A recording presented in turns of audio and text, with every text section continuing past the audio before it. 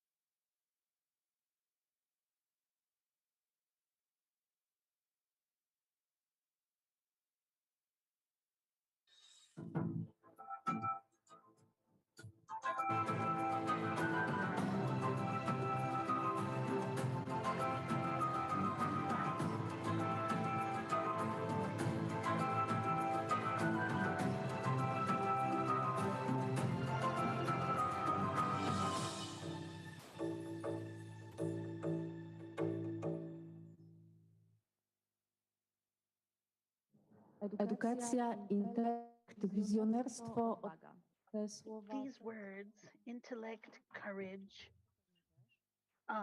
these are the words of Elon Musk, and these are the words that will resound in the debate today.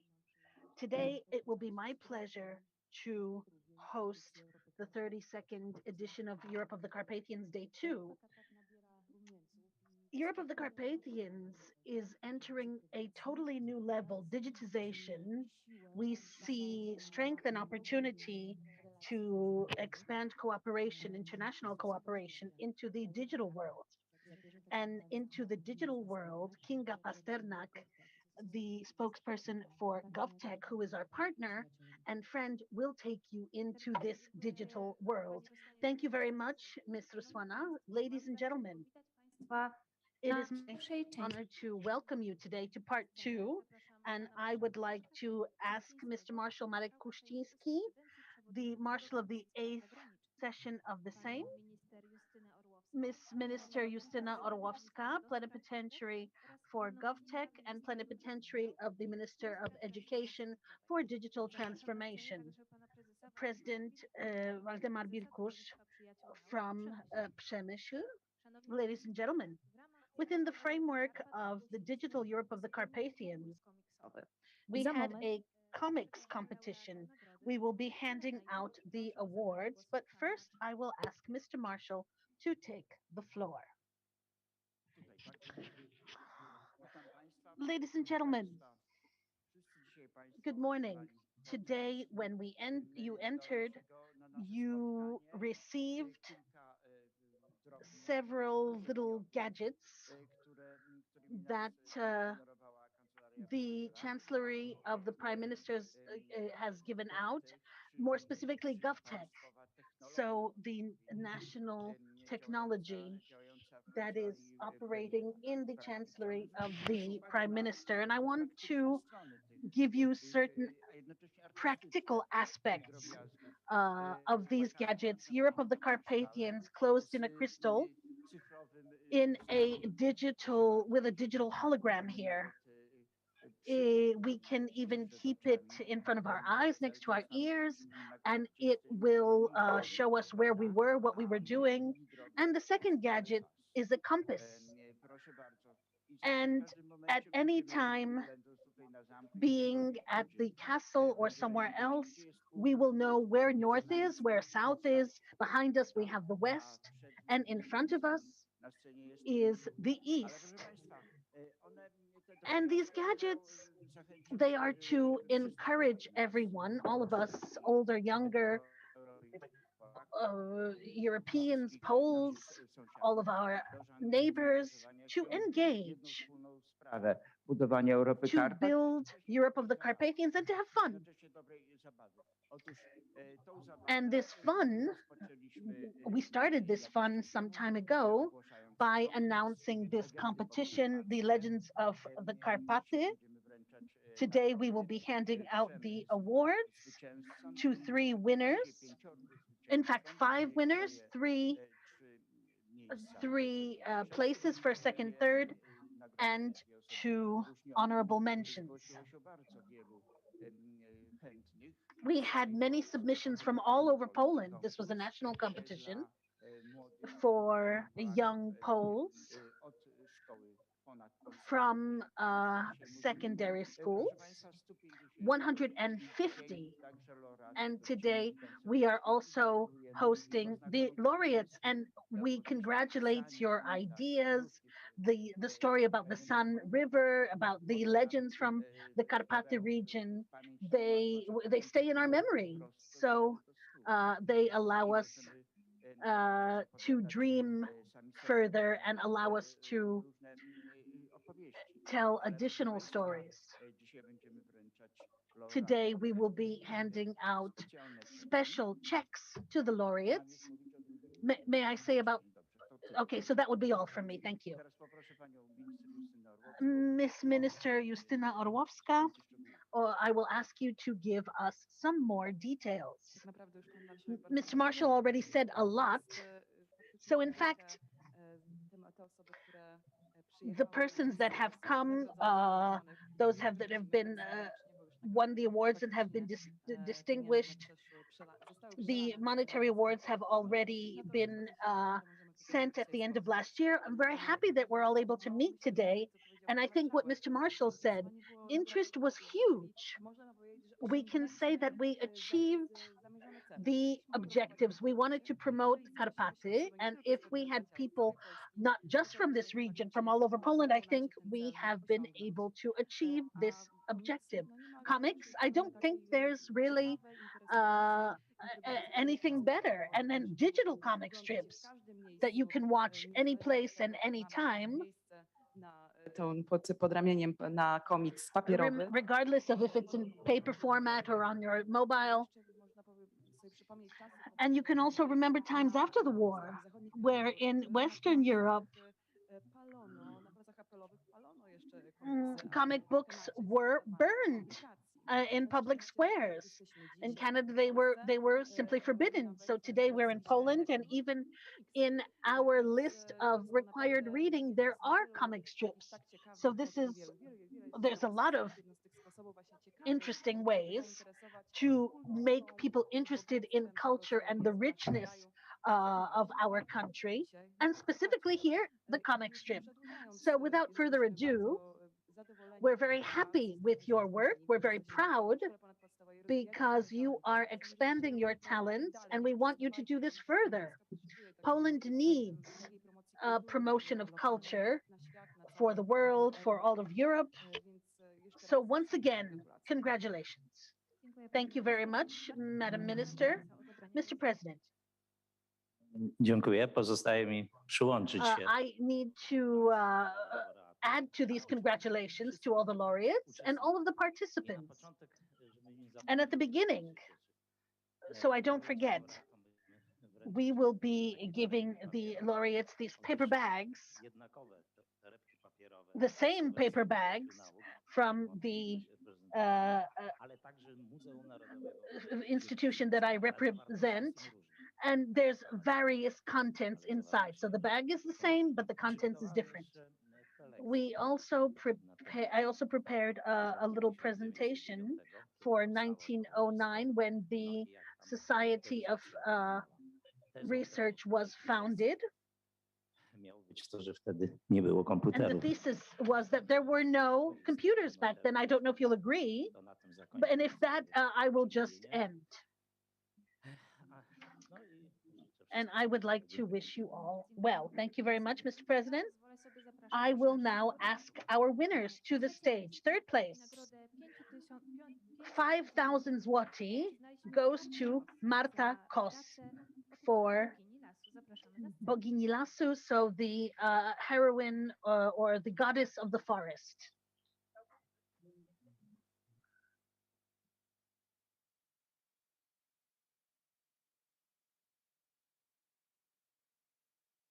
And now a commemorative photo.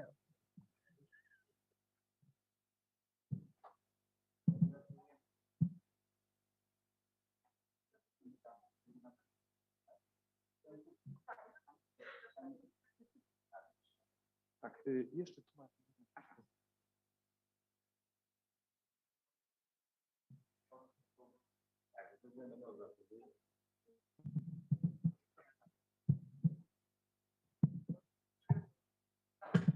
Gratulujemy. Prosimy o zostanie. Thank you very much.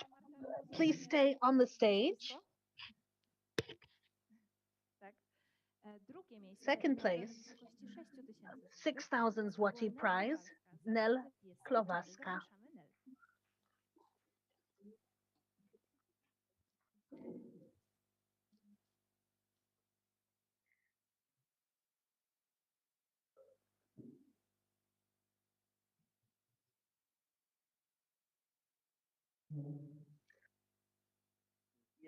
Panie prezesie.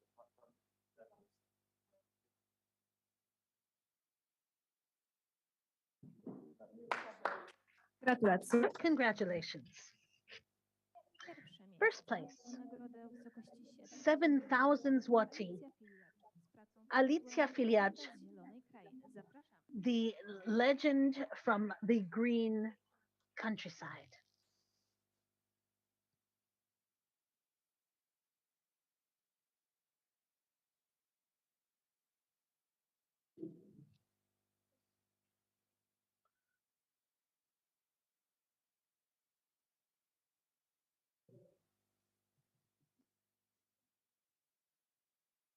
Korzystając z okazji jeszcze prosimy And we laureatów. would like to ask all of the laureates and our guests to take a family photo, commemorative photo with their checks.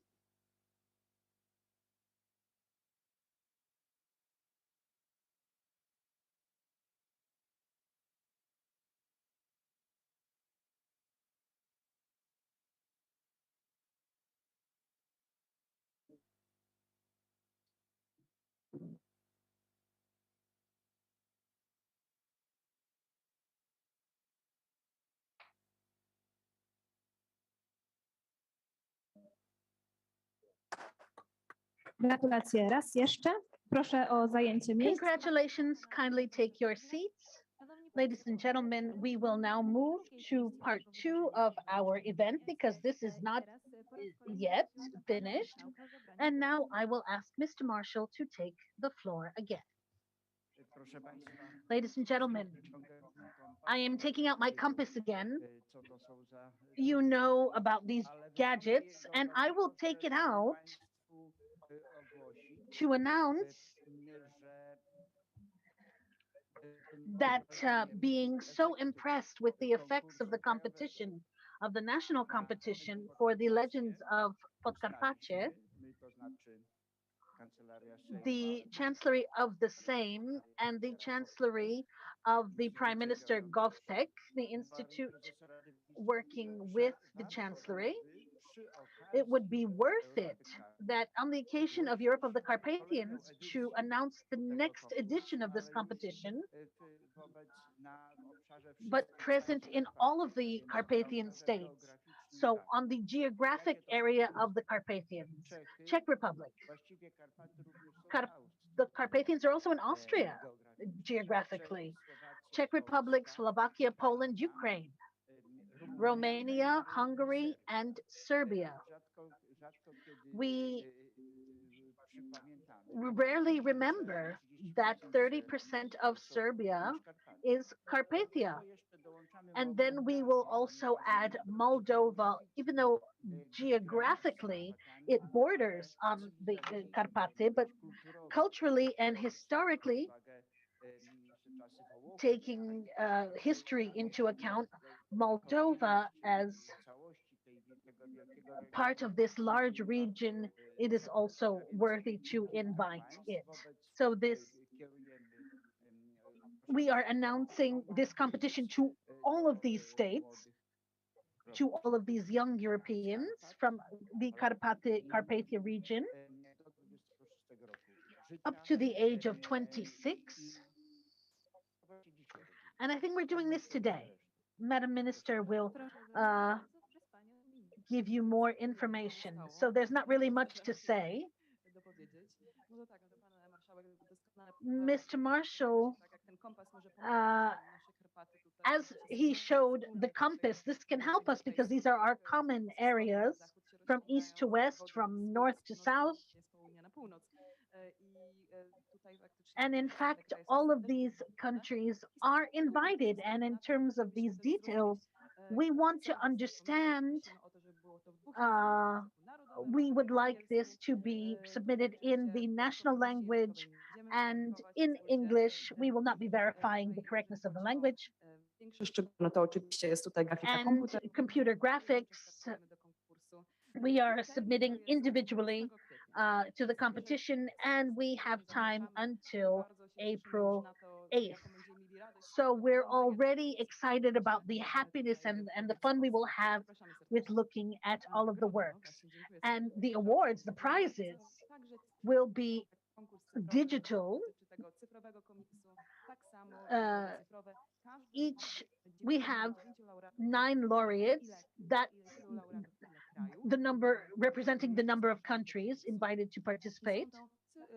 These will be laptops that are graphic laptops, so professional equipment to be able to expand and develop one's talents in computer graphics. Thank you very much. Mr. President, would you like to take the floor? Thank you. I spoke very briefly, so I did forget something. But referring to the words of Madam Minister and the content of the bags that the winners received, I'm not going to disclose a big secret because I know what the museum put in and what we have put in. Simply books, paper books, not e-books, paper books. Ladies and gentlemen, digitization is a tool. But to say something, you have to have something to say. Hence these awards, and we hope that we will find readers. Thank you. Thank you very much. Thank you for taking the floor. We can deem the next edition of the competition to be open, hereby opened. And I would like to tell you about an additional application found on gov.pl/Europa-Karpat. And this will allow us to transfer to these mountains and allow us to take a walk without leaving our home. We can use VR goggles that move us into this world even more. All those who are interested, we invite you to visit our website. And those who are with us here on site, I would like to invite you to the next room, and you can experience this live. This is what this looks like, what the mock-up looks like, all of the Carpathian countries, the most important places marked. We want to develop our virtual mock-up and add additional places and locations. Thank you very much. Thank you for being here. Thank you for those who joined with us virtually. And I would like to invite all of you to come next door and view the exhibition. Thank you very much.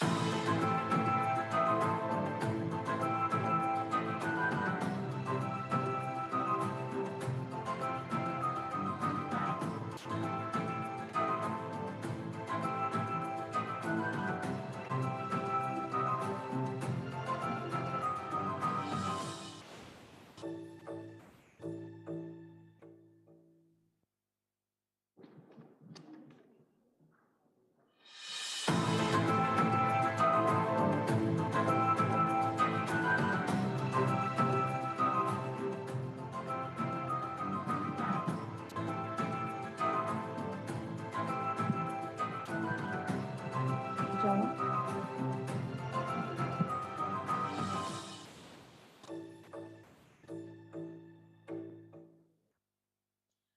Łatwo jest opowiedzieć mi o panelu, który czeka nas za moment, a to dlatego, że po pierwsze w tym panelu udział weźmie... It will be easy for me to make an introduction to the next panel discussion because we are going to be joined by the winner of the Podkarpackie Legends Award, but also we're going to talk about the potential that lies in youth, and we're going to talk about their courage, visionary approach to life and energy.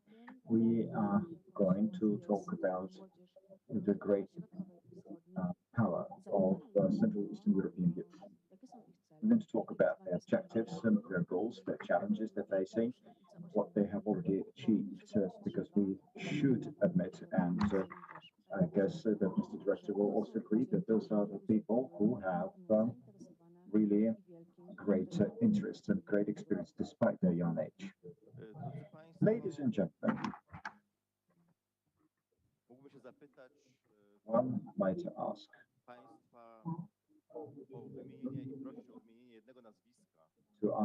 one might ask you to name but one name in the Silicon Valley or in Hollywood. So, to ask to give a name that would not be either Polish or Czech or Hungarian. So this intellectual capital, this part of Europe is immense, and we underestimated ourselves as the Institute of Polish-Hungarian Cooperation. I have this great pleasure of working together, cooperating with an elite college, and Professor Felczak back in 1937, 1938 attended a very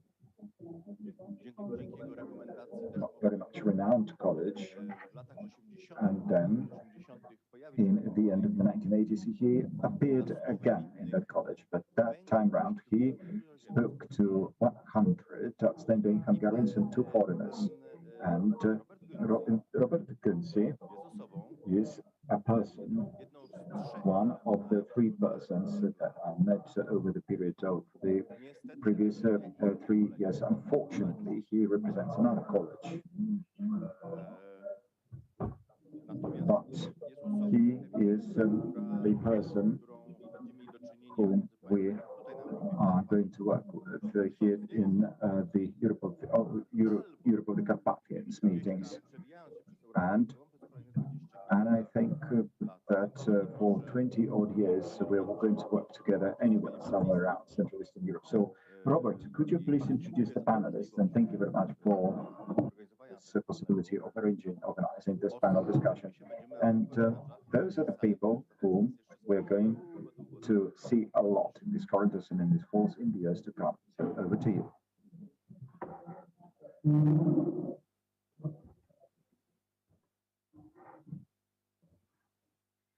Thank you very much for the kind words.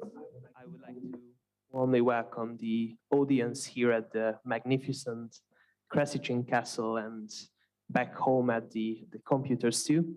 My name is Robert Göncy. I am a research assistant at the Migration Research Institute and still part of the collegium earlier mentioned.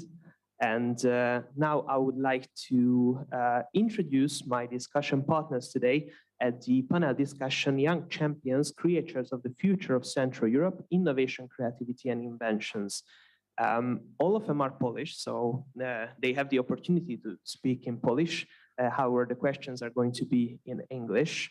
My discussion partners are Patryk Pijanowski, founder of the Nebucode and Therapy Cave and winner of the Startup Mine competition.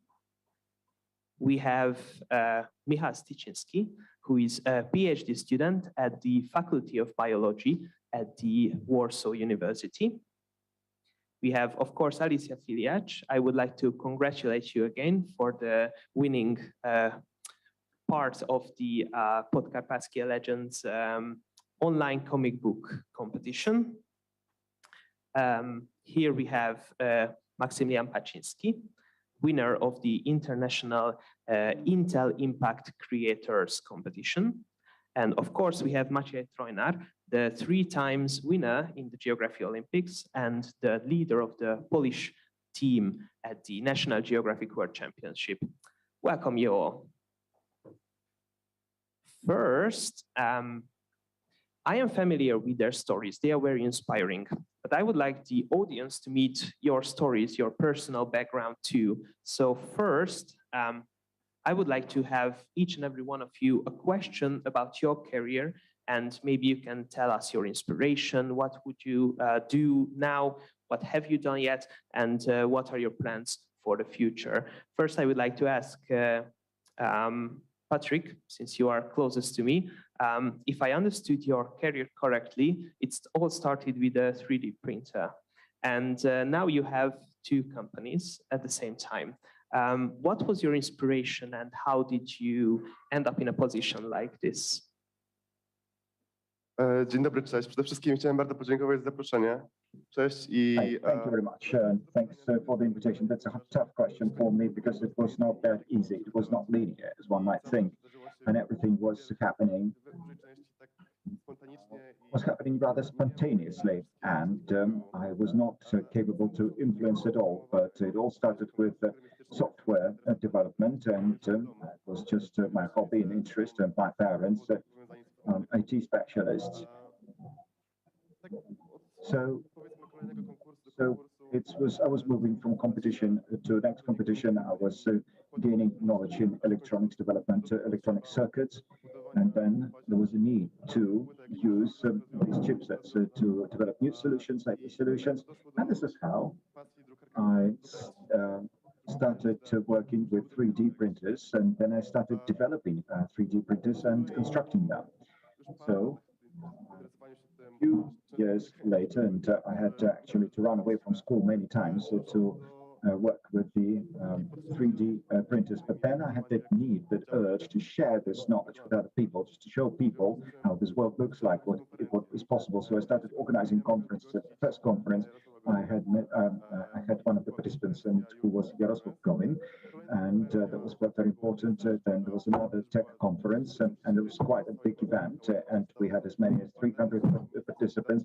And one of our partners was the Ministry of Digitalization, also some security-related companies, digital security-related companies. And then later on, just having a network of people around us and people who wanted to work with me, I came to a conclusion that I would like to write software, and I would like to work with software primarily. So it all happened on its own. So I started developing a software just for regular people who needed to have some web page. But then I started dealing with applications, bigger IT solutions. I had to employ more people. We had to develop a company when I opened up an office, and at the age of 18, I should say, I've already had some clients and that's stuff, and work on my own. I'm an entrepreneur. I work with the ERP, CRM, web applications, and all the pieces of software that we work with on an everyday basis. And as far as Therapy Cave is concerned, Therapy Cave was founded last year. The Nebel Code is the main company that deals with software, and it was established 2 years ago. I was 17. Opening up a company at the age of 17, that's quite a topic to talk about later on. But as far as Therapy Cave is concerned, it's an idea to develop an app for psychotherapists, and I was working with the clients, and I think it's quite important these days in the days of the pandemic. It's important to provide for good contact of the therapist with the client, and we need to have good chat function, and we need to adjust communication, because we know that psychotherapists' role is quite demanding. They have to tune in with their clients, so we are helping to solve the challenges that they face. So to conclude, I would like to say that as far as my current stage of development is concerned, I am interested in no-code solutions, and my statement for today is that over a period of 10 years from now, IT developers will be not as needed in the future as they are needed now. So no code is something that will be very much needed for future software developers, and this is what I'm working with now. Thank you very much. Now let's continue. Michal.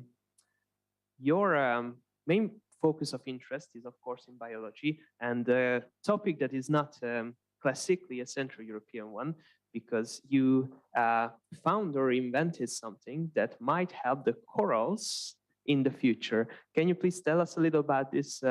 For me, for example, as a person who is not very familiar with biology, like it's fascinating for me. Dzień dobry, bardzo dziękuję za zaproszenie konferencji. Jest wspaniała, także. Thank you very much. Thanks for invitation to take part in this conference. Yes, I am a PhD student at the biology faculty of Warsaw University.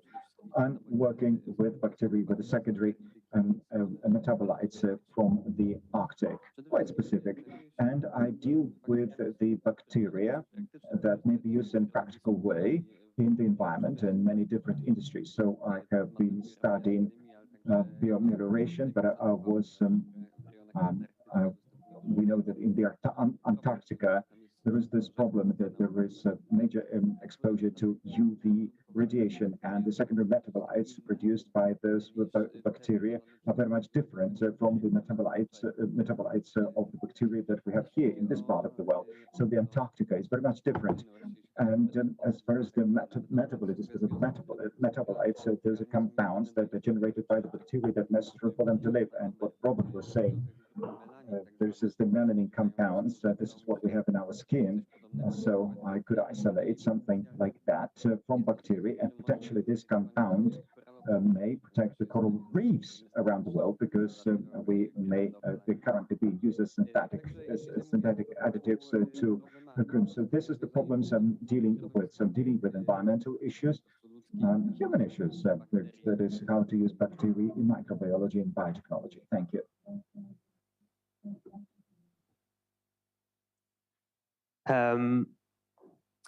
Now we can continue with the other parts and maybe jump back later to your topics too. Alicia, you won the competition, as we earlier mentioned. Can you please tell us about your inspiration? How did you came with this idea that to tell the world this special story, and what are your prospects and challenges that you face day to day as an artist?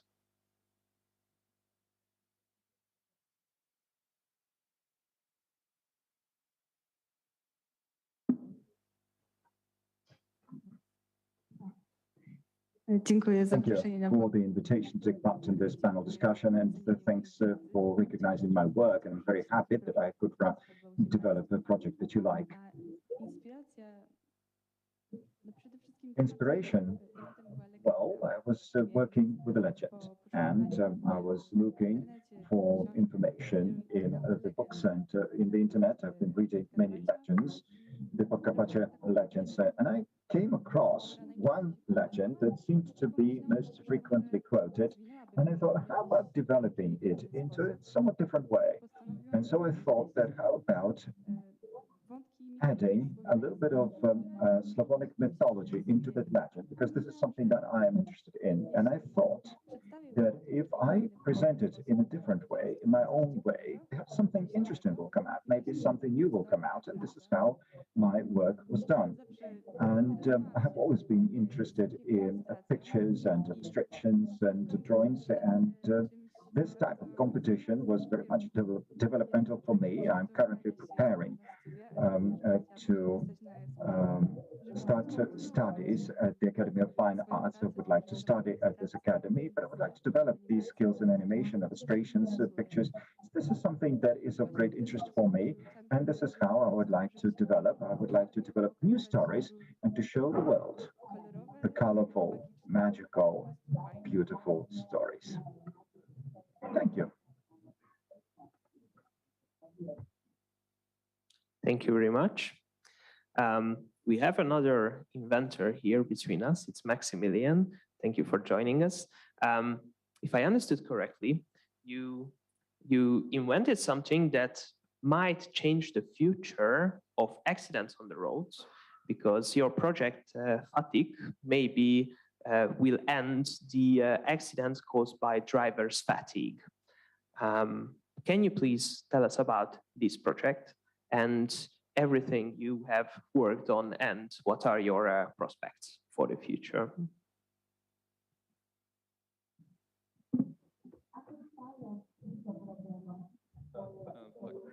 Right. So first and foremost, I would like to thank you for this kind invitation. I'm very happy to take part in this meeting and to speak here. Yes, I took part in the Impact Creators competition, and the idea was to develop a project based on AI. I was dealing with drivers' fatigue. As we know, more and more people work and they're tired, they're exhausted. That is the plague of the 21st century, fatigue. And the project itself takes into consideration the drivers, but not only drivers, but the sense of fatigue as such. I think it could be compared to such a disease as depression, although we do not really speak much about fatigue and the entire life cycle. Currently, these days, everything is job-centered, and we usually focus on our professional careers. And we're forgetting about other things, such as we forget to eat, we forget to sleep, and so on and so forth. But my project is based on the fact that we can sense the micro sleep of a driver.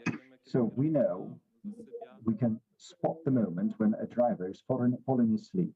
We have had some eco effect. It's important to keep the headsets far away from the mic. So as soon as the driver falls asleep, there is no full control. And so my piece of software can sense the point of time when a driver is falling asleep. So we're using statistics and we're using alarm methods. And for instance, we can use electronic streams so as to raise the level of alertness of a driver.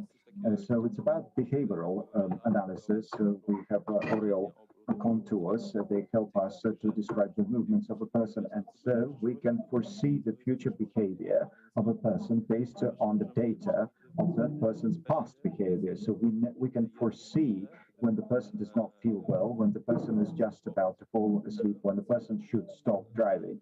So the idea of the project is to show drivers that now it's time to stop. Now you've got to stop because you're too tired to drive on, to go on. And I think that it has worked. And I'm saying that to some extent it has worked, but there is still so much more to do, because these projects are quite as such that there is always something to improve. Now I'm working on the mathematics in this project because in fact this type of software, it's a lot of mathematics, and mathematics is described by the means of codes, and everything around us is actually mathematics. All things that surround us have certain mathematical value. So I'm trying to approach this program in a more mathematical way so that I can better describe human behavior. The digitization of a human causes much more safety, much more security in a real manner, not like we think, but what it's really like in reality. Thank you very much. Thank you. Thank you very much. And we also have Maciej here, who is not really a young champion anymore, however, a mentor for young champions. And that is exactly what I like to ask you, that what are your projects that you are trying to help out with young people, and where did your inspiration for this came from? Dziękuję bardzo za pytanie. Ta Thank you inspiracja very much for the question. This inspiration comes also from the achievements that you mentioned, the geographical ones. But I was also invited here because I also decided to share my experiences with young people. I deal with or co-created a scholarship program that is very, very unique. And within this scholarship that we created with my colleagues from other fields, literature, mathematics, history, we created a program thanks to which students don't receive money, cash, but they do receive something totally different. Several times a year, they meet during workshops conducted by their older colleagues from their own fields. And we want to kind of instill this passion in them. We want to get them to contact each other and catch contact with each other. Carpathy are such a unique region. As a geographer, and maybe that's why I look at it this way. What's very interesting is the way that the people are dispersed. So we have a lot of small towns, rural areas, but we don't have big cities. And this is a plus for us in development. And we're trying through this program to find these young people with large talent at the beginning of secondary school, and through these workshops give them the opportunity to have contact between each other. Sometimes they don't have teachers, the right tools to help at this level and to develop their interests. So contact with young people from other areas in our region, this can be an accelerator, if you will, of cooperation. The next element, which I think is significant for the development of the region, and within the panel, various last names were recalled that are known all over the world in Silicon Valley. And on the one hand, this is success, that these people were recognized abroad, but what is significant from our point of view, it's not if we are able to drain ourselves, that young people, talented people from Central Europe just leave to the US or other countries to serve their economies, but how much we are able to create tools, how far are we able to create tools that even if they go, they will go to gain experience, and then we want this to translate into the development of our part of Europe. And here, certain solutions at this stage when they're still going to high school, this is what we want to implement, but this is an issue that is much more expanded. And I think it perhaps might be worth other people to think about this, because there's people here who represent various aspects of public life from various countries. Thank you very much. Since our discussion today is not only about your personal stories, but also about how other people in our region, in Poland and the neighboring countries and the Carpathians, can find their path to be successful and find their ways. I would like to ask now Patrick and Max, because I have read with both of you an interview at the British Polls, and I would be interested that during your competitions that you have been a part of, have you met any other projects from Central Europe, from Poland, from anywhere nearby that you think is worth mentioning and you think can be very successful in the near future? Patrick? As I represent startups, so new innovative companies that are developing in Poland, because this is what we're talking about, I think that there are certain industries that are developing and they have a large opportunity. Fintech. This is a big core activity, and this is what I would like to develop. Startups that I really liked, that I have come across the Bilon, this is a blockchain startup that handles part of the blockchain. Blockchain itself is developing very, very quickly, which one of the joint stock companies shows that in a very simple manner, able to sign up as a stockholder in blockchain. And the startups that are developing very dynamically, that are also worth mentioning. This is difficult because there's so many of them. Despite the fact that we don't have that many startups compared to other countries, we have a good result.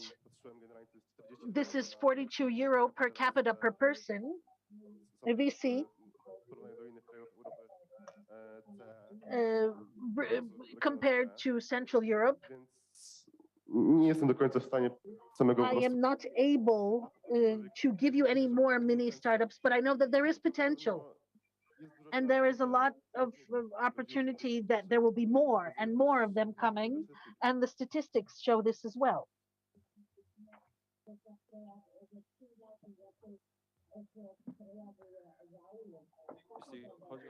In terms of impact writers and the finals, there was no competition from Europe. These were projects from Asia and from the US. In terms of the Polish edition of this competition, I came across a lot of projects that are very impressive in terms of AI, because this is what the project was based on. And I think that projects connected with health, these are always impressive. And one of the projects that stayed in memory that was very impressive was the project of one of my friends regarding biometrics, medical biometrics. So through heartbeats and as we have in the phone, a touch ID that recognizes someone thanks to their fingerprint, here we could recognize due to their heart rhythm. So this was a project. It was really, really impressive. And the person who created it is a good friend. And I also had the opportunity to cooperate with one project that operated on the basis that we measured people's attention during meetings. This is a Polish-American startup. And the president is a very good friend of mine. And we measured attention in people through a video camera, through the movement of people, as it was in my project. We measured movement, we analyzed movements of drivers, and here, the movements of all of the speakers. We could measure their attention span, we could measure how they react to certain statements, to say and learn a lot of things about them. This was a very impressive project. So these two stayed in memory. I would ask the same from Michał, but from the perspective of the biology, of course. Do you know any projects here in our region that you think can change the future somehow? Tak, oczywiście wiele różnych projektów jest realizowanych na polskich uczelniach. Chociażby odwołałem się do swojej grupy badawczej i do Wydziału Biologii. Nasze projekty realizowane są w taki sposób, żeby potencjalnie Our projects, they want to avoid chemicals and they want to use more biological solutions. We used biomediation of these polluted areas. So these bacteria could be used in winter, spring, or early autumn. These are very common topics, these projects of stimulating pathogens, biological, ecological. So there's a lot of projects that are being carried out. I don't want to give you specifically because there's just so many. Some are more advanced, some are less advanced. And these researchers that research certain topics are looking for financing. But what I do want to say is that in Poland, there's a lot of things happening at the universities. And perhaps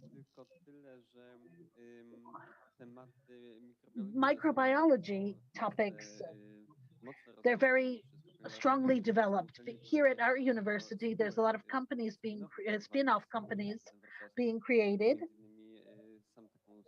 I founded one spin-off that is devoted to commercialization of certain solutions. So the inventions that are being created are going out into the world, to people, into the commercial world. So this is what it looks like from the back office. Thank you. Thank you so much.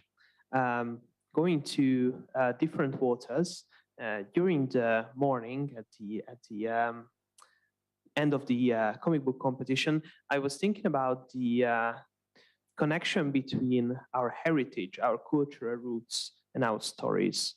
That maybe when we are telling a story from the perspective of a Central European, we might find that the spirit of our region reaches to us through our stories.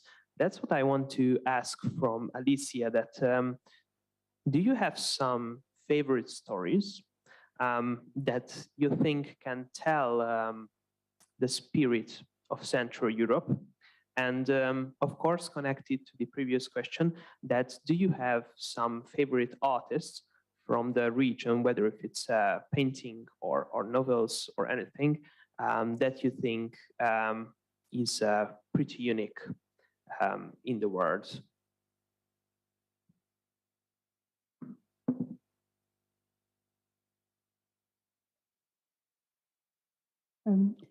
Jeśli chodzi o ulubioną In historię, terms of my favorite story that is associated with the region, I don't think I have one.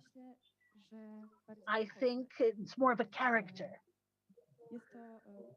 And this is a character from Slavic mythology, and this is the spirit and the warrior of the forest. And I think that he is very inspirational, and I associate this with our forests, with the beautiful nature. He is the guardian, and he is the good spirit, and the stories connected with him are the ones I associate with the region, with Poland, and with a lot of countries, because he is also present in the culture in various stories. And my favorite creator or artist, I think in terms of computer graphics, is Jak Prużalski, who in his digital works, he includes a lot of Slavic accents, a lot of sense of humor, and modern accents. And his works are very inspiring to me. At one point, I would like to be able to make such beautiful graphics as he does. Thank you so much. And to Maciej, that we had very eye-opening conversation yesterday, where you mentioned that your foundation also have a cross-border regional cooperation, mostly in Ukraine. And I was wondering that, could you tell us a little about your point of view in the regional cooperation, how we can help young talents in a cross-border cooperation, and to tell us a little about this exact cooperation that I mentioned. Bardzo dziękuję za to pytanie. Thank you for the question. Within the framework of the Jagiellonian Foundation, we are vying for cooperation abroad. This is a very significant element of our cooperation. And in cooperation with the Marshal of the Carpathian province and the Ministry of Foreign Affairs, we are carrying out various projects in cooperation with Ukraine, generally with the city municipal office in Lviv and the 3 Cs. Of course, those who are interested in the topic I invite you to contact our foundation. I will mention one project that this year will be, we will be conducting the subsequent edition. I think in a month we will have more detailed information.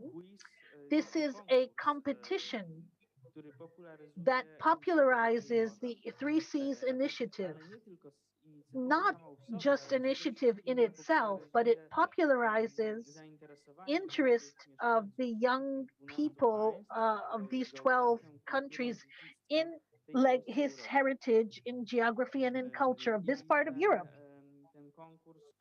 This competition that takes place in 12 languages, so there's no language barrier regardless of age, if these are younger pupils or students. Regardless of their knowledge of foreign language, they can first compete against each other as this is a competition, and then later on cooperate. So we're trying to create and use the existing educational games that regarding Central Europe or based on this area, that not just based on theory, but also exercises. My colleague sitting to my right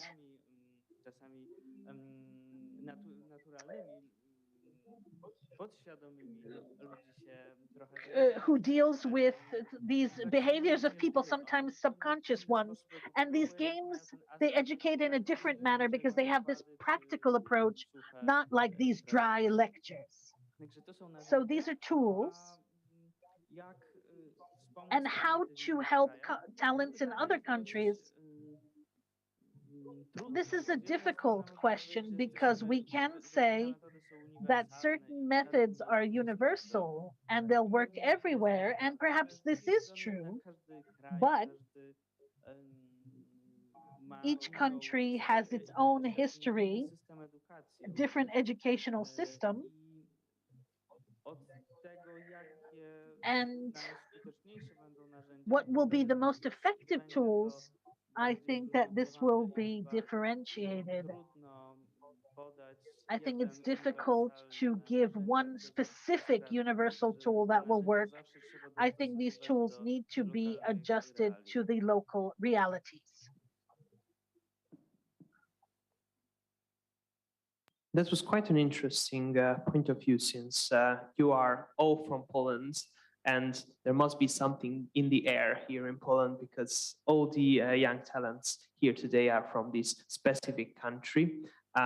Maybe later during your part, when I ask you again, if you have any ideas on what could draw inspiration from other countries, from Poland, that in your specific field of interest could be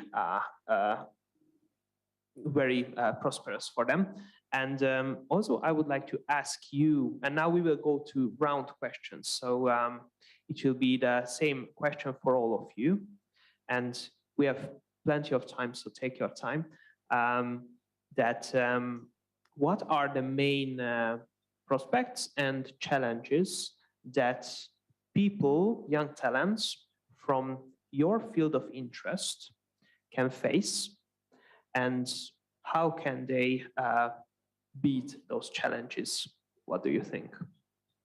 Now I will start around with Patrick. Przygotowałem sobie taką statystykę. Tutaj odnoszę się do drugiego pytania. I have prepared the statistics on the main challenges, the main problems. So what is it that stops the young people to work in startups and to kick off their businesses, and some small solutions how to solve these challenges in a very easy way, simple way. 34% say that raising funds in subsequent developmental stage. So at some point they stop. First they receive some initial funding, seed capital, they have an idea that stage one covered, but perhaps we need to have more programs, like there is this program 112 of the Polish Agency for Entrepreneurship, and perhaps we should extend these programs, make them to have those programs run on a bigger scale so as to attract some external funding to fund such startups in Poland. Another problem is high cost of employment of staff, and 30% of entrepreneurs say that something needs to be done so as to make employing people easier, cheaper, and young startups having problems with labor costs and employment costs, and they have to do something about it. I see it by my own example, and me and some other colleagues are having problems with that. Another problem is education, and this is what Maciek deals with. It's organizational problems, so how to develop a company, a startup, and we need to receive some education on how to develop startups, and perhaps we need to have some school subjects about entrepreneurship run in a different way so that young Poles may learn about running business. And also another challenge is regulations, regulatory frameworks keep changing. The changes come very fast, and it's very difficult to keep pace. But I think it's going to be better. I hope it's going to be better with regulation and formalities, paperwork. 10% of people say that bureaucracy related to running a business is quite tough, quite difficult. But now it's better.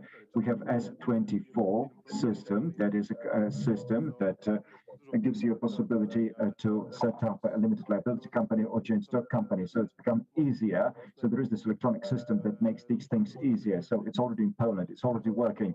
And I really liked it. And it really has helped me a lot. And the results that I've quoted, those are the results of the Startup Poland study. Now, as far as other countries are concerned, inspiration from other countries, what we see in other countries, what we see in Poland, and how can we benefit from each other? Well, I think, as far as other countries are concerned, as far as Western countries are concerned, they're kind of more open to risk-taking. In Poland, we do have great ideas, great creative ideas, but many times those ideas stop in the initial phase of development, and people do not move on. We have startup platforms, for instance, but then they, at some point, go away from their initial course, their path of development, and no longer makes sense. So, and it's not really conducive to the development of unicorns. So Poland is a great place to develop and to run businesses. There are so many things to be done. There are so many things that need to be done here. And I believe in it. And definitely there is a potential for further development in Poland. And I'm here to stay and I'm here to work. Can I add a question? This works vice versa. So there are things that Poland and Central Europe can draw inspiration from other countries, and there are some things that other countries can draw inspiration from this region. I am also interested in the other part of the story. If you and all the others could tell also this, your point of view on this topic. Oj kurczę, to akurat się nie przygotowałem, szczerze mówiąc, i nie mam za bardzo pomysłu. You took me by surprise. I don't know what to say. Well, I think that what inspires in Poland is this was the urge to be creative. People have visions in Poland, and I think that that's the most important thing. I think that's the most important. We have visions. We have great IT people, and like Eastern Europe has many good IT developers. They're cheaper than in the West, and they're really good quality IT people. That's a great advantage, and this gives grounds for further development. And we are passionate about it, after all. So, yeah, there's nothing else that I can add. My answer shall be concise as to the challenges to the young people in Poland. And I agree with what the previous speaker has said. But as a PhD student, I know what the main problem for us is. Many times young scientists have many ideas, are full of ambition, but they do not know how to write, how to submit projects, scientific projects. That's a problem at universities. but we're dealing with it, and we run many workshops for young scientists on how to write projects. But this is a bottleneck in the development of young scientists. I was lucky because I joined a good research team, and they know how to write projects. So in practice, I learned how to write projects, how to develop projects. But still, this is a challenge. Our young scientists need to be trained in fundraising, because there is money for research, but young scientists simply do not know how to raise those funds. Now, as far as sources of inspirations are concerned, as I've been traveling on research scholarships abroad, many times Poland is a source of inspiration for other countries. I was surprised to see that people say that it's always better abroad and it's always worse in Poland, but I had a contrary opinion. Whenever I was returning to Poland, to my workplace, I thought that nevertheless, it's still better here. It actually works better here. And I do think that in practice, it's better here. So right now, we can be a source of inspiration to others, to the countries around us. So yes, that's this is how it looks in the backstage of the science world.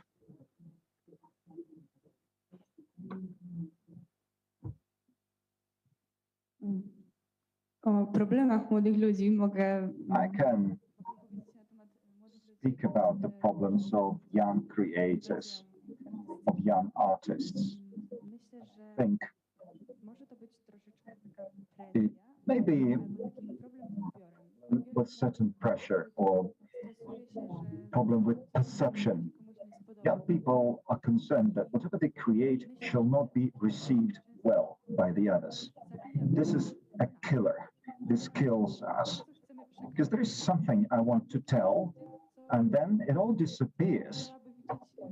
And it is not seen, it's not seen or perceived by the audience the way I would like to present it. And before this competition, for instance, I understood that I can show myself, I can reveal myself, I can reveal my interests, and people may actually like it. And then all of a sudden you come across an unpleasant opinion, but it is not to say that what I'm doing is bad. Maybe I simply should change the audience. I don't have to go far away from Poland to find such audience. It's enough to take a few steps and find people who actually like the work you do. And I think that young artists and creators should know about it, not to be discouraged. Every step you take must motivate you. And I think as far as Poland is concerned, I may say that as I've been reading the legends and stories, I found so many fabulous stories. And I'm interested in fairy tales and illustrations and stories. And I just would like to say that actually our stories and our fairy tales, our history may be a source of inspiration for other countries. Our culture, our legends may be a source of inspiration. And this is something that may help young artists. This may be of interest to young artists who work in other countries. This may be a source of inspiration for them.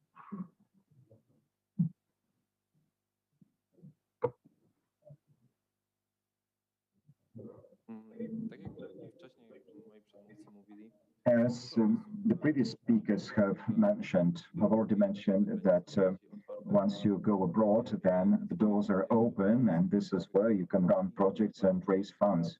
But I think that's a kind of stupid mentality that we are having, because in Poland, we do have many universities and universities of technology where we run wonderful projects, but we keep looking at what is abroad and not looking at what is in Poland. And this is kind of stupid, silly mentality we're having. We have many projects we have no idea about.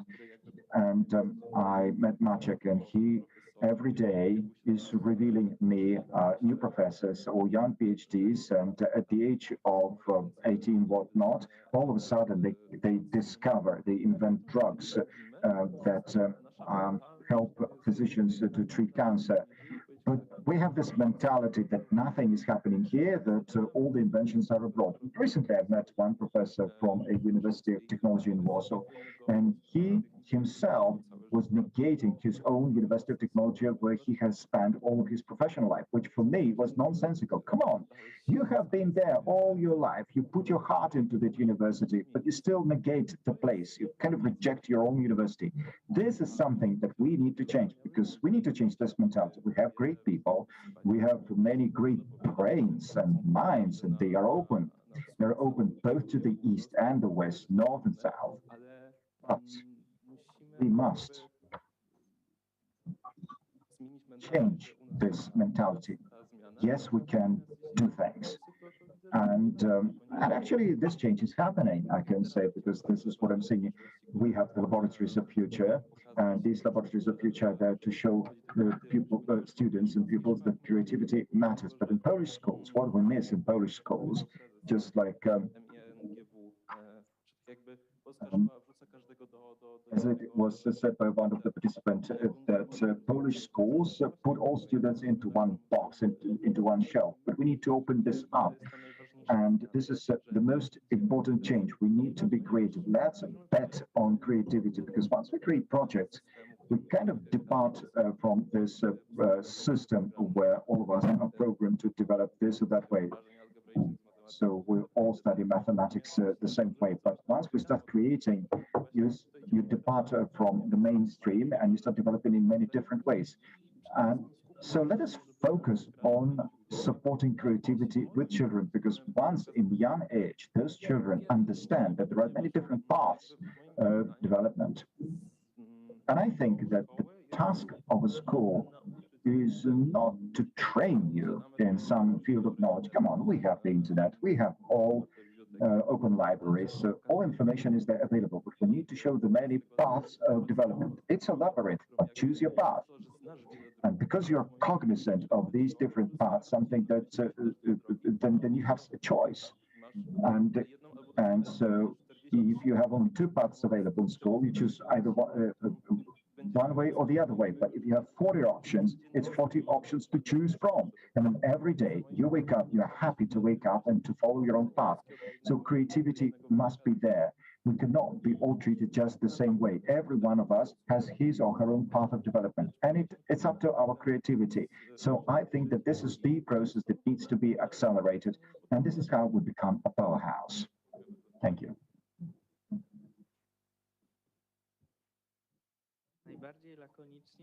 In the most concise way, what I can say is that what others can learn from us is we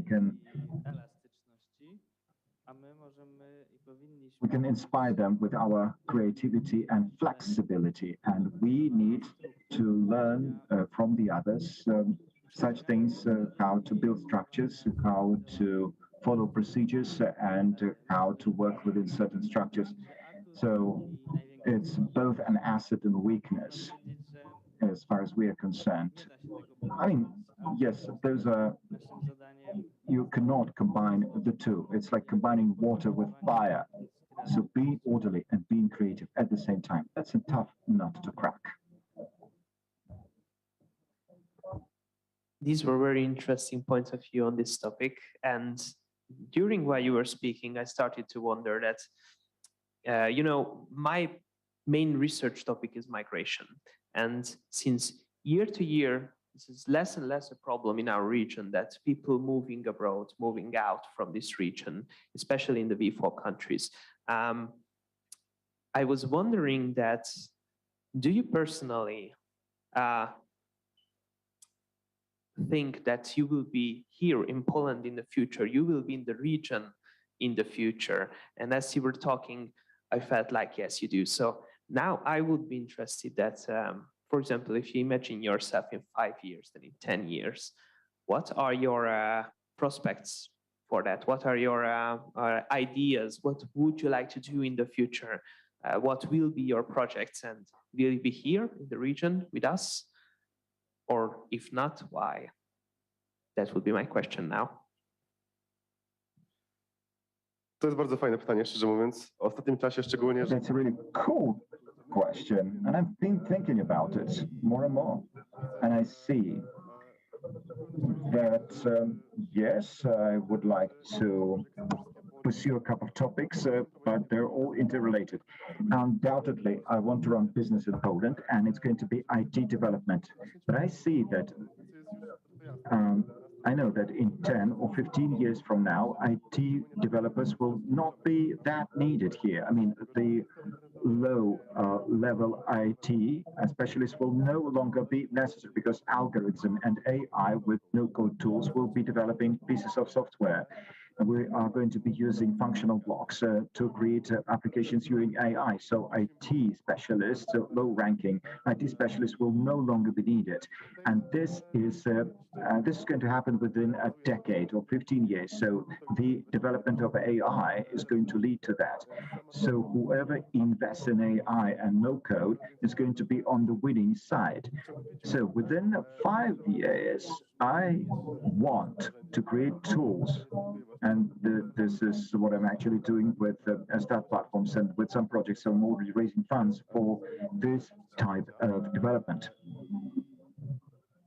And I'm doing that using bootstrapping method in my own company. So I take orders from clients so as to be able to develop such new solutions. And I hope that this is how I will be able to reinforce the demand, or maybe let me put it in a different way. I need to educate clients so that they understand how programming should be done and how IT is going to look like in the nearest future. So I have 5 years of a time window. So I need to educate, I need to graduate, I need to develop this company. No, just following path of development, I would say, normal path of development, is it not? Right. I am on the other side of the story. I am already concluding my PhD studies, and I have had time to think about it. And 5 years from now, I would like somehow to move on from science to commercialization, so create a bridge between science and business. And this is what I'm going to do. But nevertheless, I will always stay with one foot in the world of science because there is so much to do. There is so much potential in science, and there is so much development that could be done in research and science. And somehow we need to combine the two, science and business. So that's my plan for 5 years. So to develop it nicely so it works seamlessly.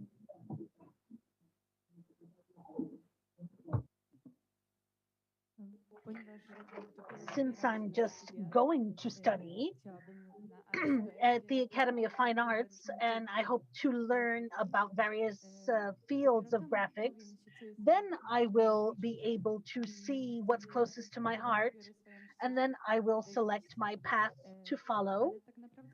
But I don't think I'm able right now to say if this is going to be animation or illustration or more functional, usable graphics. I would like to learn a lot of techniques, learn about a lot of unique places, and then go forward. But I would like to remain with what is close to my heart, art, drawings. Perhaps one day I will create my own illustrations, or I will join a project and do something like The Witcher, for example. Something that enticed everyone and is a Polish game. So we'll see. We'll see.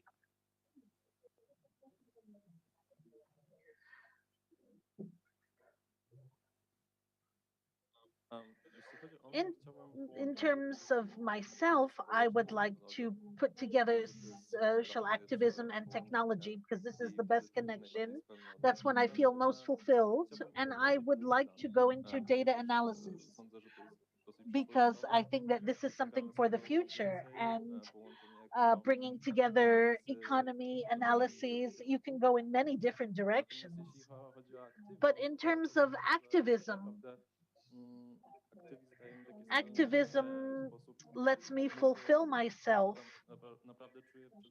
what I feel before people, and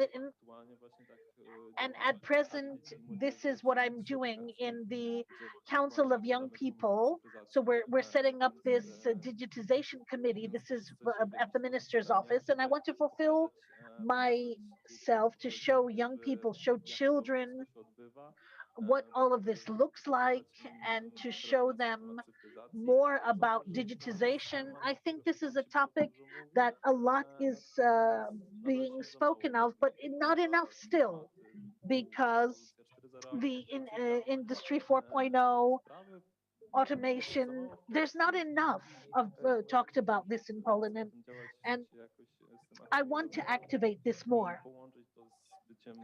and connect this with being perhaps an IT person, a programmer, someone that is going to work in the background of economy, and this will be self-fulfillment for myself. 10 years is a long time. So first and foremost, I would like to perceive the changes that are going to be significant, so that in 10 years, I'll be able to find myself in a good place. And what place will this be? The economists say, ceteris paribus, we can plan more specifics, but when you have changing circumstances, you have to develop regardless of what you're doing. Here we have a lot of fields on the floor with us, but you also have to remain open to what is surrounding us. And perhaps adjust is not the best word, but co-create these changes so that they could serve our country, our region, all of us.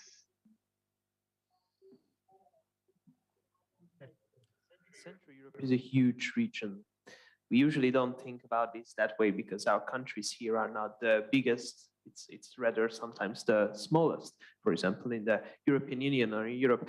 But there are a lot of people in our region and a lot of talented young people from all different spheres. For example, this conversation today represents perfectly that how a lot of different professionals can sit together, talk together about their future, about our all common future. So as the end of our little discussion, I would like you to send a message to the next generation of young champions that what do you think, what motivated you, what can motivate them, what can be an inspiration for them, what should they look after for, what are the traps in the system, and how to be successful, how to find their goal, their purpose, and how to prospect.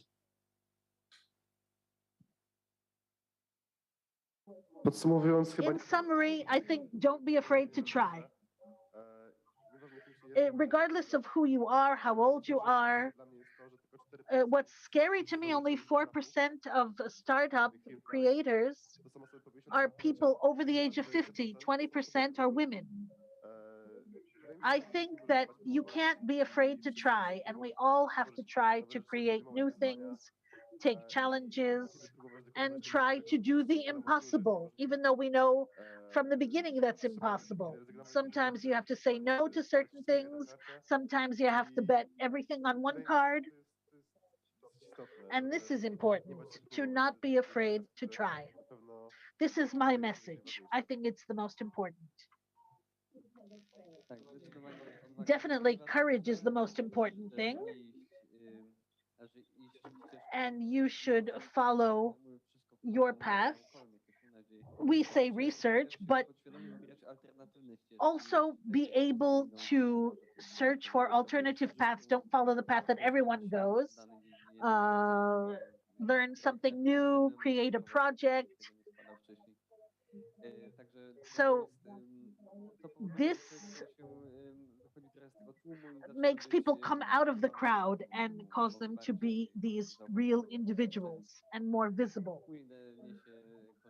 And this will bring benefits.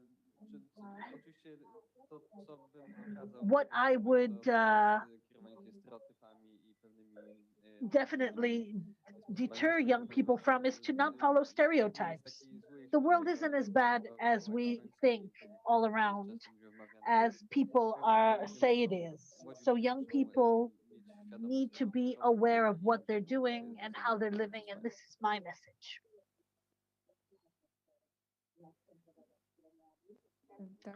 I agree. because my counsel is similar. My advice is similar. People who create. So in wanting to strive to achieve your dreams and your goals, to be yourself. Being an artist doesn't mean to create something that already is, but it's to bring in your own creativity and new ideas. So my advice, be yourself. Jeśli chodzi o mnie, moim zdaniem In my opinion, for young people, the most important thing is to find this path in this labyrinth where we feel the most fulfilled, not to follow the path that somebody imposes on us. Because if what we're doing is just work and we don't feel fulfillment that we're getting up in the morning, this isn't the right path. You need to find the right one and to learn a little bit about everything. So don't educate in all fields, but definitely have knowledge about everything and specialize your knowledge. If we go on one path, then we have no idea about psychology, about ethics or something. So in my opinion, if I'm to speak to young people, focus on the definition of value and person. Every person has their own value, their own skill that's only theirs. And if we try and continue to try, we will have this value and be the best that we can be in our field, and money won't matter to us. But to just be able to get up in the morning and do something, and I think that's fulfillment. So find your path and persevere. Because if we're not perseverant, then we'll end very quickly, even if we find the path. Sometimes you have ups and downs, and then there's a field where we feel very fulfilled. Thank you. Finding the path, I think that's the key to success. And how these paths were found here amongst us, the biggest challenge will be how to reform the educational system, because in the past it might have been a driving motor. Right now, it is kind of like a trailer to say that it's going to be worse. So we need to use these opportunities that we have. For example, the pandemic, apart from costs and problems, this was an opportunity to take on a huge challenge, the reform of the educational system, a more rational use of solutions, electronic remote solutions, because on the one hand, this was the opportunity for huge savings, allocating funds for better use. And I think that these 2 years were kind of like an avoidance of the topic and trying to survive, to go back to what was. And these opportunities, we don't know what kind of opportunities and threats we're going to have in the future. And if we do have them, I do wish us all more courage, so that these situations that are unforeseen, that we can be able to use them to our advantage. Once again, I would like to thank you all for attending in our conversation. I think it was very eye-opening, not for only the young people, but for everybody, that what the young, talented people in our region think about the system and how you think we can evolve the system for something bigger. Patryk Pianowski, Michał Styczyński, Alicja Filiacz, Maksymilian Paczynski, and Maciej Trojnar. Thank you very much for joining us, and maybe see you later in other part of this conversation and discussion and conference. Thank you very much.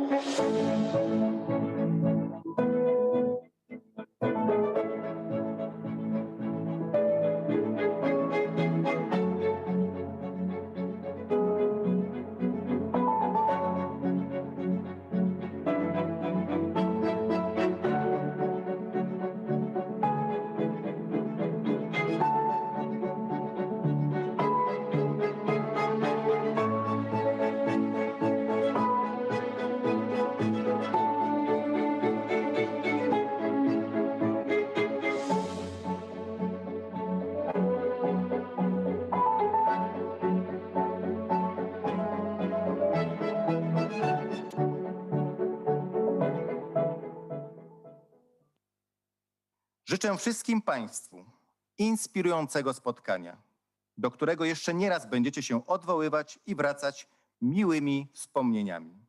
Dziękuję prelegentom i organizatorom za ich pracę, dzięki której Uniwersytet Letni w Krasiczynie zyskał tak wielki rozmach i prestiż. Bardzo serdecznie wszystkich pozdrawiam Państwa. Z wyrazami szacunku Andrzej Duda, prezydent RP. I tym samym mam zaszczyt ogłosić, że 4. edycja Uniwersytetu Letniego Szkoły Liderów została oficjalnie otwarta.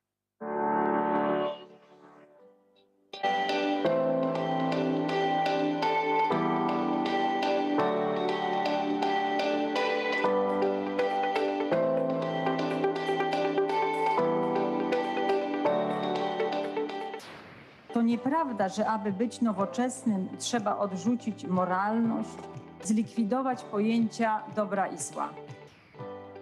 Jesteśmy w szczególnym momencie, kiedy świat podlega szybkim przeobrażeniom w każdej dziedzinie życia. Właśnie w takim świecie potrzebne są punkty odniesienia. Przede wszystkim gratuluję pomysłu i to proszę przekazać dyrektorowi i wszystkim pomysłodawcom i inicjatorom. Ta inicjatywa rozwija się. Rzeczywiście staje się już taką szkołą liderów dzisiaj po tych rannych panelach. Myślę, że można stwierdzić, która już kreuje rzeczywistość. Nie tylko opisuje, prawda, wymieniane są poglądy, ale także kreuje pewne poglądy. Deklaracja krasiczyńska jest tego najlepszym przykładem, także rozwija się nadspodziewanie dobrze. Współpraca polsko-węgierska odbywająca się tutaj w Krasiczynie, prawda, jest kontynuacją pięknych tradycji już wielowiekowych współpracy polsko-węgierskiej, ale wydaje mi się, że warto również, żebyśmy myśleli o tym w kategoriach Europy Środkowej, całej Europy Środkowej, zapraszając do współpracy także i innych przyjaciół z innych państw, i z Unii Europejskiej, ale także zza wschodu, zza wschodniej granicy, z Bałkanów czy z Europy Środkowej, aż po Kaukaz.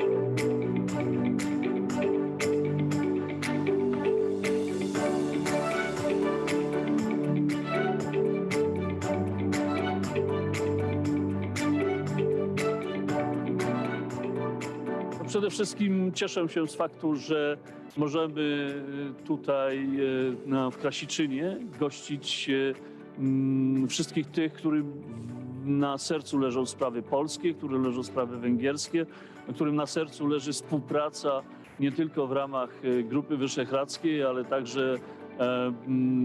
także Trójmorza, którym na celu leży, których celem jest przede wszystkim rozwój dobrych relacji polsko-węgierskich, a bez dobrej komunikacji trudno mówić o łatwej realizacji celów, jakimi są spotkania, sympozja, debaty i dyskusje na tematy, które dzisiaj nas wszystkich dotyczą. Także cieszę się bardzo z tej formuły i gratuluję tego przedsięwzięcia i życzę, aby kolejne spotkania odbywały się jeszcze w szerszym gronie, jakkolwiek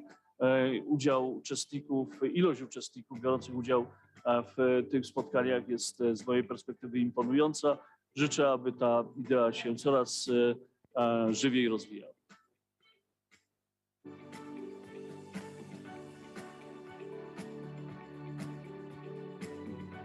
Patrząc od początku, odkąd tutaj właśnie w 2018 roku był właśnie pierwszy uniwersytet, to właśnie z roku na rok ten uniwersytet jest coraz bogatszy o nowe panele i naprawdę to jest szeroka gama różnych zagadnień. Każdy może coś dla siebie tutaj znaleźć i byłem już na kilkunastu tego typu właśnie zjazdach, uniwersytetach, panelach.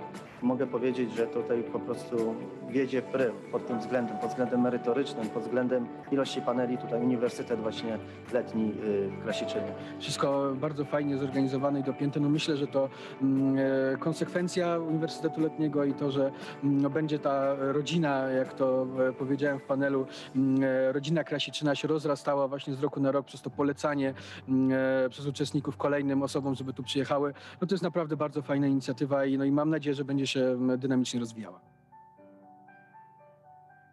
Program jest szeroki, przekrojowy, bardzo bogaty, nie tylko w panele dyskusyjne, ale również w wartości historyczne. To jest również kwestia wspaniałych okoliczności, w których się znajdujemy. Znaczy zamek w Krasiczynie, tereny zielone, również tereny Podkarpacia, to wszystko sprawia, że tutaj po prostu chce się być i myślę, że młodzi ludzie mogą z tego wynieść bardzo wiele, bo później w przyszłości rozjadą się do swoich państw, do swoich miast, będą mogli mówić, jak tutaj spędzili czas i bez wątpienia, myślę, wielu z nich przyjedzie ponownie, a to jest inwestycja w kapitał ludzki, inwestycja w relacje międzyludzkie, które po prostu potem będą się przekładać na być może już działania międzypaństwowe. Nie zmienia to jednak faktu, że jak najbardziej oceniam tę inicjatywę Uniwersytet Letni bardzo, bardzo dobrze. Tutaj bezdyskusyjnie warto przyjechać. Rozmawiałem przez 4 dni z młodzieżą. Każdy z nich mówił właśnie, że nie wiedział, co tu zastanie i czuje się zbudowany. Wyjeżdżają ludzie zbudowani, widzą możliwości podejmowania różnych projektów, współdziałania właśnie. W tym roku jest dużo więcej tematów dotyczących edukacji oraz gospodarki, mniej na przykład dotyczących sztuki, ale równie wartościowe i przyszłościowe kierunki. Muszę przyznać, że ciekawie się ogląda pewną ewolucję Uniwersytetu Letniego. Za każdym razem jest inny trochę temat przewodni. W tym roku niewątpliwie jest to Trójmorze i Czwórka Wyszehradzka.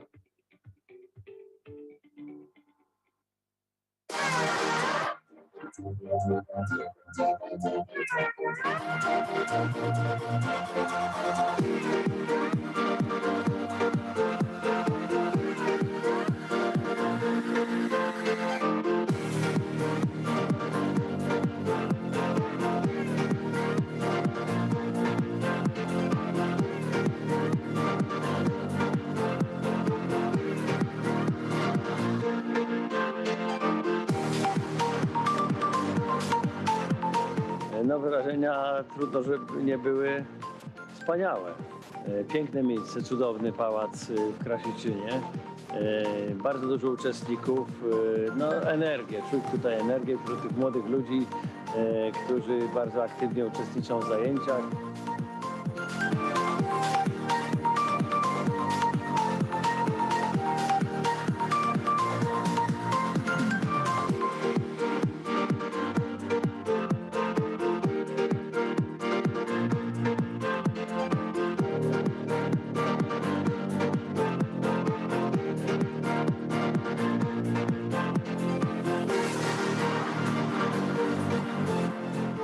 Bardzo wiele osób z Polski miało możliwość spotkać się ze swoimi rówieśnikami, studentami czy osobami tuż po studiach z Węgier, zaprzyjaźnić się troszeczkę, porozmawiać na tematy, które w tym momencie są najważniejsze, dowiedzieć się o tym, czego oczekują młodzi Węgrzy, czy w przypadku Węgrów, czego oczekują młodzi Polacy.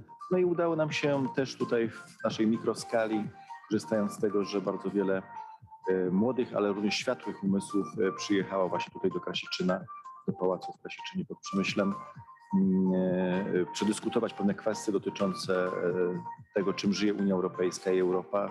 Stąd nawet się narodziła deklaracja krasiczyńska właśnie polskiej i węgierskiej młodzieży, jak ona widzi, pewna wizja, jak ona widzi przyszłość Europy. Drago Modior Boratoing, Fiotr Boratoing, drodzy polscy młodzi przyjaciele, cieszę się, że tutaj byliście. Mam nadzieję, że to, co otrzymaliście, tę wiedzę i tę energię będziecie w najbliższych miesiącach, kiedy już nieco krótsze są dni, przekazywać tam u siebie, w miejscowościach, na uniwersytetach, gdzie się uczycie. I kto wie, może już za rok się spotkamy znowu, a przynajmniej dzięki waszym słowom i dzięki waszej rekomendacji wasi koledzy, koleżanki zawitają do Polski, do Krasiczyna.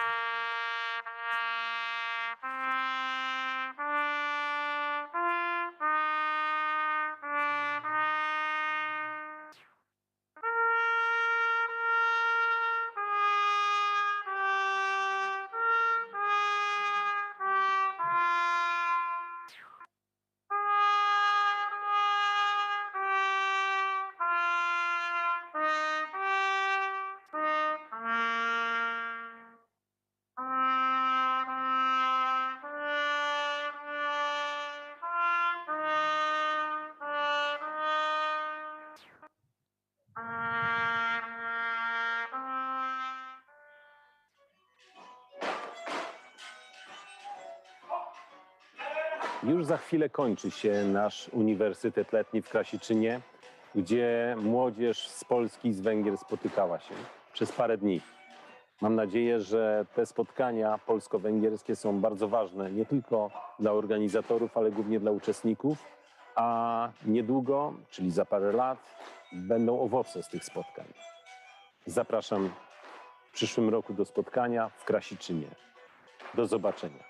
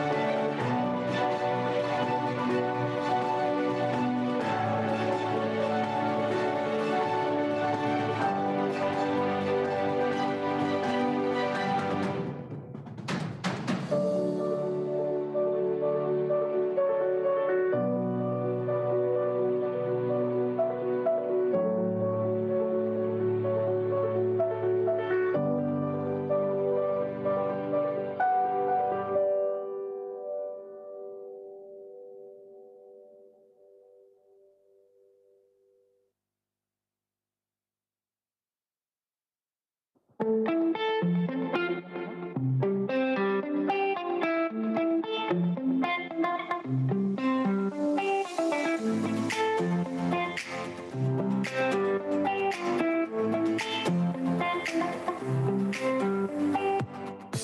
tematem tegorocznego Uniwersytetu Letniego jest przyszłość Europy.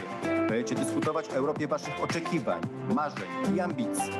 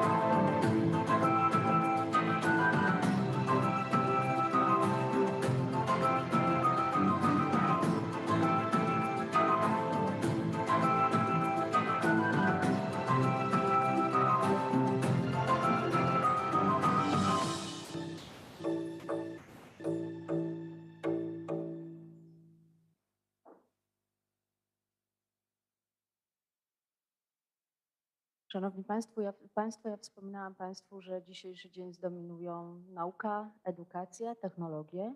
Przed momentem mieliście też Państwo okazję wysłuchać głosu młodych zdolnych. You got to hear the voice of these young, talented people, but for these people to be able to develop their talents, we need to give them the right environment. And without universities, this is not possible. Jerzy, is this correct? Perhaps we can say that cooperation between universities is the most important elements of these discussions where we talk about the development of the Carpathians within the framework of Europe of the Carpathians. The universities has always had an impact on all sides of the Carpathians. We're very happy that these universities that are joining in, there's more and more of them, Poland, Slovakia, Ukraine, Romania, Hungary, and we're going to be talking about this today. And following what Mr. Marshall Kuchcinski said, is this not a good time to create the Carpathian University? It doesn't have to be physical, it could be virtual. But in today's world, where we're doing so many things remotely, a university that could contact online, that could strengthen cooperation between our regions, I think that this would be something very needed. Ladies and gentlemen, we're starting, and here with Rusłana, we will give the floor to Mr. Raus from the university, who is the head of the Institute of National Remembrance, who will present his guests. Welcome. Is this working? Ladies and gentlemen, the thesis of universities and their social surroundings has been posed. A thesis is multi-leveled. We can talk about both cooperation, but we can also talk about social responsibility of universities. And this social responsibility of universities, not just within the framework of a given state or region, but also in international installations. And perhaps this second part will be even more interesting to us. If there is enough time, I will focus on social responsibility, national social responsibility, but I'm the moderator, so I cannot take up too much time. But I will introduce our distinguished guests. I will begin with Mr. Stefan Perucci, Mr. Rector. Professor Perucci is the Vice Rector for International Relations at the Stefan the Great University in Suceava. So, Romanian Bukovina. A warm welcome to Mr. Marshal Piotr Pilch from Przemyśl. I think that he will tell us not so much about walls, but about cooperation. Ladies and gentlemen, our next guests, Professor Igor Cependa, Rector of the Vasil Stefanik Pre-Carpathian National University in Stanisławów. Welcome. Mr. Oleg Skrinik from the Faculty of Geography and Regional Studies at the University of Warsaw, a scholar of the Institute of Geography and Rural Planning of the Polish Academy of Sciences. Welcome. And Professor Jan Malitzky. I don't see him on the screen. Yes, he is. Oh, there he is. Welcome. Welcome to you, sir. Jan Malitzky, Director of the Center for Eastern European Studies, University of Warsaw. In the introduction of Mr. Minister, there was a question regarding the Collegium Carpathicum or the Carpathian University. I know this is a difficult topic. It's been discussed for a long time. Let's try to discuss. And please, no holds barred, not just in the aspect of the university as an initiative, but international initiative, but also as social responsibility of universities. Let me pass the mic to our foreign guests. Perhaps in first order, Professor Perucci from Suceava. Dziękuję bardzo, Panie Marszałek, Damy ta Panowie. Ja mówię po rumuński. Uniwersytetele din regiunea carpatică și nu numai, sunt parte Universities from the Carpathian region, and not only, constitute a part of the societies of nations. And apart from the institutions that educate future specialists, are also players on the national market. The pandemic that shocked us all in the last years have brought about new challenges for university. As Mr. Draus mentioned, the social responsibility of universities has increased multifold. The university in Sutov wanted to respond to these challenges through very specific solutions, practical solutions amongst the local society, also within the institutions that are coordinating the fight against the pandemic. Our Romanian university was the only university that does not have the medical department or medical faculty, but it's the only one that conducts the research on the sequencing of certain chromosomes, and it does so for the Ministry of Health, that also records persons sick with COVID using research connected with the spread of the disease. This was connected with the creation of equipment for disinfecting for the local hospital. In these very complex situations, we need very bold responses. Yesterday, we talked about safety in the region of Carpathia, because countries, not just like Ukraine, but also surrounding countries, have to have hard responses to safety.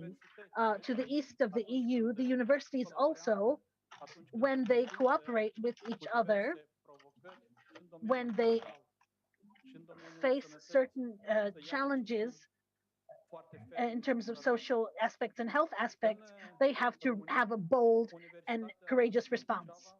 The Suceava University, also due to the courageous attitude of the management, was the only one not to move online in the beginning of the pandemic. And regardless of all limitations that were imposed by the pandemic, the Suceava University students could still attend the lectures in-house.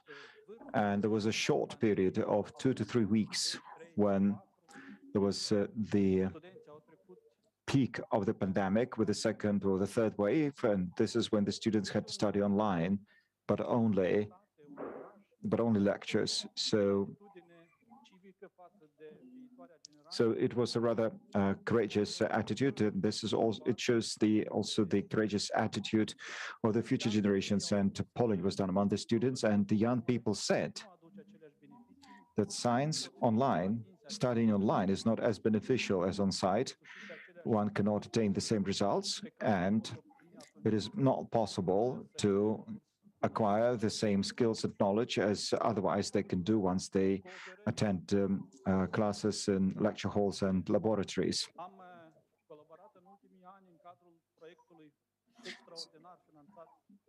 So we have worked with this great project that was financed by the Polish Parliament, by Collegium Carpathicum, within the framework of which we will have an opportunity to share experience and good practices of our colleagues.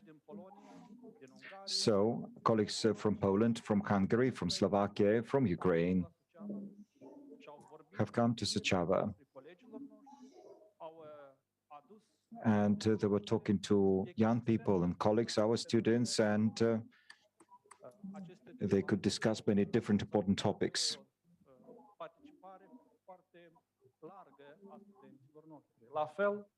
And those debates were very popular with students.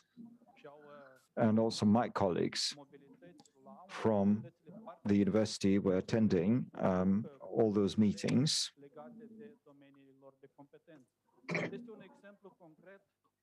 And they were also giving their own presentations. And so this is a good example that shows that universities can be with benefit to the development of the entire region, but not only on the local level.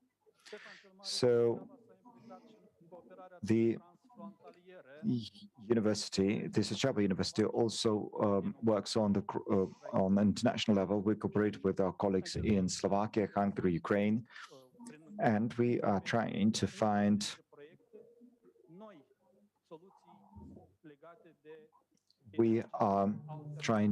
look for new solutions with regard to the use of renewable sources of energy, and we're also doing some research in the power sector. Due to geopolitics, the gas prices and energy prices have hiked.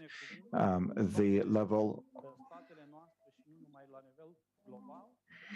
of pollution has also increased immensely, and our countries suffer from that. And that is why cooperation with universities in Poland, Ukraine, Hungary, Slovakia is so very much needed.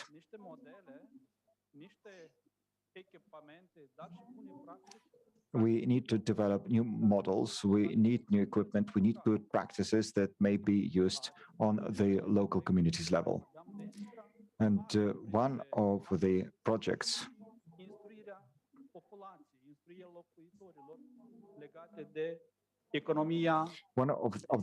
is there to train local communities in energy saving and energy efficiency. Another project that we're running in the Carpathian region in cooperation with the Ivano-Frankivsk University is linked to historical heritage. We have common history, common culture, and as Marshal Kościński has said, we enjoy great cuisine, so we can enjoy the great products of our cuisine. And together with our colleagues from Ukraine,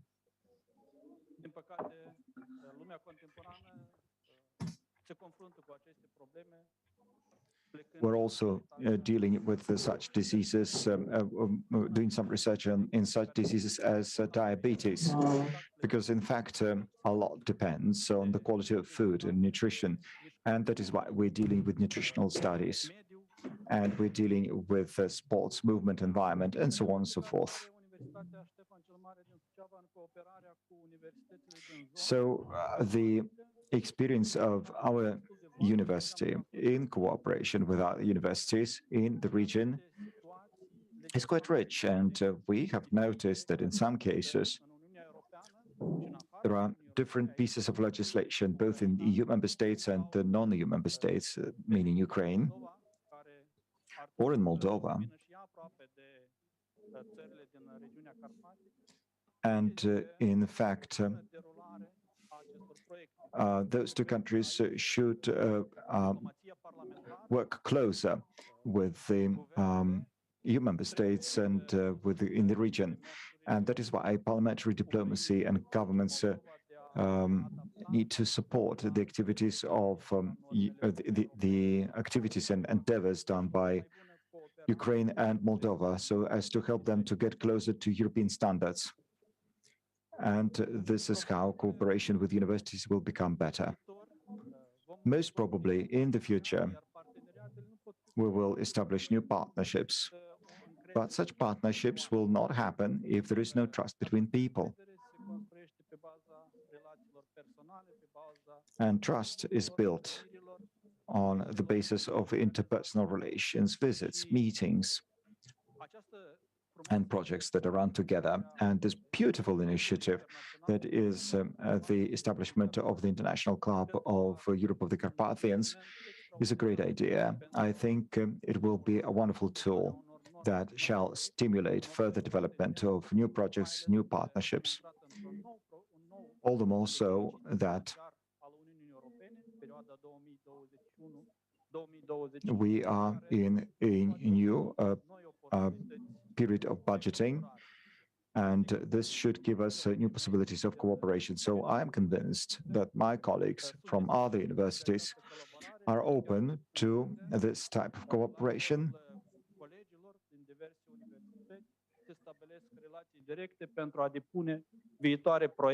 And undoubtedly, we will establish some direct contacts with our colleagues so that we can run some projects in the future financed by the EU, and here mentioning the Carpathian region. So thank you very much for your kind attention. And if there is if there will be an opportunity, I will also join the discussion later on. Thank you.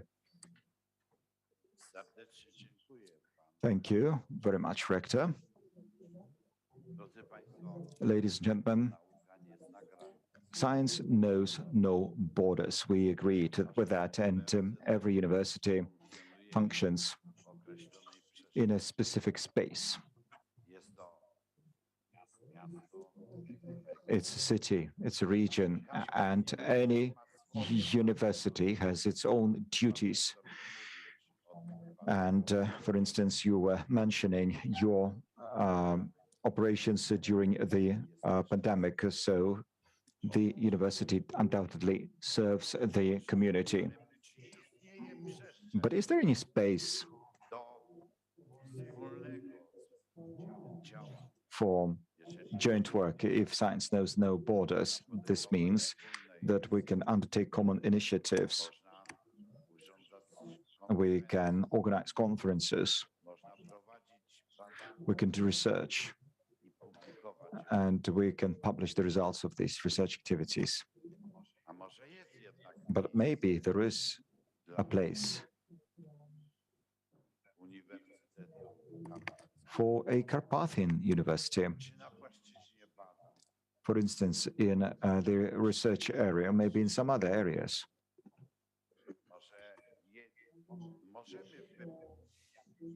Maybe somehow we could, maybe we together can do something for Europe of the Carpathians. So what does Igor Cependa think about it? Dzień dobry, szanowni państwo. Panie profesorze, Uniwersytet Rzeszowski i Przykarpacki, Uniwersytet Narodowy imienia Wasyla Stefanika Iwanova. Ladies and gentlemen, I represent the Vasil Stefanik Prikarpathian National University, and we're very much the Carpathian University because we work in the region which includes the Carpathians, and of course we have many challenges. But several years ago, Marshal Kuchcinski had this great initiative of establishing the Carpathian University, and Mr. Malitzky, Ambassador Malitzky, is continuing this idea, and this idea of having Collegium Carpathicum, which we have today, is already a good beginning. It's a good beginning in that sense that we have managed to join the forces of the universities within the Visegrad Group, and in cooperation with Ukraine and Romania. And this is how we established cooperation among researchers and students.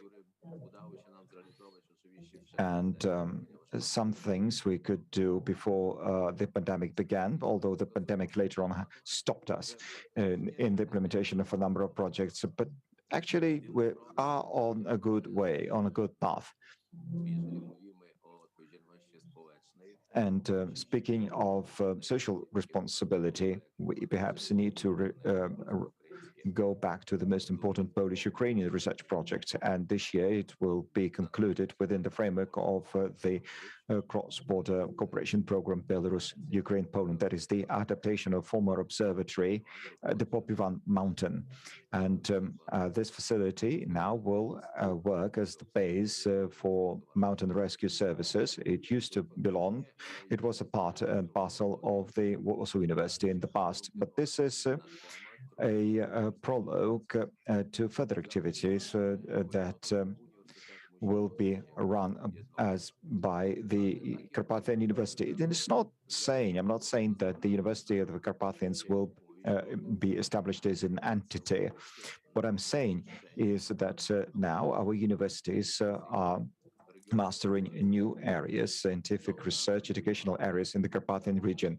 And we have more communities and students who become active. And it's important from the point of social responsibility that you mentioned, Professor, because not only universities play an educational role, research role, but universities play an important social role. They support universities, and we analyze a project that is related to the revitalization of the observatory at the Popivan mountain. In this period, we have seen how important it is to establish good cooperation of the university with the local community. So this observatory is co-owned by our university and by the Warsaw University.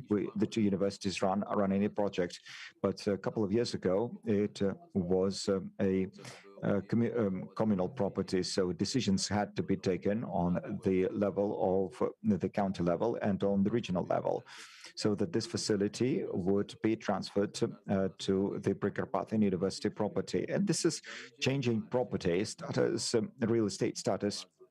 It's quite a difficult thing to do if local community does not support. And we see how this research project has moved on. And now it is working in the field of mountain rescue services. And now there we have a detachment of mountain rescue services. And so today we have 15 specialists who work there, and they're paid for by the state budget. But also, I would like to thank Marshal Ortel, who since the very beginning supported us, was supporting us. He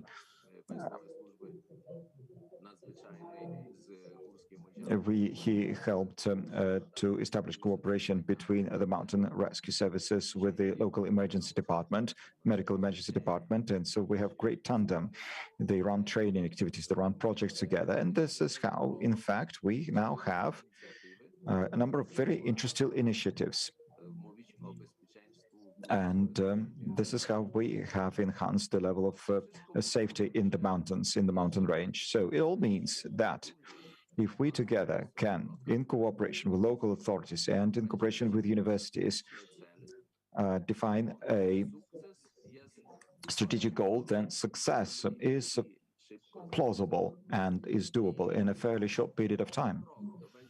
And this year is going to be the year when we will be summing up these activities, because this is a pilot project that could be also implemented in other countries and in other regions, because this is a great showcase that shows how universities, together with local communities, may unite their forces and thus be capable of implementing projects like this. Thank you. Thank you very much, Rector. Ladies and gentlemen, I think that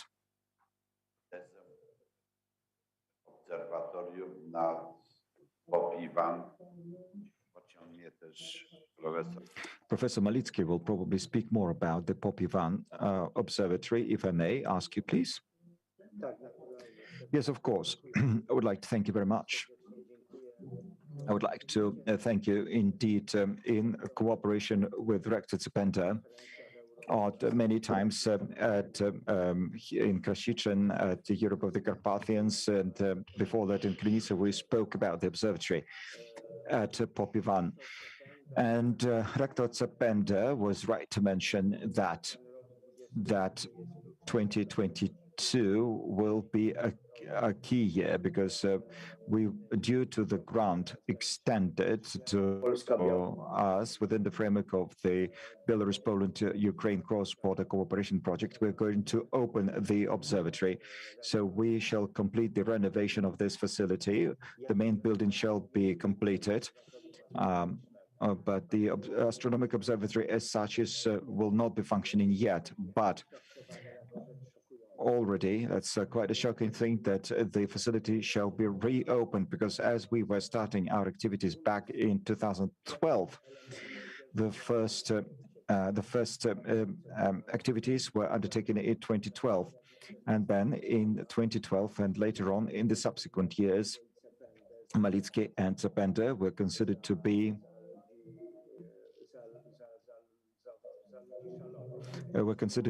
crazy people in the best meaning of this word. But luckily, fortunately, we were considered to be noble crazy men. And in fact, we've done it, and we're concluding this work this year. And together with Director Zapenda, we believe that starting with 2024, we will have an international research station there at the very top on the mountain and in the main building. And we will stop nagging the participants of this conference about information about the rebuilding of the observatory, but the observatory shall renew its functioning as a scientific base, and it also will function as a mountain volunteer search and rescue station, and the Polish-Ukrainian mountain search and rescue services will start training and operating there. And so we will invite you to go there and visit the mountain as tourists. But here, I should say that there is a problem with that, meaning that the cuisine in the Krasiczyn castle is so rich that it may stop some people from leaving the premises of the castle, and would stop them from moving up the mountain in Chernohorod. Now, speaking about the topic that is in the subtitle of our panel discussion, that is social environment of universities. Well, this is very important indeed. And here, Professor, the chairperson, also extended that point of view. And indeed, it is very important to remember about the social environment of universities, because universities do not exist for their own sake. Universities bear responsibility with regard to the community and environment. But it means that the local environment is also contributing to the universities. We form one single whole. And so let us recollect how it all started with universities in the Middle Ages, how they were being established a long time ago, how they started training specialists that subsequently helped to develop societies and their countries. I do not have much time, but perhaps I might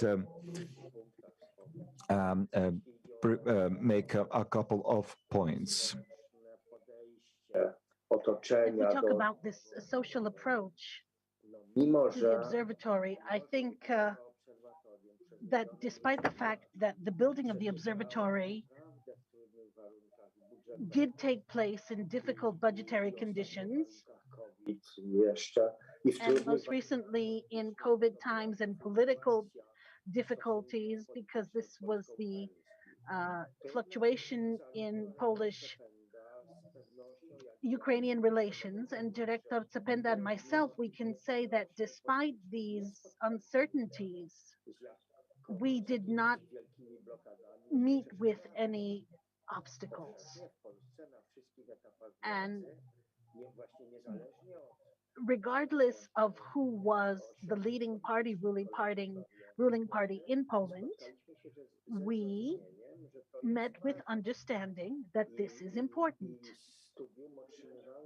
And the Studium was receiving funds for building of the observatory from the Ministry of Foreign Affairs and from the Ministry of Culture and National Heritage, of course, support from the local governments, and very, very huge thanks for this, for the local government authorities from the Subcarpathian region.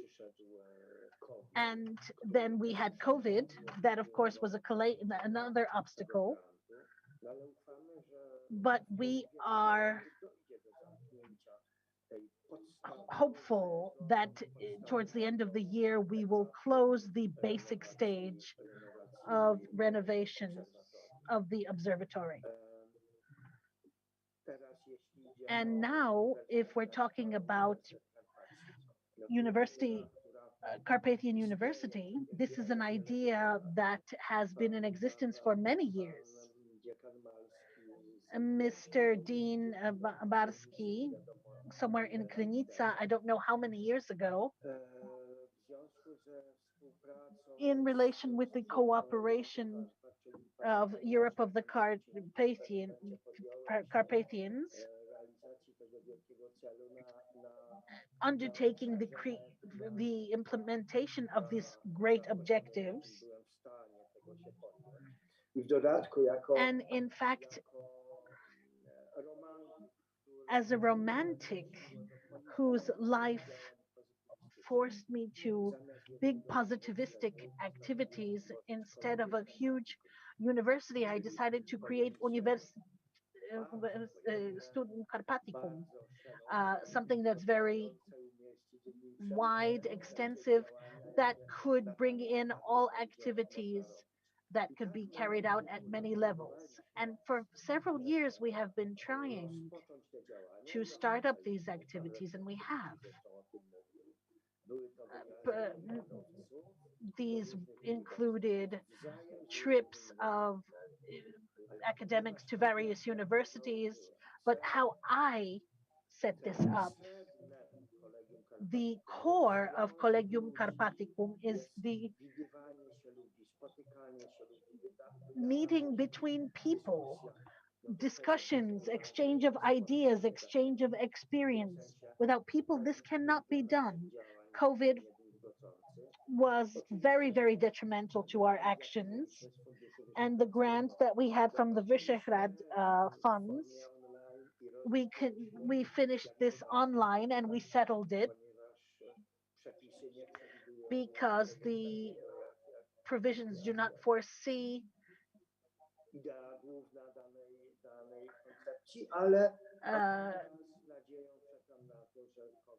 that this would not be settled. And I hope that after COVID, we can go back to normal meetings, trips, lectures, exchange visits, summer schools. So educating in various places of these 6 universities that are part of the Collegium, and training educators, the young elite from the region of the Carpathians, because this is the core of the university, educating young elites. I will close my intervention as the chair, knowing that Professor Draus is going to be a little bit nervous, and if I have time at the end, I will continue. Thank you. Thank you, Professor Malitzky. We still have 2 interventions.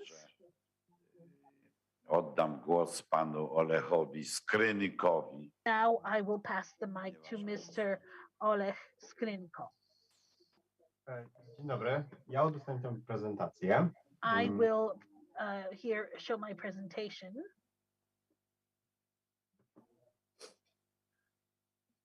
Jest widoczna? Is it visible? Otóż, szanowni państwo, So, ladies and gentlemen, I am the director of thermal stress in Europe, and I devoted my PhD thesis to the climate of Carpathians, and I am also a graduate of the Carpathian University. And what seemed 5 years ago very distant is becoming more and more a reality. I am dealing with the configuration of the meteorological station, and I'm going to talk to you about what type of equipment is going to be installed there and in the upcoming months in the International Scientific Center. So the observations in Czarna Chora obserwatorium na Popiełanie Potem opowiem o And planowanej then I will tell you about the planned meteorological station. And then I will give you examples of an observatory of the atmosphere that is situated at a similar height, 2,160 meters on the Indian Ocean. In Czarna Hora, the first climate research was organized by the initiative of the Polish Tatra Society in the 1870s, but irregularly. Regular observations took place between 1899 at the Botanical and Agricultural Station in Polzewska, and they were limited to vegetation, and this operated until World War II with breaks during World War I. The information about solar radiation and sunshine duration in Czarna Hora was reported by Dr. Edward Stentz. The new impulse for research in Czarna Hora was the observatory at Pip Ivan, and this was in 1938. And the main task of the observatory was part of a weather stations network of the former National Meteorological Institute, and was equipped with innovative meteorological instruments typical for the first category stations. And the Astronomy Institute was only in part financing here and only had a small share.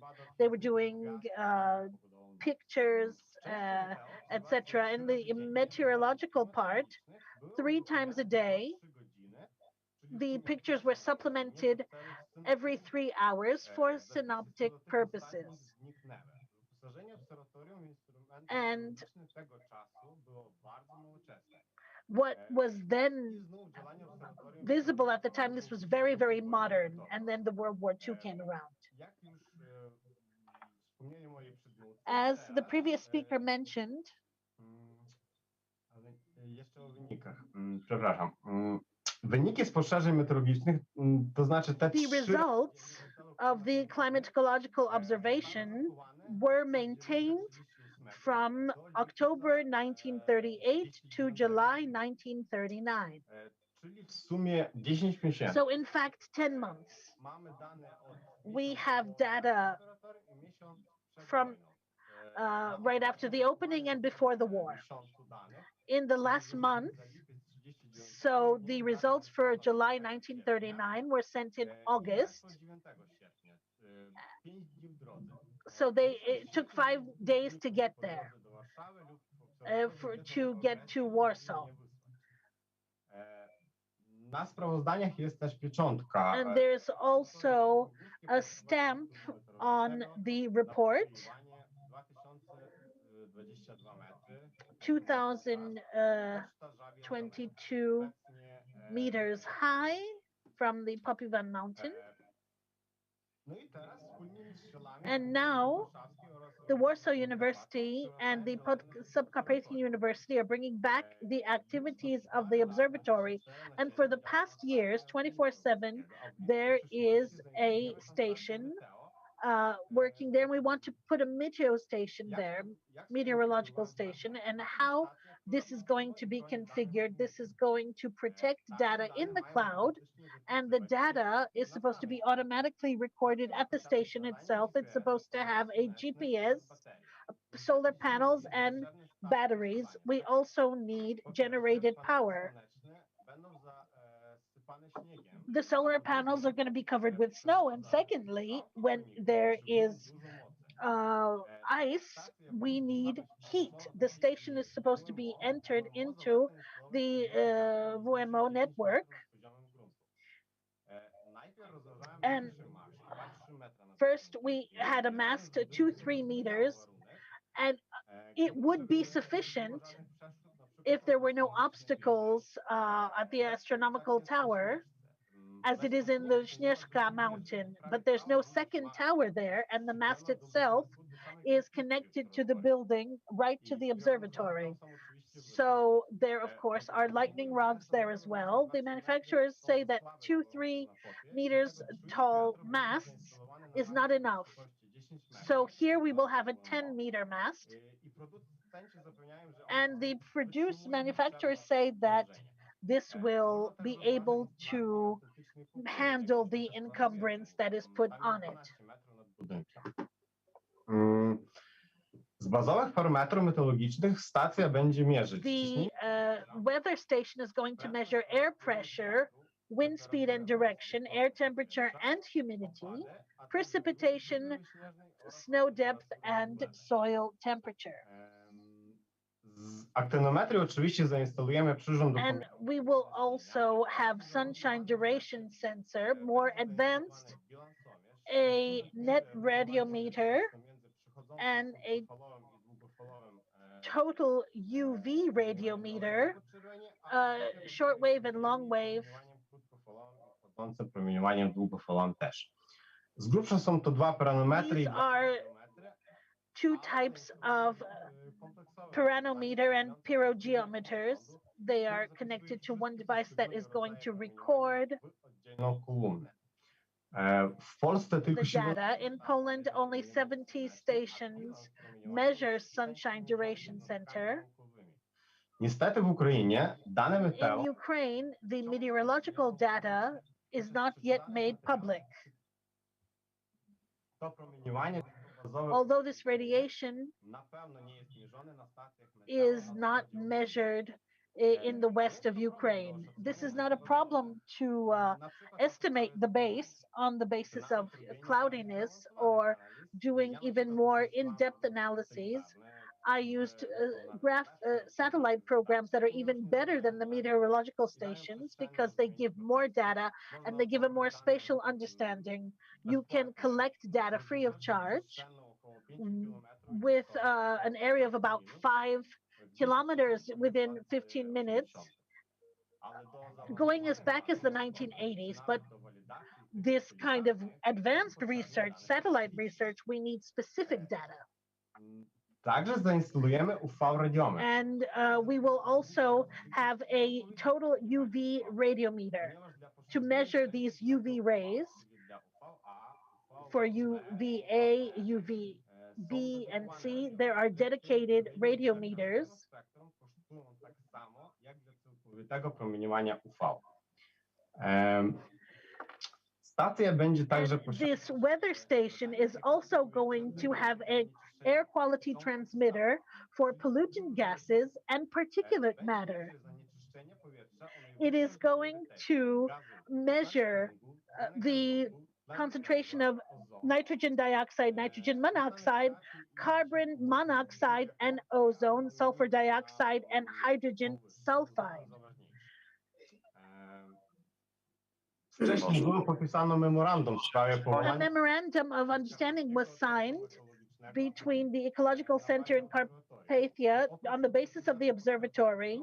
And apart from the university, we also had representatives of the Ministry of Education from Ukraine, Ministry of Ecology and National Resources from Ukraine, and the Carpathian National Park. And with the support of such institutions, the range of monitoring of the air, so the chemicals in the atmosphere may be expanded.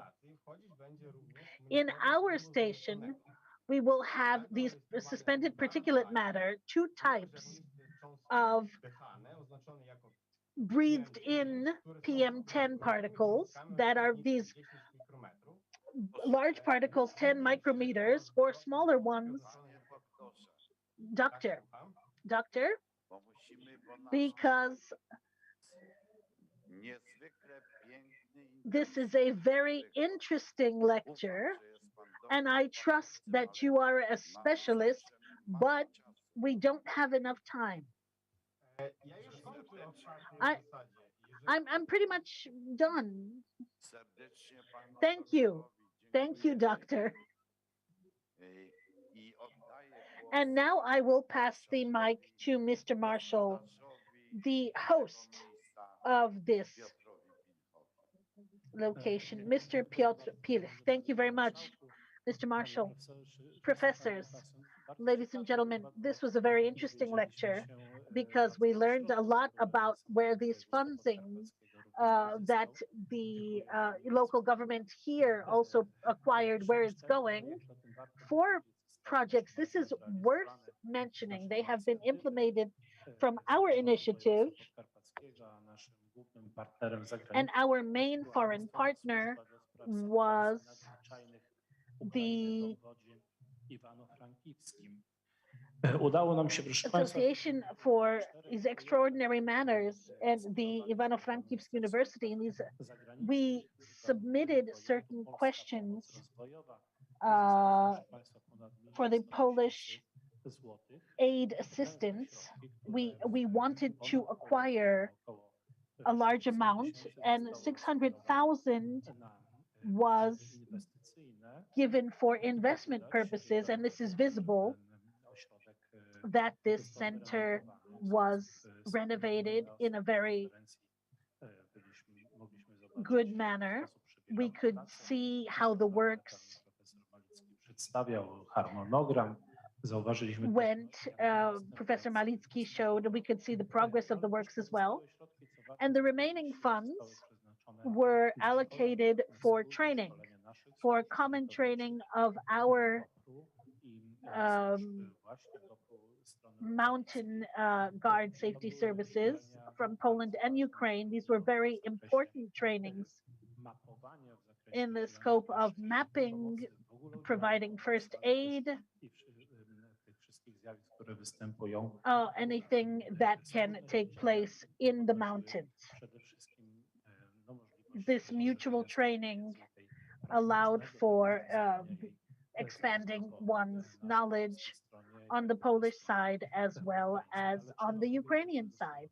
But we can say that equipment was purchased, important equipment that serves their on-site.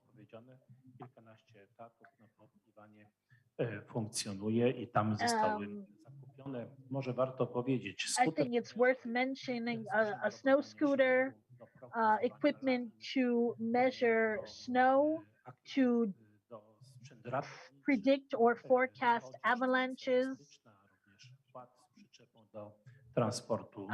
also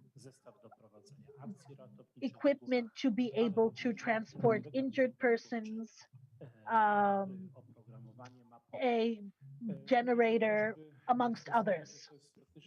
So indeed, as you can see, this is highly specialized equipment that has been handed over, and I should say here that I speak on behalf of Marshal Ortel, and he had been also supervising this project since the very beginning. So we owe him a lot. And we, as the Podkarpackie Voivodeship, we support our universities. We are doing that. We have to do that because Podkarpacie is in a very difficult situation around us. We have big centers. There is Kraków, there is Lublin, and they drain the youth.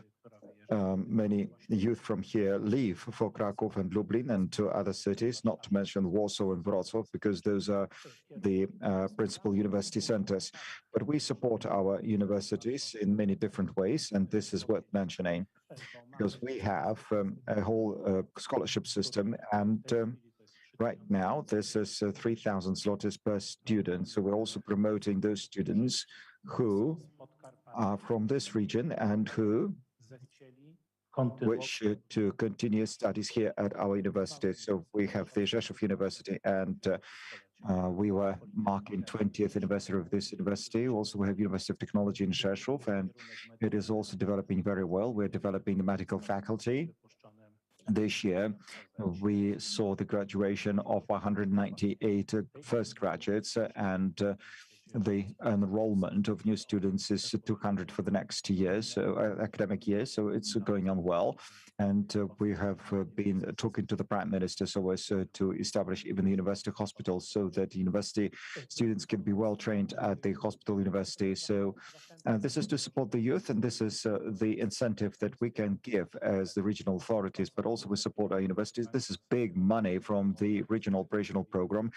We have earmarked 50 million Polish slaughters for the universities. And I'm talking about the previous financial perspective. And as far as our funds are concerned, we have big money. 27 million Polish zlotys have been sent to the university. So every year we support our universities with a special program that we have developed together.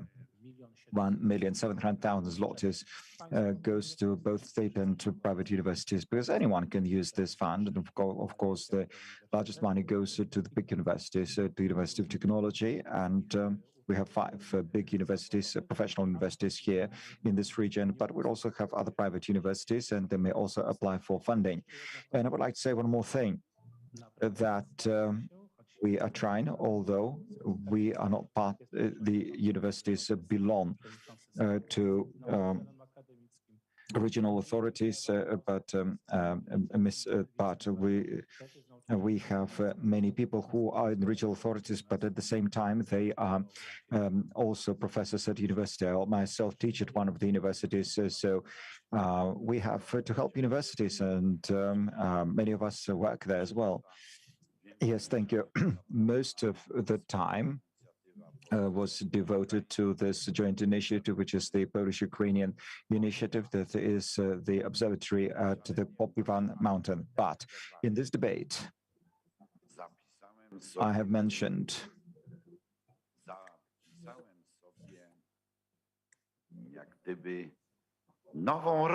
that universities actually may play a new role.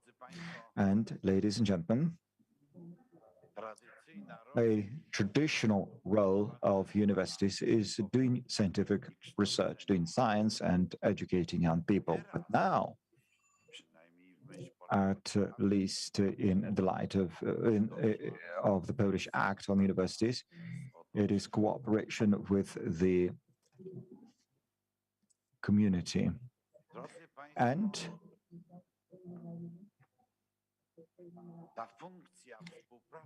this function of cooperation with the community is defined as social responsibility of universities.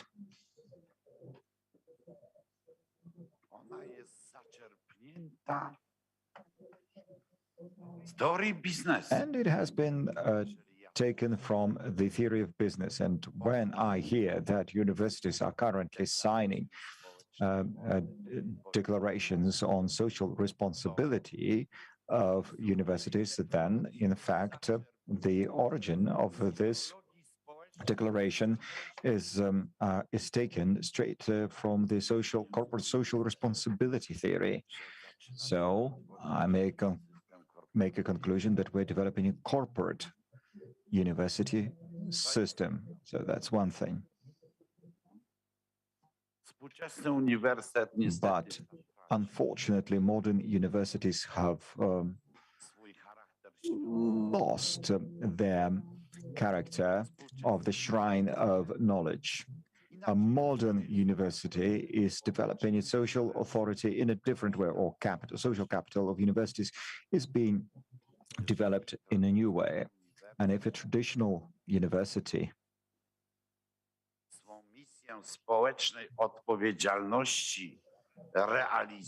was shaping and implementing its social responsibility methods by doing research and by multiplying goods of culture, then now we're facing a different situation where modern universities realize this mission primarily by means of training and education that is linked to the labor market.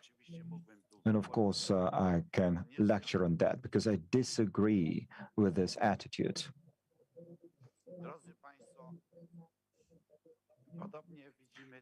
And the same could, and we can see it in the content of the Polish Act on Science.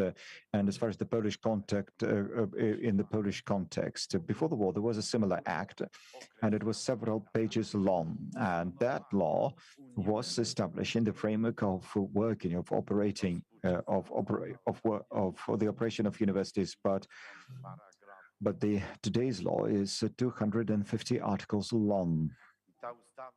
właściwie wchodzi w szczegóły. And this law delves into the details of the university life. But once you deal with the details of the university pragmatic life, then it means that we're facing a pathology because we are forcing some results to be achieved by the letter of the law. And maybe that is why they say that there is a deficit of sciences, but there is a surplus of professors. And if I may, I just would like to add one more thing, which is related to this topic. Once Poland regained independence in 1918, a new system was created, a new system of the resurrected state, a new legal system was created. And as far as education is concerned, if we look into the press, those days they were talking about the democratization of education. They were talking about the universal access to education. And fortunately, in that debate, they were also saying that the state that finances education needs elites. They were saying that the state needed elites capable of ruling, capable of building the well-being of the state and of the people. Those two philosophies were they were somehow taken into account in the Jędrzejczykowska Act piece of legislation, which is so very much being criticized these days, but let us leave to historians. Anyway,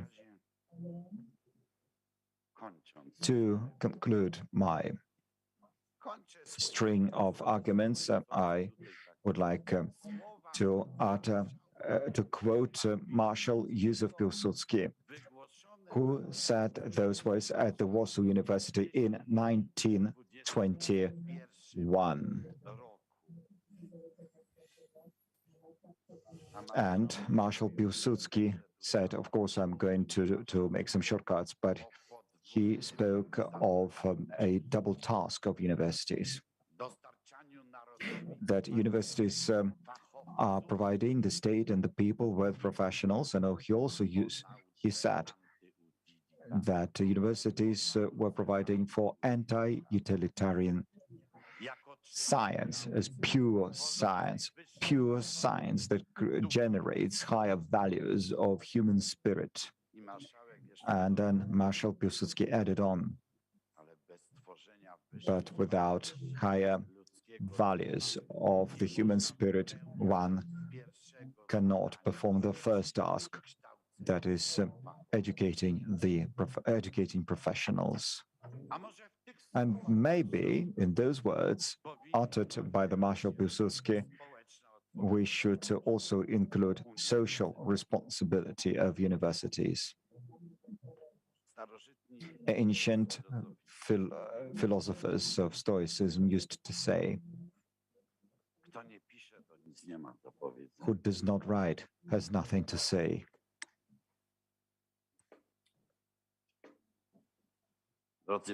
Ladies and gentlemen, I know it's bad that I'm the moderator of this very panel discussion because I like lecturing.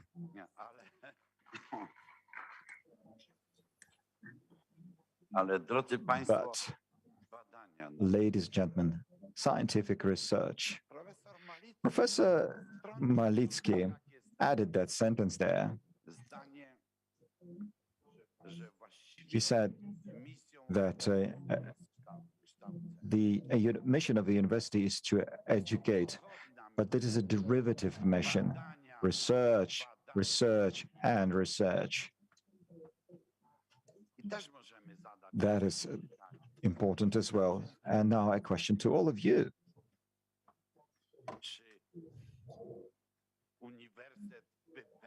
do our universities fulfill their duties with regard to society?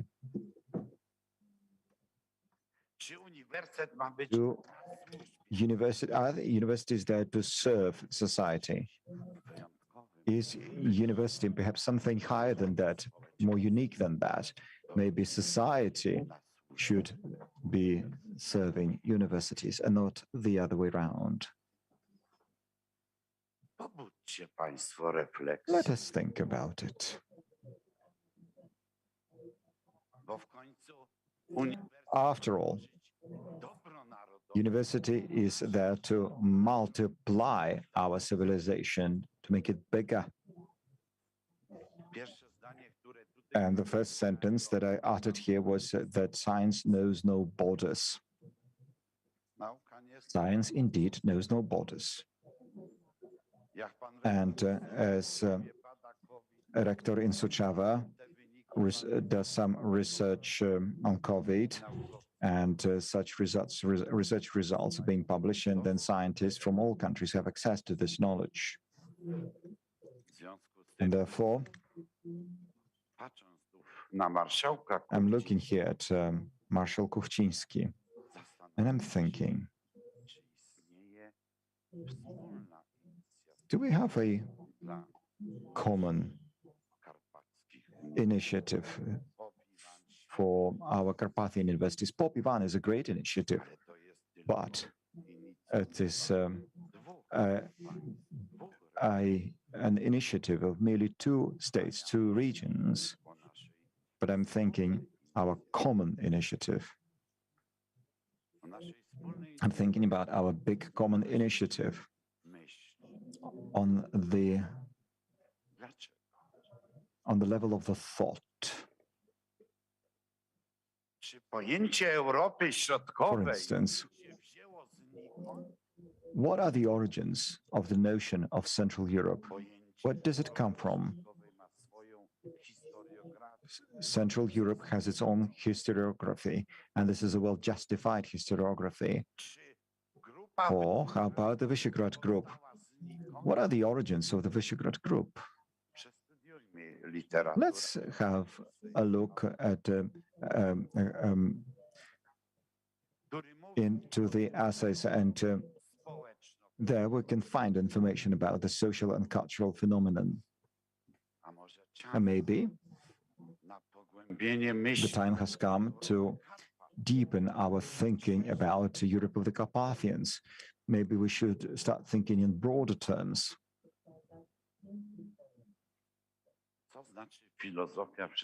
What philosophy is? We all know logos nauka.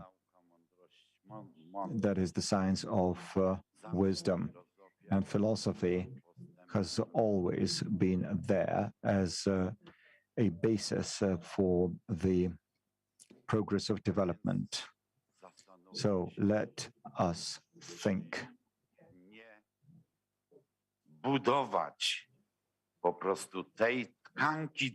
Perhaps we should build the spiritual fabric for Europe of the Carpathians, which gives us broad possibilities of cooperation.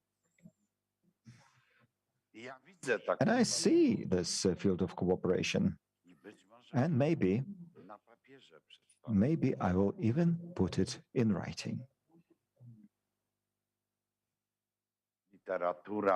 Literature, poetry, social thought. There are different legal systems, there are miscellaneous educational systems, but ladies and gentlemen, that is the space in which we need to move around, and political thought is present here as well.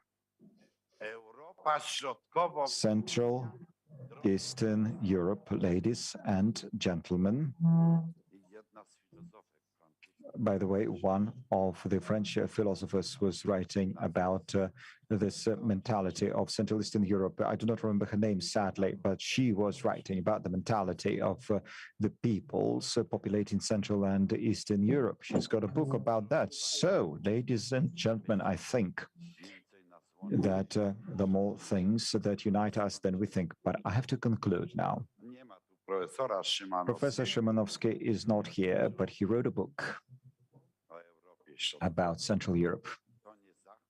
It is not the West, and neither it is the East. It's neither East nor West. It is our Europe. And we need to build the foundations, and we need to generate our civilization good in this foundation of Central Europe. And I'm curious if we take the Nobel Prize winners from Central Europe, from our countries, from people who came from our countries. These are our inventors, and they contributed a lot to the development of world civilization. And then it turns out that it is us who are the best and not the West. And I need to conclude, my God, otherwise Marshal Kuchcinski will throw me out. So, David Lasko wishes to speak, and thank you very much for your kind attention and patience.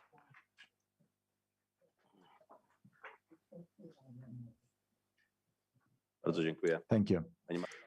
Marshal Professor, the Chair, yes, I would like to say that it's about this, it's about the spirit of this discussion. And sometimes we are in difficult situation, and we are forced to find some new formats of cooperation with science and research facilities. So we need to find ways how to establish this cooperation, how the Carpathian University due to Europe of the Carpathians has appeared, and now it should be translated into an institution, or maybe a network of institutions. It should be a cooperation network that will help us to utilize scientific knowledge so as to provide for the development of the Carpathians. I represent the oldest Carpathian institutional entity. It's the Euro-region, Carpathian Euro-region. We're going to mark 30th anniversary next year, but this is when we we established the Association of Universities of Central Europe. It's on paper, and I remember we were signing this contract at GH University in Krakow, and we were signing a strategy of the Carpathians, but this institution is not functioning. This association does not really function in practice. This intellectual potential is not being utilized. And another formula of cooperation is the Science for Carpathians initiative. But this initiative is not really broadly supported by political authorities and by university authorities. It's more of a club of scientists, passionate people, pragmatic people who meet from time to time, and they talk about different issues and community issues. But it's more of a club. There is Collegium Carpathicum. It's a child, so to speak, of the Europe of the Carpathians conference, and today is an opportune moment to speak about the federalization of this university, which is a very difficult thing to do. We have many years of cooperation with many different universities. I know what universities are. It doesn't matter whether these universities are in Poland or in Slovakia, but those are big administrative bodies, and sometimes it's so very difficult or impossible. Yeah, plainly impossible, as professors say. I'm glad you had to say it, not me. But yes, we need to find solutions. On Friday, prior to going to Krasiczyn, I met with the rector of a 3 Krakow-based university, and Andrzej Szarata, Professor Szarata, Dean, and the youngest Belvedere professor has become the head of the scientific board of the Euro-region Carpathian Euro-region, and this is knowledge-based region.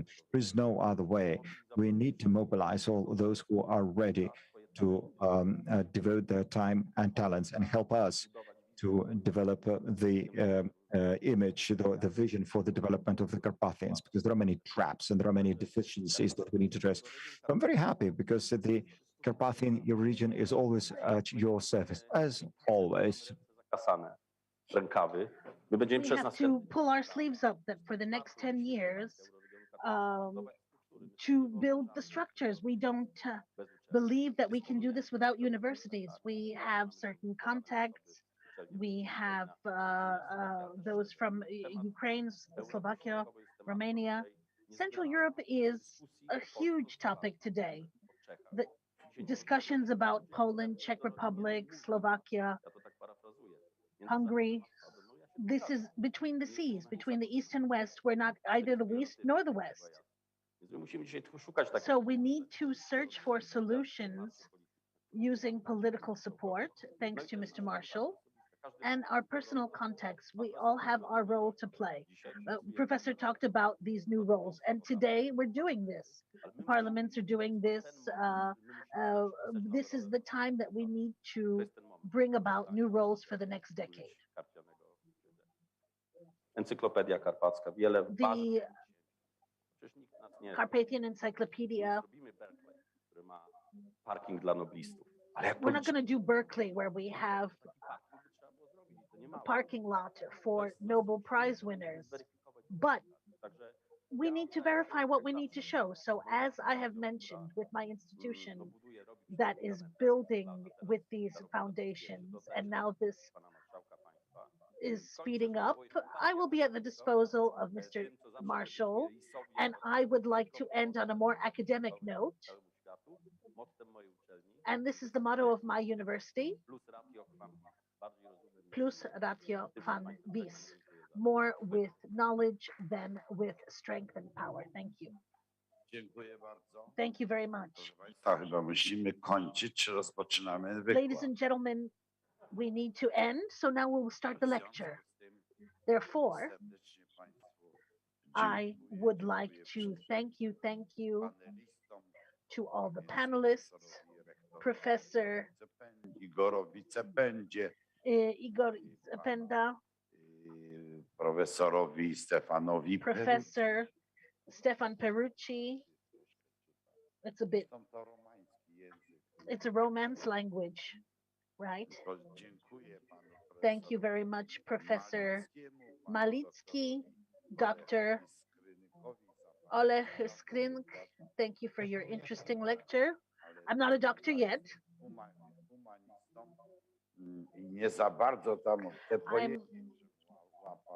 I deal with the humanities, but I did hear a lot of interesting tidbits from you. Thank you very much to Mr. Marshall, Piotr Pilch. Mr. Marshall, I would like to state that we ended the panel with a large audience. Thank you very much. Thank you.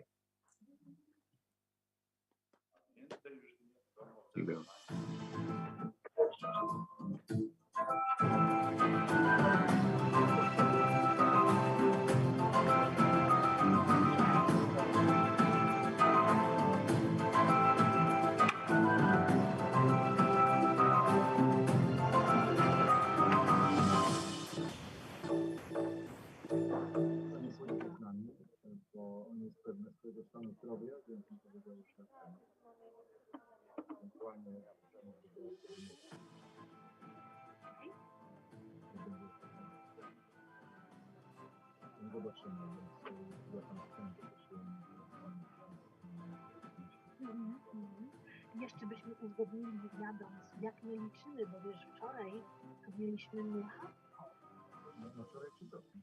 No 3 bloki, tak, bo zaczęliśmy, okej. 2, 3, 2. Czy piątek też 2 bloki, okej. 4, 7 bloków. 7.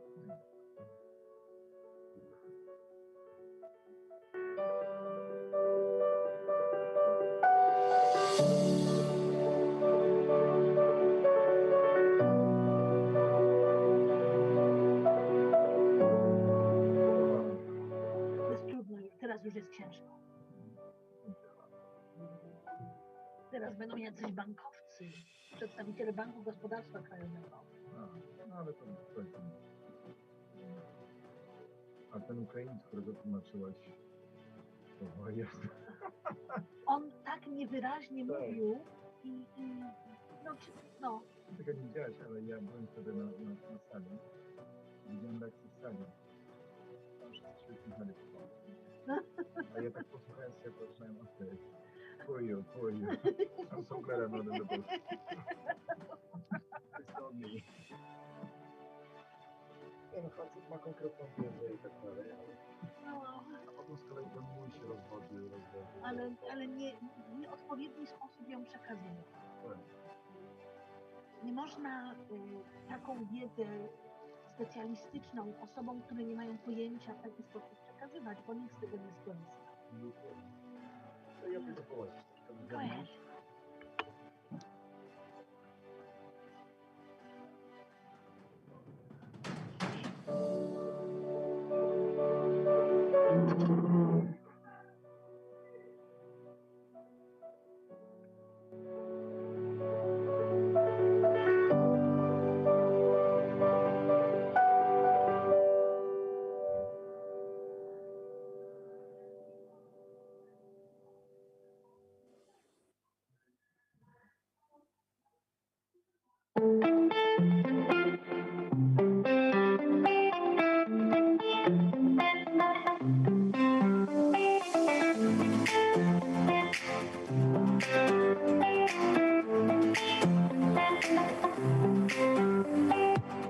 Głównym tematem tegorocznego Uniwersytetu Letniego jest przyszłość Europy. Będziecie dyskutować o Europie waszych oczekiwań, marzeń i ambicji.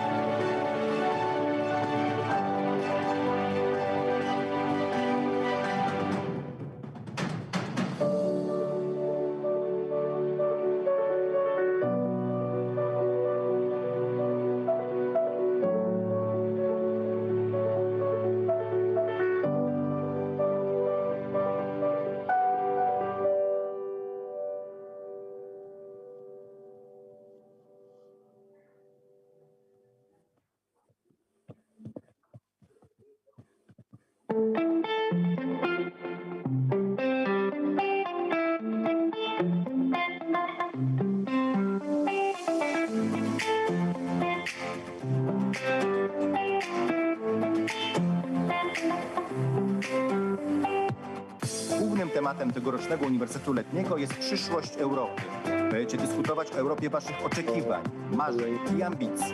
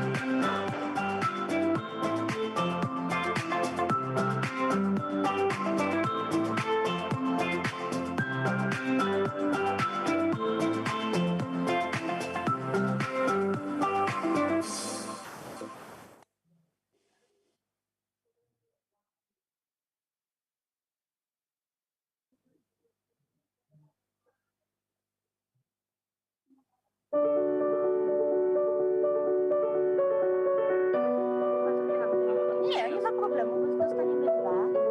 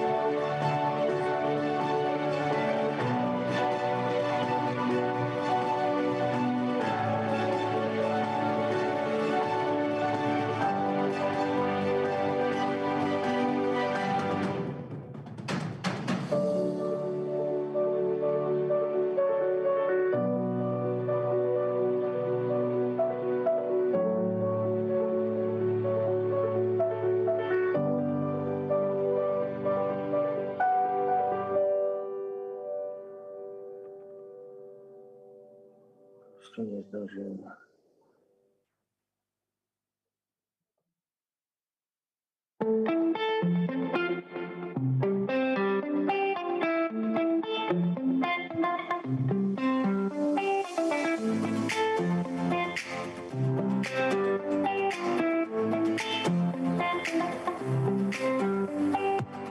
Głównym tematem tegorocznego Uniwersytetu Letniego jest przyszłość Europy. Będziecie dyskutować o Europie waszych oczekiwań, marzeń i ambicji.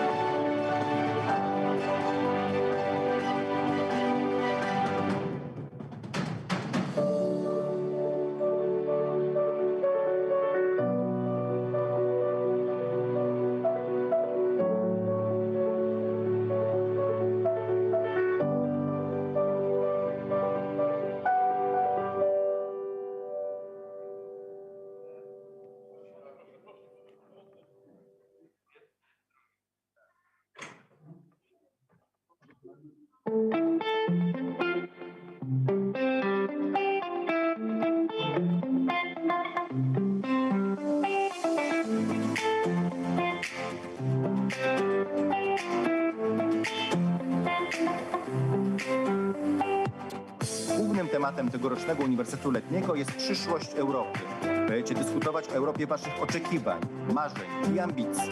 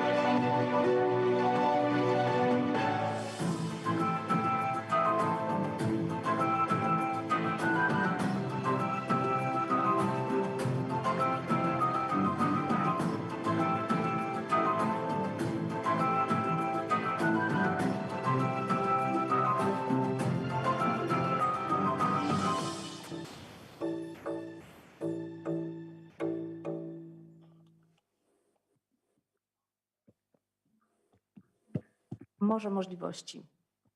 O morzu A sea of możliwości opportunities, about investment opportunities within the Three Seas Fund and within the Polish deal funds. We will be able to hear about this very, very shortly. I will present the moderator of this session, Mr. Piotr Pilch. He is also an academic teacher of geography. So as a contrast to the topic that he is going to moderate today, the Three Seas Fund, for somebody who has heard this for the first time, They talk about walking in the mountains. So I'm talking about walking on the peaks. W Polsce There's zajmuje a się lot of associations in Poland that deal with the Carpathians. One of the oldest is the Carpathian Fund that, due to its generational initiatives, issued its last issue that has been published biannually called Kwai, and that's a path that sheep walk along in Carpathia. 60 issues. We can assess this in various ways. If there is more Polish or Ukrainian topics, but from my point of view, there is also the Romanian Carpathians. And why is this important? Because there's the most Carpathian is there. So I invite you to read this guide, Kwai, for those who want to walk around the Carpathian Mountains.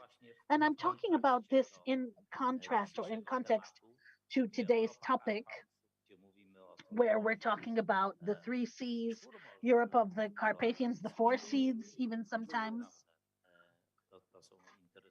So these are very, very interesting topics. Therefore, we need to invite you to participate in the next panel of Europe of the Carpathians. Good afternoon, ladies and gentlemen. I will be very happy to moderate this special event, this panel. Mr. Marshall, I'm very happy because Spotkanie prezydentów karpackich. this was supposed to be a meeting of presidents of Carpathian, but for reasons of the pandemic, this did not happen. So we changed the format. This is going to be a discussion about specific topics, about large funds that can go to the local governments, to other entities within the framework of the program that our guests, who I will introduce shortly, will be presenting. I'm very happy that the local government representatives are with us from the communes, because this Polish deal that is dedicated to local governments is also dedicated to different entities. And I'm happy that we have representatives from the local governments here. And I would like to ask you to ask questions. We have the highest quality, the highest class specialists. Online, we have Piotr Karnkowski, Managing Director of the Capital and Finance Market of the BGK Bank. Are you with us, sir? Jest z nami tutaj już na sali pan Grzegorz Łyczko oraz pan Grzegorz Łuczko and Piotr Olszówka are with us on the floor. There are from BGK for Social Development, and Dawid Lasek, President from the Eurasian Karpaty, that will talk about procuring funds from the 3 C's area in these near border areas. We're talking about large funding, and sometimes we have to fight for them. Sometimes you need a good project. Sometimes you need to talk and know a lot. So we will begin. Mr. Piotr Karnkowski, do we have you online, sir? If not, we will begin with the strategic investment program within the Polish deal.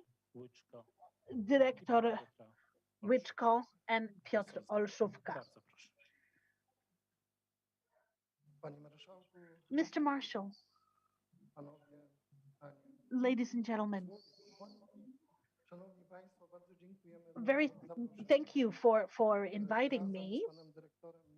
Together with Piotr Olszówka, we represent BGK Bank, that is the operator for the program that we have been discussing today, the strategic investment program within the framework of the government fund, the Polish deal. This is one of the parts of the Polish deal that is directly aimed at the local government units, because the beneficiaries of these programs, thank you, are the communes, the powiats, the provinces of the local government, as well as these commune associations clusters. The Polish economy, in a situation of the pandemic that we have been in for over 2 years now, it needs impetus. We need investments, infrastructure, innovations. We need export, and we need a strategy that, in general, you have. The local governments have, because it is the local governments that are closest to the people, to the societies, to the communities rather, and through creating their politics, their policies, they know what this money should be allocated for. The money coming from this fund that they can procure. And as you know, of course, I would like to welcome all the local government representatives that are joined with us. With Mr. Marshall, I spoke for a moment. We had the opportunity to participate in the convent of starosts of the Subcarpathian province, and we met with most of the representatives of the powiats and the local government units that function in the province. This was the first edition. And here we can say that, in fact, the local governments had a very good response to the announcement, the calls to the program, and a lot has happened in the province. Director Piotr Olszówka will tell you more about this. And on behalf of the bank, he is this dedicated person to contact you, the local governments, tutaj na miejscu, podejmować to be decyzje. able to take decisions, consult here certain issues connected with the implementation of the program. Ladies and gentlemen, at the beginning, I would like to say that we want to give you a presentation that will be a summary of what has happened and what is happening, and within the framework of the second and third edition.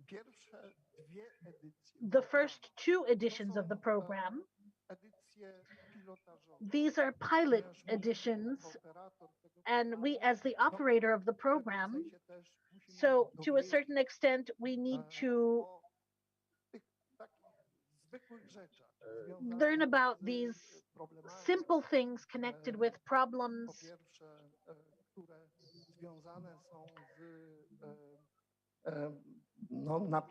that are connected with writing the application for funding. A później uzyskaniem kolejnych rzeczy. Its submission, and then gating the initial promissory note and starting up the entire process connected with the procurement. And my colleague will be talking about this. Let me focus on one important thing, because here on this slide, we see the objective of the program. And this objective is the non-returnable funding, carried out by JST. And from your experience, you know that you can submit applications in various investment areas. In the first edition, they were divided into priorities, but in the first edition, we had 37 areas of investment that you could submit your applications to.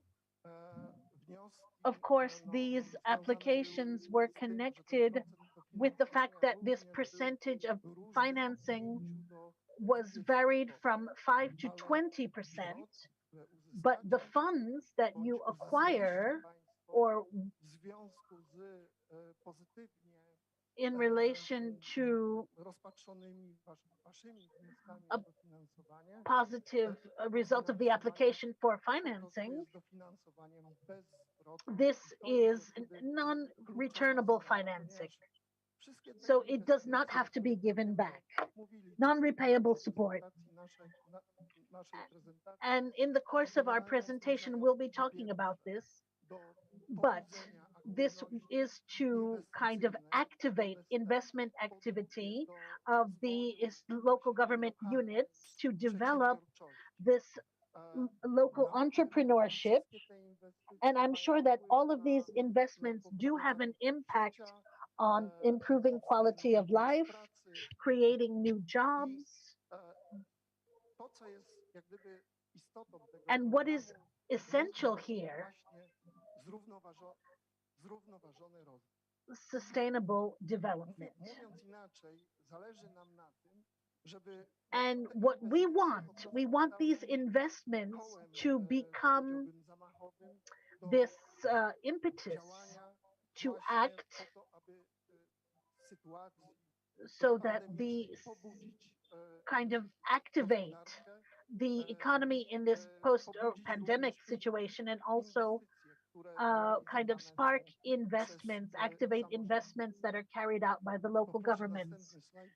Next slide, please.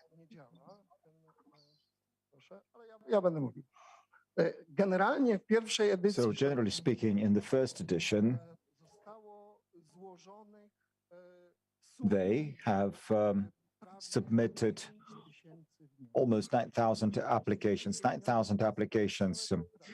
on the national scale in many different investment areas, and a group of 4,000 applications were reviewed positively. What does that mean? It means that, generally speaking, these funds are channeled to the majority of local authorities in Poland. So not only municipalities were receiving financial support, but also the county level authorities, regional authorities, for different purposes. And those purposes were outlined in the applications for financing. And I will tell you this, I was working in a number of different programs, but this is the first program of its kind where we may say that this is a simple program and it's rather user-friendly. It's very much friendly to local authorities. Why? Well, that is because the document flow is done electronically.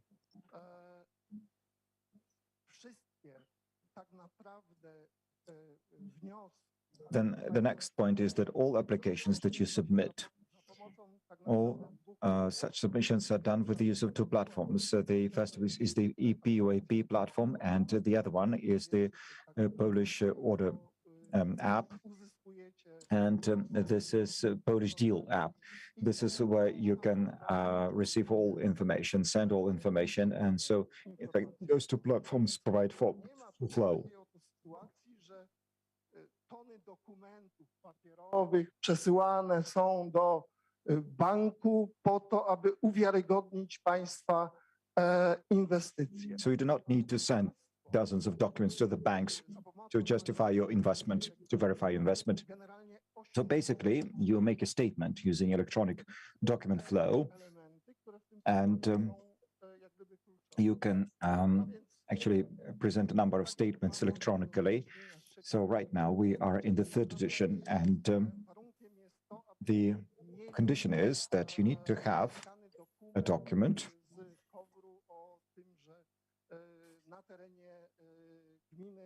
that certifies that in the territory of your municipality or county, you used to have in the past a state agricultural holding. So all you need is this statement, which is a document, and of course you are responsible and you are obliged to present truthful information. But to sum up, as I've said before, in the first edition, initially there were 20 billion Polish zlotys available, but as a result of systemic changes in the system right now, we have almost 24 billion Polish zlotys. That is the amount of money that gave us a possibility to give financial support to those projects that were awarded financing. So you can have a look at these charts, and this information leads us to one conclusion. There are so many different needs, and therefore our response was that we opened the second call for proposals, and then we had the third edition of the program. And in this case, we addressed this third edition to all those local authorities where in the past they used to have state agricultural holdings. To the right, you can see the amounts of money, and Director Olszówka is going to talk about the money in detail. But this is yet another flow of funds that you may use, that you may apply for. And of course, this is the money for the investments of a strategic kind. So that is the key in this situation. And in the second edition, we have 20 billion Polish zlotys available, and in the third edition, 2.5 billion zlotys will be made available. So basically speaking, in the second edition, the local authorities may apply with the 3 applications, submit 3 applications, 1 obligatory, up to 5 million zlotys of co-financing. In the third edition, you may submit 2 more applications. And as far as municipalities are concerned, it's 1 application up to 2 million, the second application up to 5 million. And as far as the county level authorities are concerned, their situation is different. So it's up to 2 million and then up to 8 million respectively. So definitely you can see that there are new possibilities to kickstart local economy in the pandemic conditions, to kickstart all those matters that otherwise could possibly not be financed using your own funds, because the condition is one, you need to have a strategy. And so this is your decision. It's up to you. You decide, of course,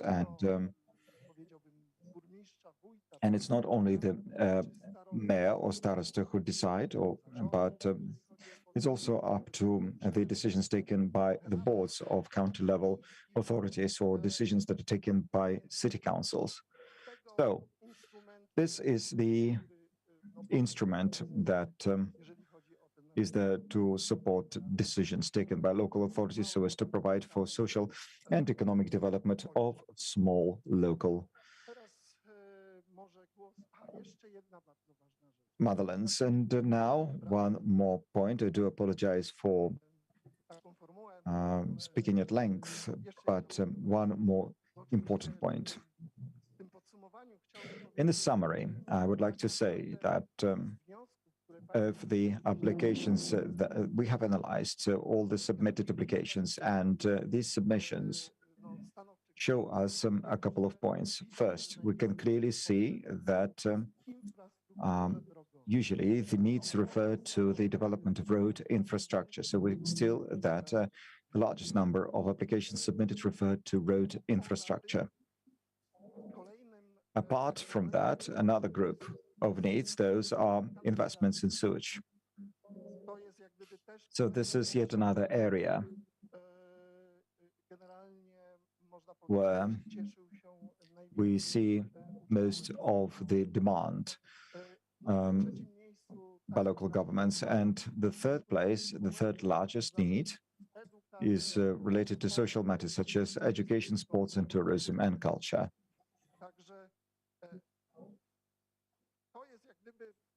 So this is a very important piece of information, because this means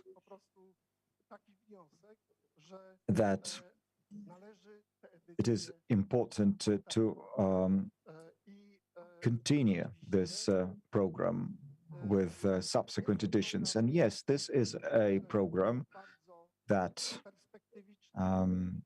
has future.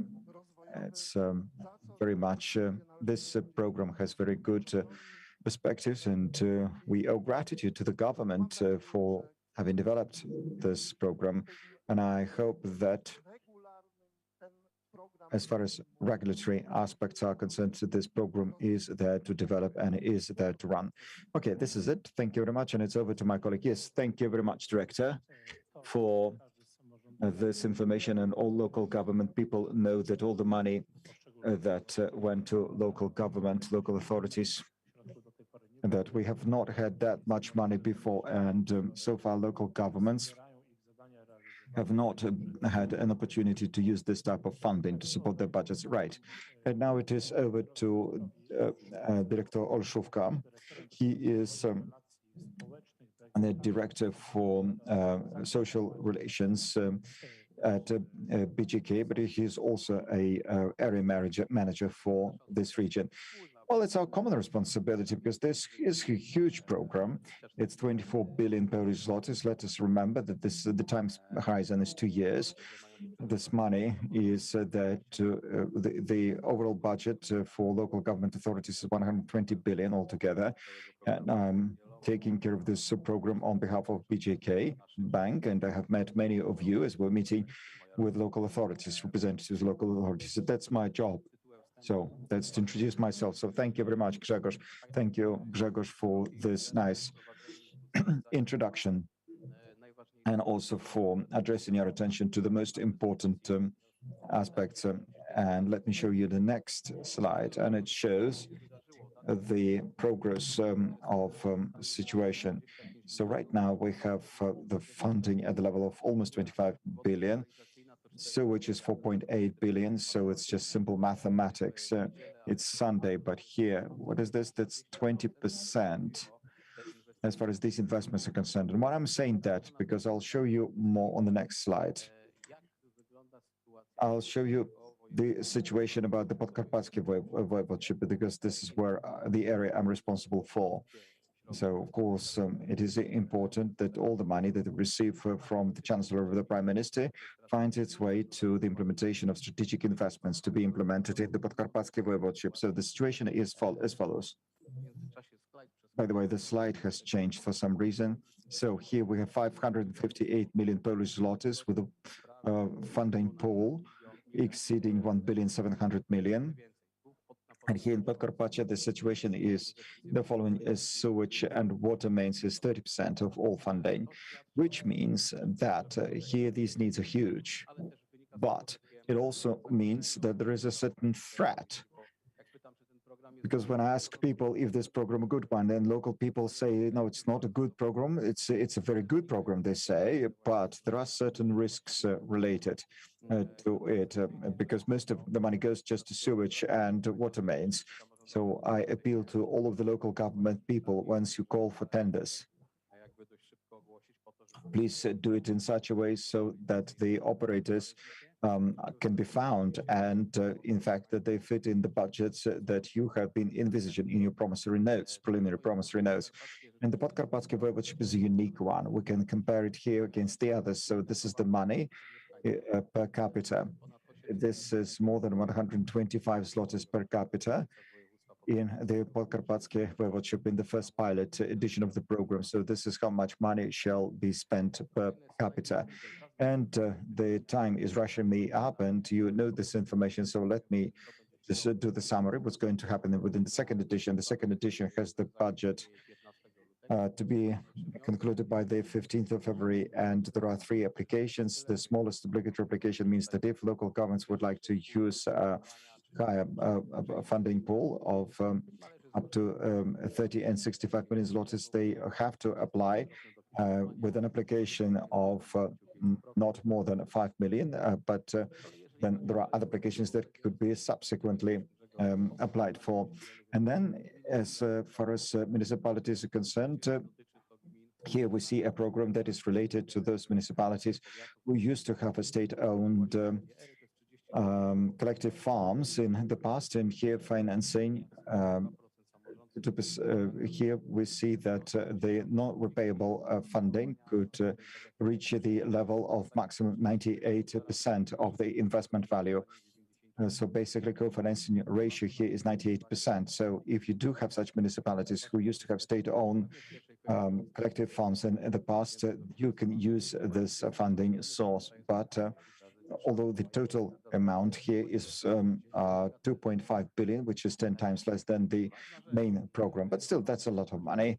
So as far as those municipalities that used to have state-owned collective farms in the past, here you need to mention that such an investment will have a positive effect on those people who live in such municipalities and communities. And so please read this file carefully, although hastily. I'm in a hurry, therefore I'm not going to read it out, but the red text is important, although you cannot, it's not really legible on this screen, but the point is that in the third edition, in the third call for tender, you need to demonstrate positive effect of this investment on the population of municipalities that used to have state-owned agricultural holdings in the past.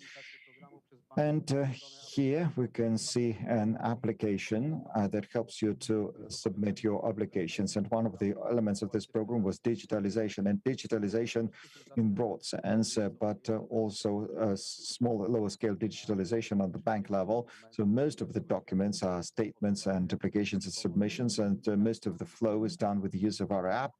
And here you can see the entire process. So have a look. The decision has already been taken by the Chancellery of the Prime Minister. And in the meantime, you have already submitted your applications for procurement. Some local governments in the Podkarpackie have already been awarded and contracts have already been signed. So it's just to show that we see many different elements on the screen, but this program, in fact, is very simple because you submit an application and a statement, and then you go, you simply print out the PDF file, sign it with using qualified signatures, and this is it. It's a very straightforward process or the procedure. And in the end, if the settlement of the investment is done, it's done on the basis of your application to receive funding on the grounds of the promissory note. And the program is construed in such a way that the financing of the program is burdened with the entrepreneurs. And so we need to have good communication with commercial banks, but also the BJK Bank has other progress products such as the liquidity guarantee. And this means that commercial banks find it easier to take decision to finance such investments once they have the liquidity guarantee issued by us. Also, we hold webinars addressed to entrepreneurs where they can gain this knowledge, and also provides for close cooperation with commercial banks so that entrepreneurs may receive the funding and run the investments. And the next slide, please. Here we see that most of the information, all information is being updated on the webpage of the BGK Bank, so you can download the documents for the first, second, and third editions.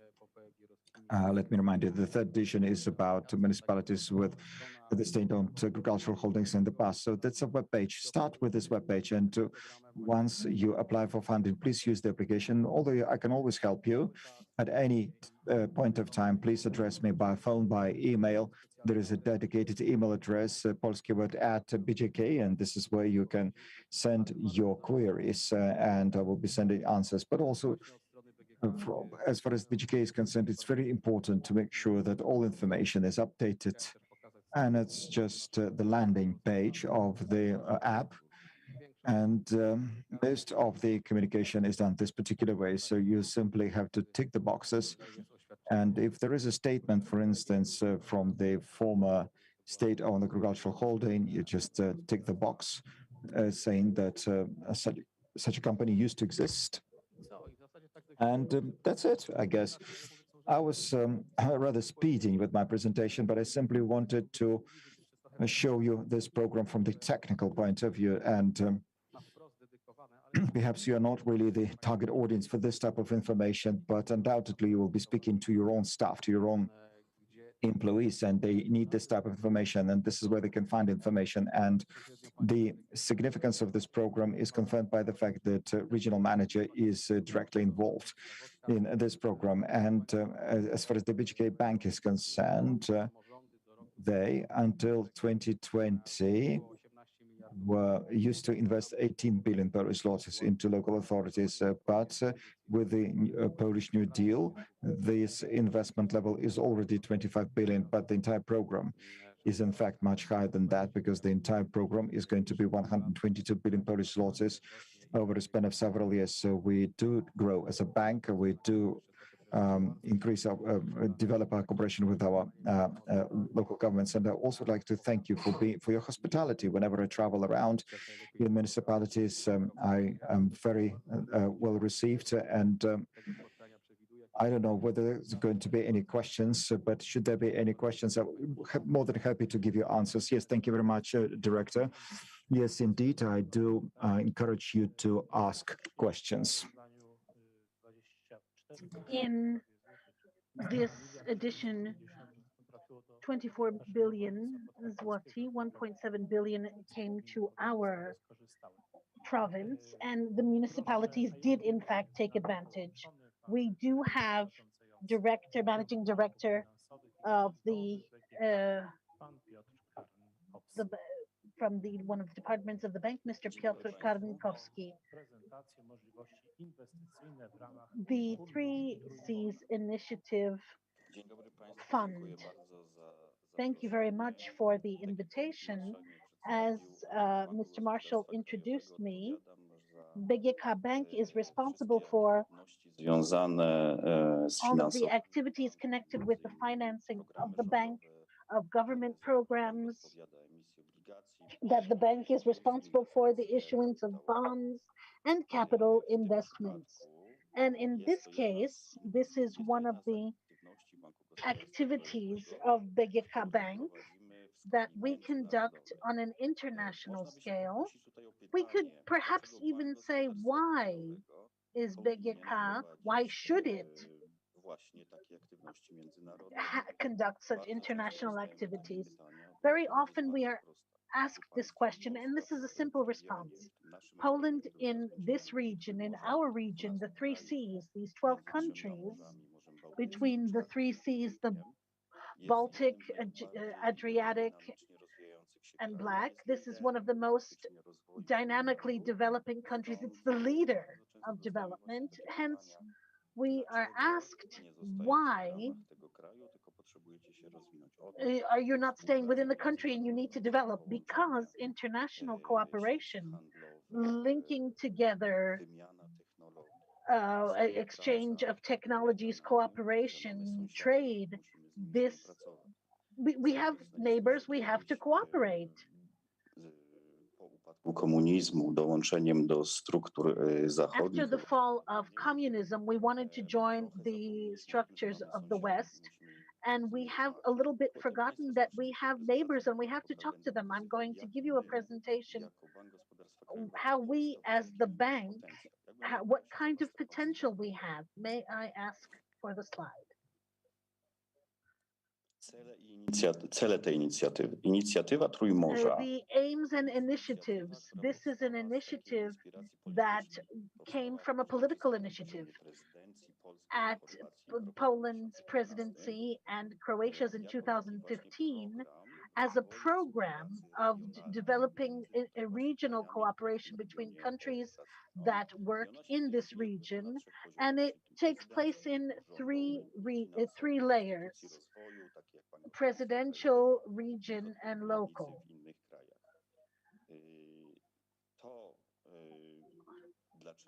Why we are doing this, you will see in the next slides, if I may.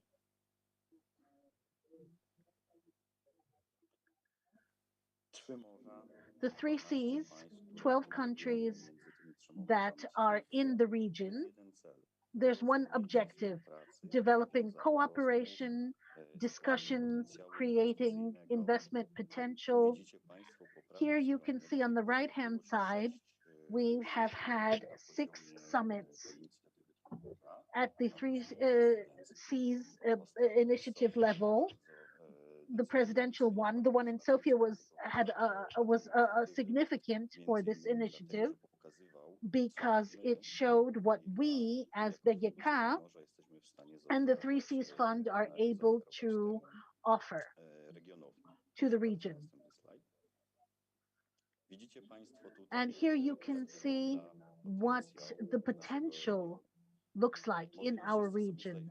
Perhaps we're not all aware of it, but these 12 countries that you can see on the screen constitute the GDP.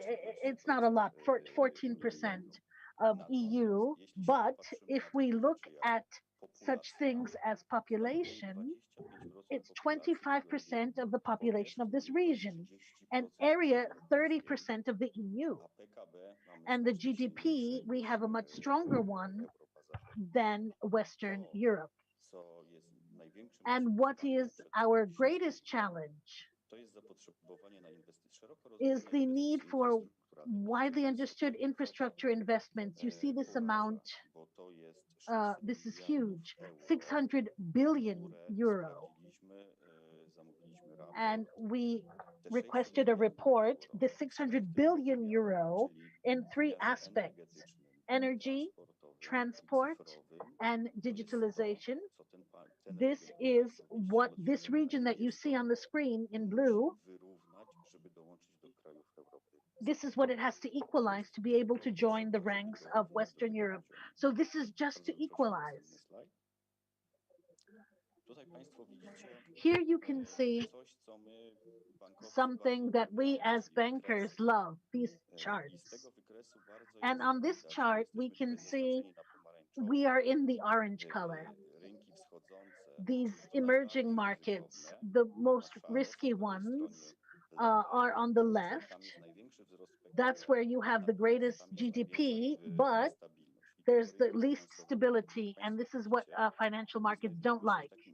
We're looking in this very good position between stability and potential of economic growth, which is very important, and it ensures a return on investment to investors and the safety of their investments. And what is also very important, what encourages investors to cooperate with us, is we have a stable law, stable regulations. We're an EU member state, and we operate as the other nations do. Here you can see, I'm not going to go into detail. We mentioned this 600 billion euro. So in these 3 sectors that we mentioned, transport, energy, and digitalization, we see how big these needs are and how large the potential is in the region to ask private investors to cooperate within the framework of our initiative. And why significant? in acquiring private investors for this initiative, because this 600 billion, this is a huge amount.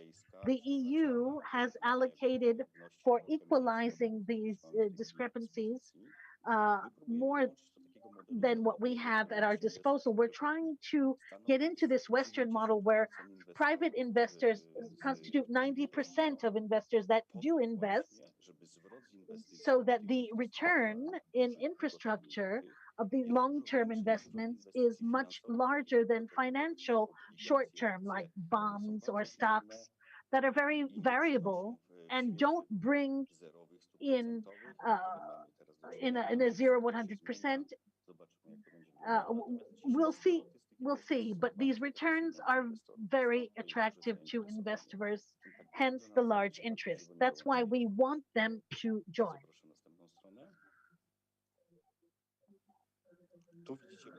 And here you see, we're not alone. What we're talking about, these infrastructure investments, they're key for the region. And for obvious reasons, political and economic ones, we have a very well developed axis of political economic communication east-west. But if we look at this economic axis north-south from Estonia to Croatia and the Adriatic states, we're not that developed. Those who have tried to get by public transportation or by car from Holland, Brussels to Spain, and tried to do this from Białystok to Constanza, it's the same thing. We want to remove these limitations. And what is important and is confirmed by research, the expenses for infrastructure investments come back in double or in triple. The IMF is of the same opinion, and Madam Chair, who supported this initiative, mentioned that this cooperation is very significant for us.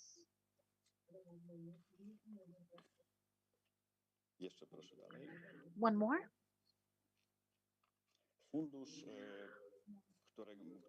The fund that I have the pleasure of representing, I mentioned this, the investment fund and of the 3Cs initiative is an undertaking that is of a commercial nature. And what does this mean? So in these three fields that I mentioned, we need financial that is going to supplement the funds that we get from the EU, funds from the budgets of these 12 states that belong to the 3Cs initiative. And as we mentioned, we want this to attract private investors to invest in the region. The investment fund of the 3Cs initiative is a supplement or the economic aspect or dimension. It's a vehicle that is to finance key from the point of view infrastructure investments in the 3Cs region. And as you see, BGK that I represent is the initiator of this initiative.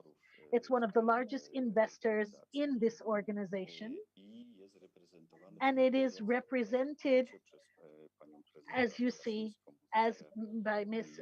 Beata Daszyńska and President Paweł Nierada in the supervisory board. We will be, and the management board, which is operational, and I am as the chair, and Krzysztof Sęgier, who is responsible for international cooperation. Here you can see the obligations that the countries that have joined this initiative have declared as support. And what is significant, right now we're looking after to develop this private investor base. At the end, we have one private investor from Croatia, but we're negotiating right now to encourage infrastructure investments from all over the world to invest and giving them very beneficial conditions.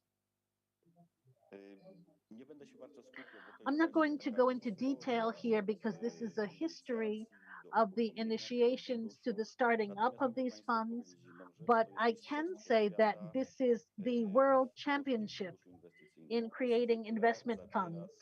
Normally, from our experience as Bank BGK, we're an investor in many international investments, but what we are the founder of an initiator of, this took 8 months, which is a world record.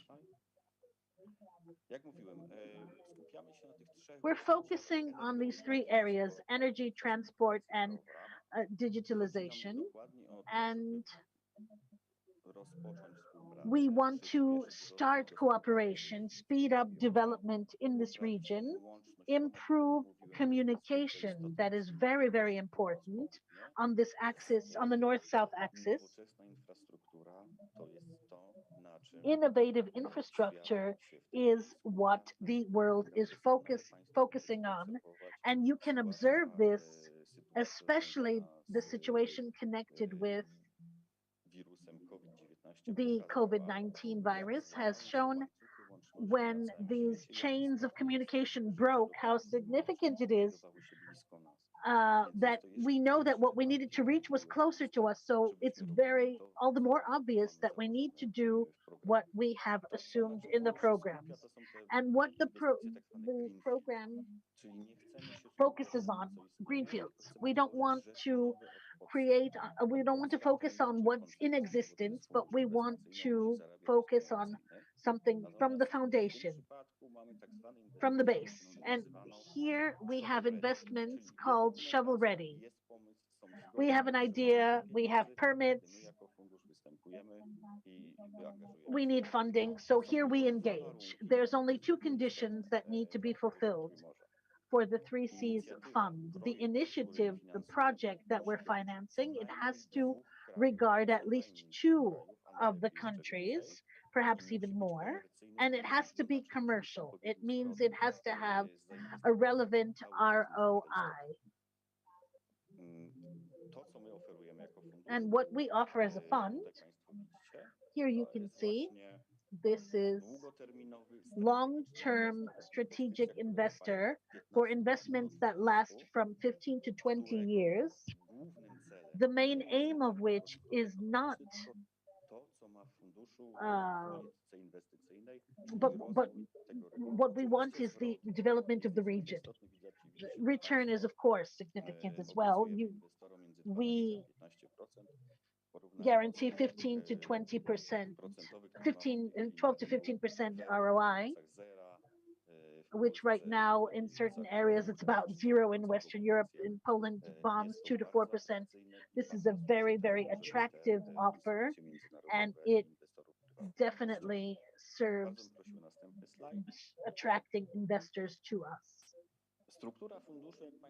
The structure of the funds, as you see, this is something that was created in Luxembourg, and it's not a coincidence.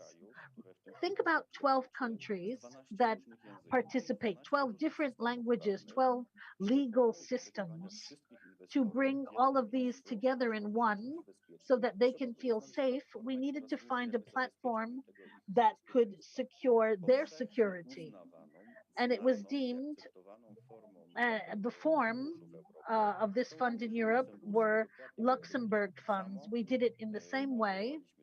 We appointed this fund in Luxembourg with a management board, with a supervisory board, with all the entities needed. And here you can see this on the left side. The fund hired a manager and an investment advisor that fulfills 2 aspects here. Searches for financing, apart from what we give. They search for private investors to the fund, and they are also responsible for finding significant projects, which you will see in just a moment how we were able to do this. And what else is important is the investment committee that takes decisions independently. Therefore, we have a guarantee that despite the fact that as the fund we are inspired politically, our main result is achieving financial results. Here, I'm not going to go into detail. This is a traditional investment process, start to finish. Preliminary analysis, then in-depth analysis, due diligence, into a lot of details. In the next page, you will see this same process. Next page, please. 217 examined projects. We carried out 3. We implemented 3. So you see what this funnel looks like. There's a lot to be done. And what we have to be done, the projects are fantastic, and we expect subsequent investors so that we can verify this. I would like to go to slide 20. Respecting your time, these are 3 investments that the fund has carried out: transport, digitalization, and energy. Cargo unit, this is a company that we're the 100% owner of in 3Cs, the biggest lease giver, leaser of locomotives. A fund, the 3Cs fund, allowed him to jump outside the local presence in Poland. And these locomotives that are purchased by Cargo Unit are used in Romania, Bulgaria, even further soon. Green energy, this is our favorite project, a huge database made in Estonia that is to service the neighboring countries in the scope of a cloud, data cloud.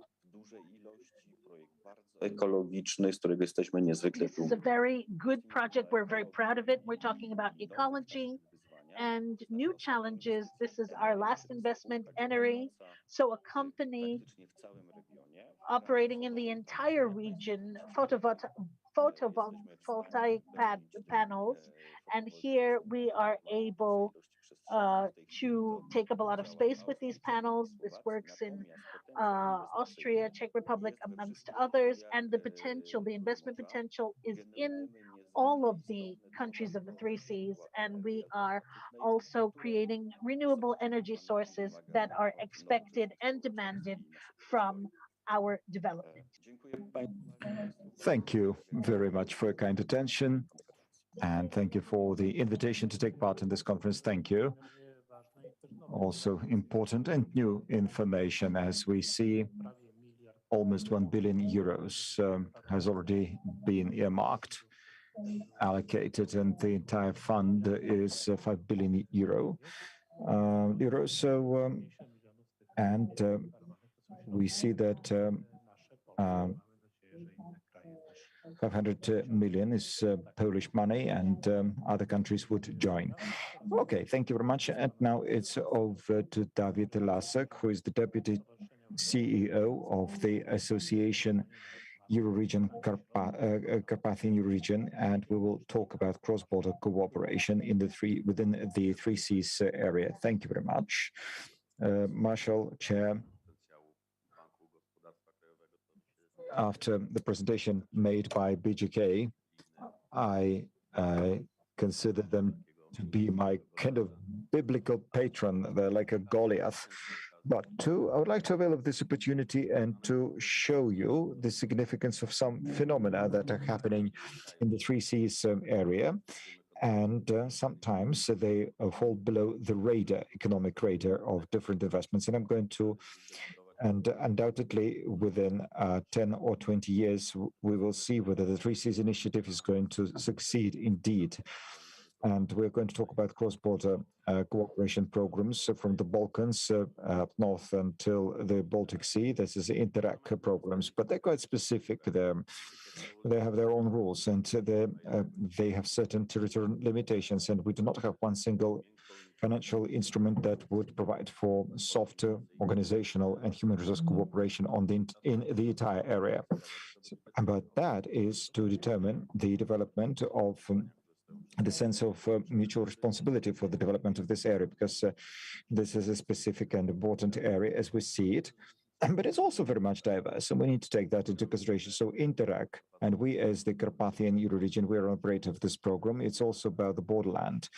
So we are there to do away with the developmental problems of the development of border areas. And we need to focus on defavorized, marginalized areas along the borders. And this is a common feature. Apart from Austria, Austria is rich and there is Burgenland, and they do not need any money from the EU, but all other countries, all other pre-border areas have the same problems: lack of infrastructure, depopulation, no ideas how to develop pseudo strategies on the level of administrative units, but there are no common approaches. That's a challenge, and we do not actually know to face this challenge.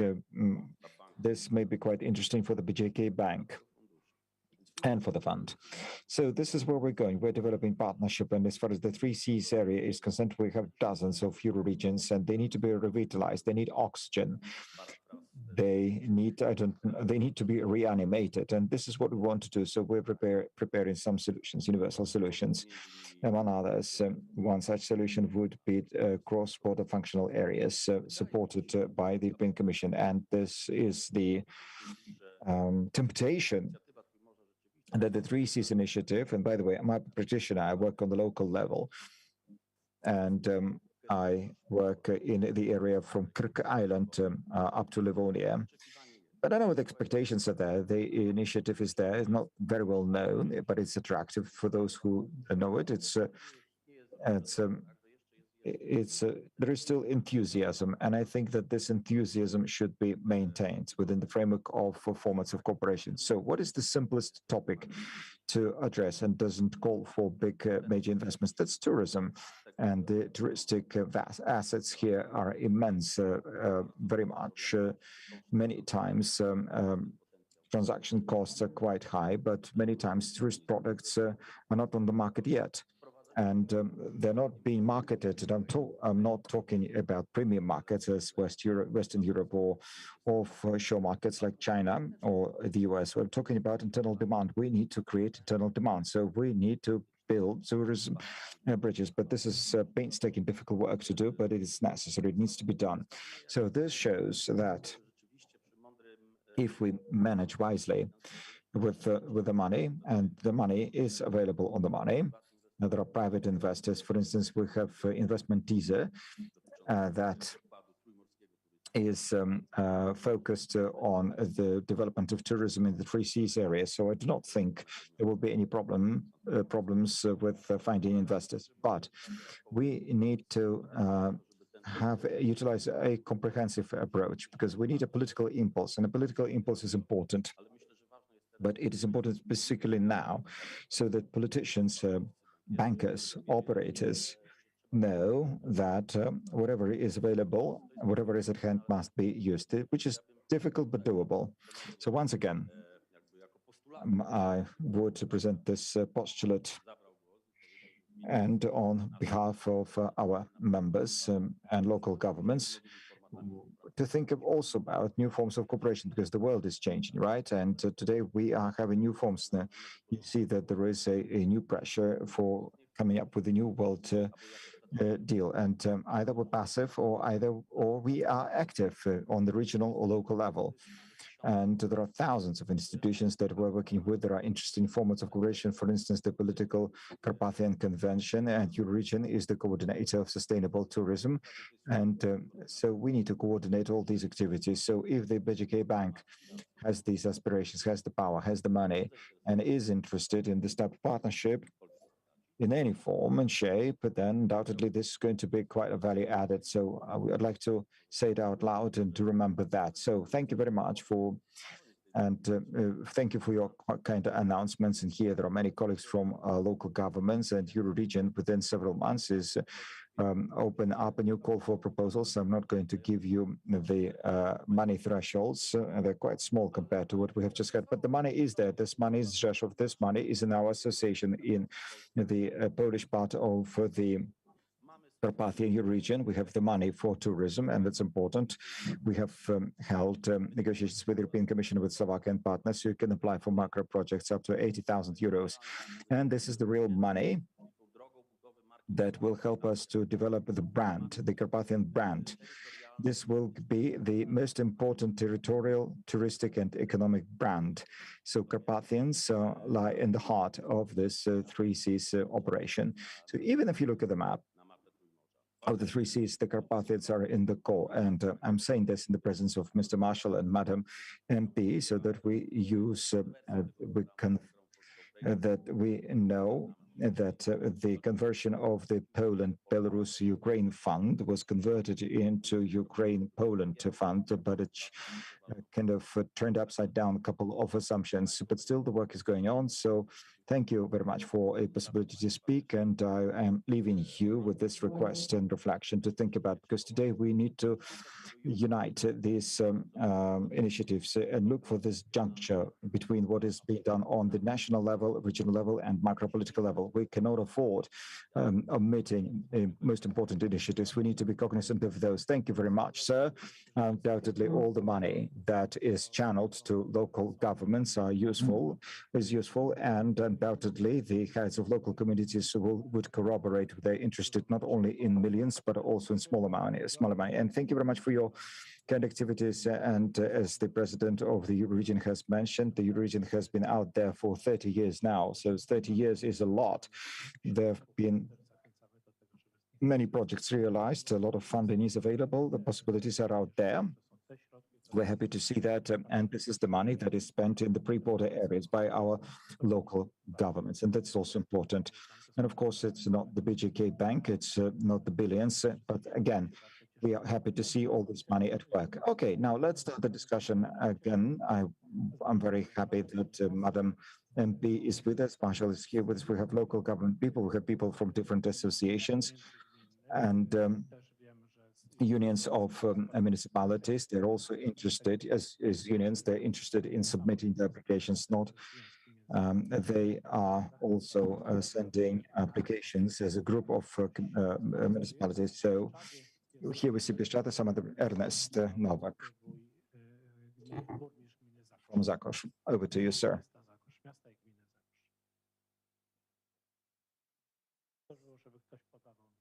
Could someone help us with the microphone, please?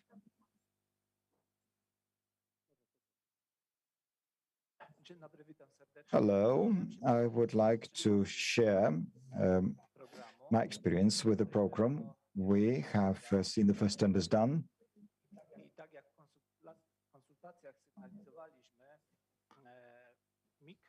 And as we have been saying, micro and small companies are not taking part in these programs. Micro companies generate 30% of the Polish GDP. And if we go into that, medium companies and small companies, it's 50%. But why do they not use this money? There are problems with financing such programs. On the one hand, they are afraid that they are dealing with inflation. And the second problem is the access to capital and those related problems. And we, as the Union of Bieszczady municipalities, we were flagging this point. And in the case of smaller investments with a budget of up to 5 to 10 millions, we need to allow municipalities to finance such tasks so that later on we could apply for refunds. And if we look at the tender submissions, if micro and small companies do not apply, then the bids are usually much more expensive.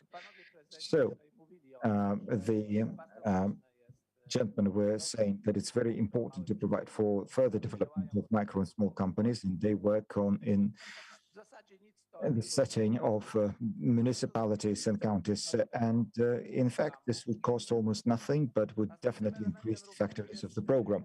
Another point, it would be nice if we could have a possibility to extend the timeline. If, for instance, the bids are high and we would like to invalidate a tender, we do not really have time within the time framework to invalidate a tender procedure. I know that municipalities are interested usually in fast implementation of an investment, but sometimes there are special cases where we need to have more time for processing applications. Because should we have a possibility to invalidate a tender procedure under some circumstances that would actually increase the effectiveness of the use of public funds.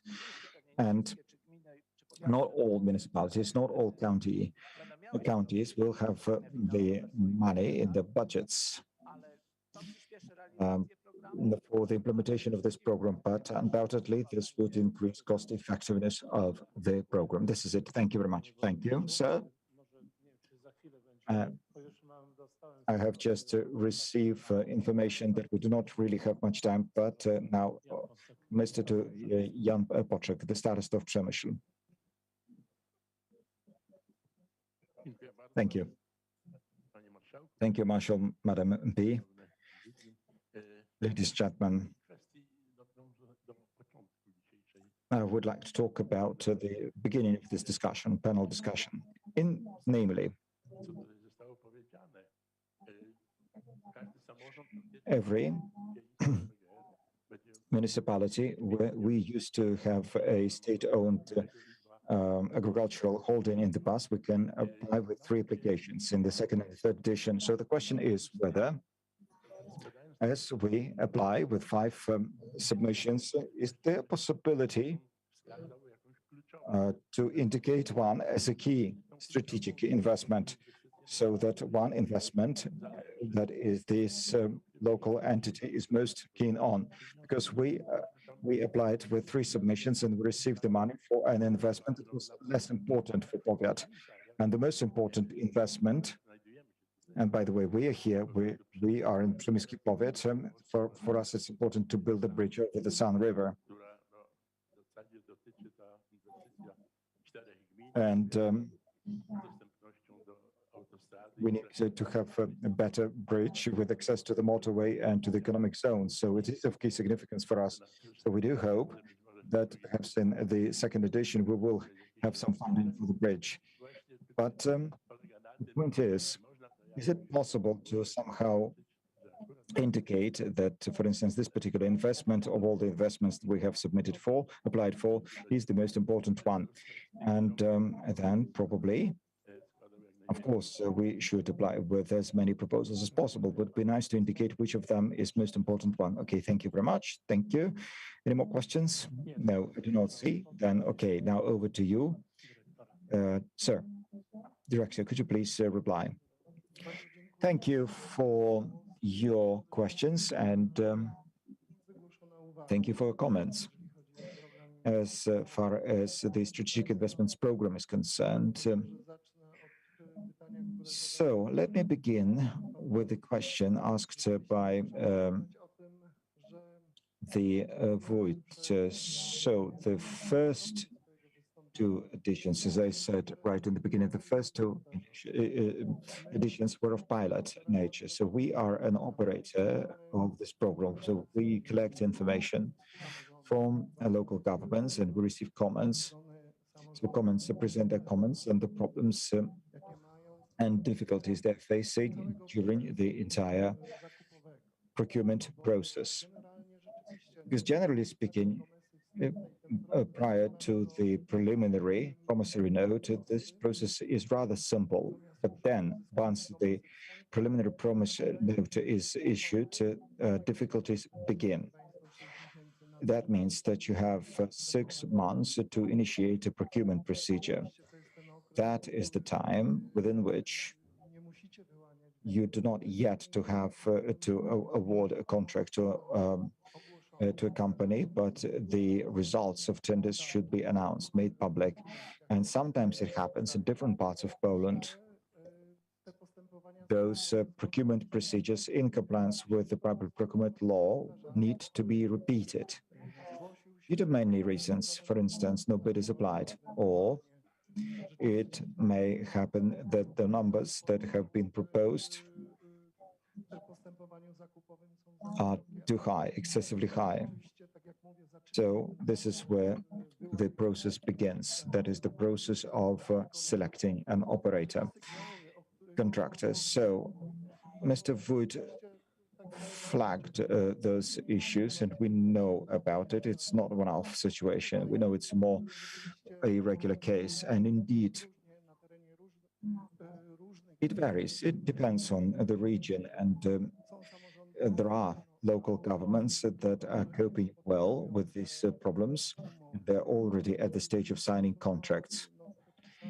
And by now, contracts have been signed for the amount of 1 billion zlotys. That is approximately almost 5% of the first edition fund.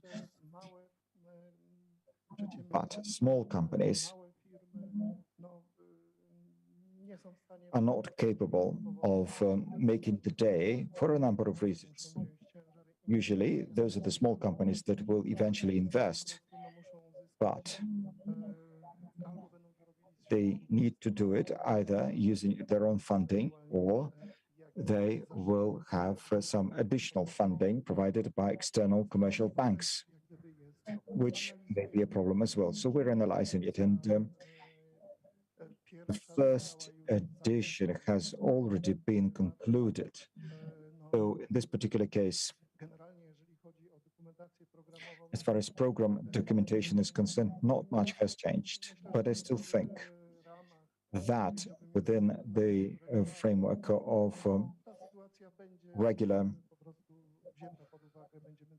calls for tenders, we will need to take that into consideration. So thank you very much for your useful comment, and I'm sure that we will do our best to make this program friendly, not only to local governments, but also to make it contractor friendly.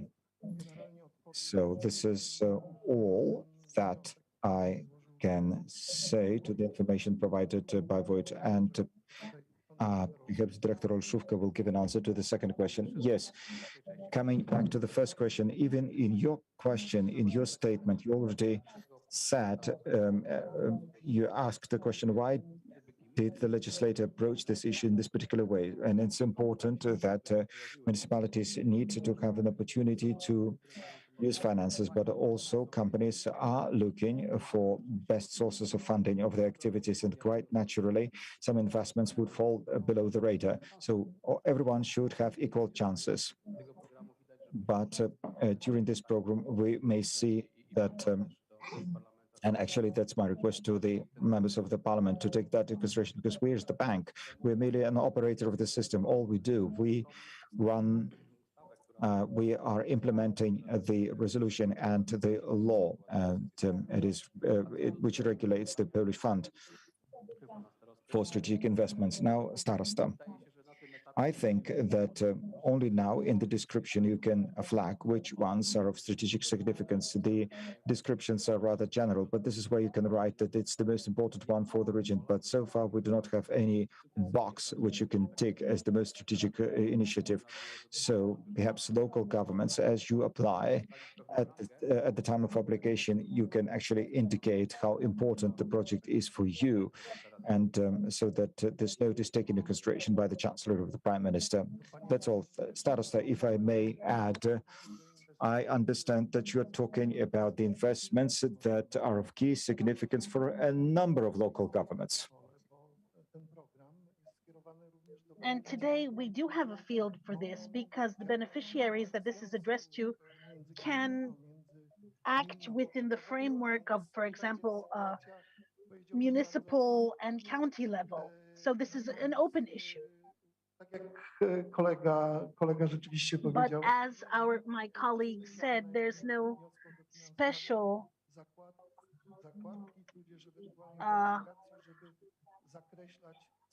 tab as to what is the most important for a given local government unit. You need to simply indicate this in the application. There's no preferences for this. Może będą faktycznie, można sobie wyobrazić, że będą 3 na przykład wnioski po 5. There might be 3 applications for 5 million, and the local government would like to indicate which is the most important. Ladies and gentlemen, we're going to have to end because we foresaw an hour, and I did expect that this is going not to be an insufficient amount of time. The presidents will still be here, so you may ask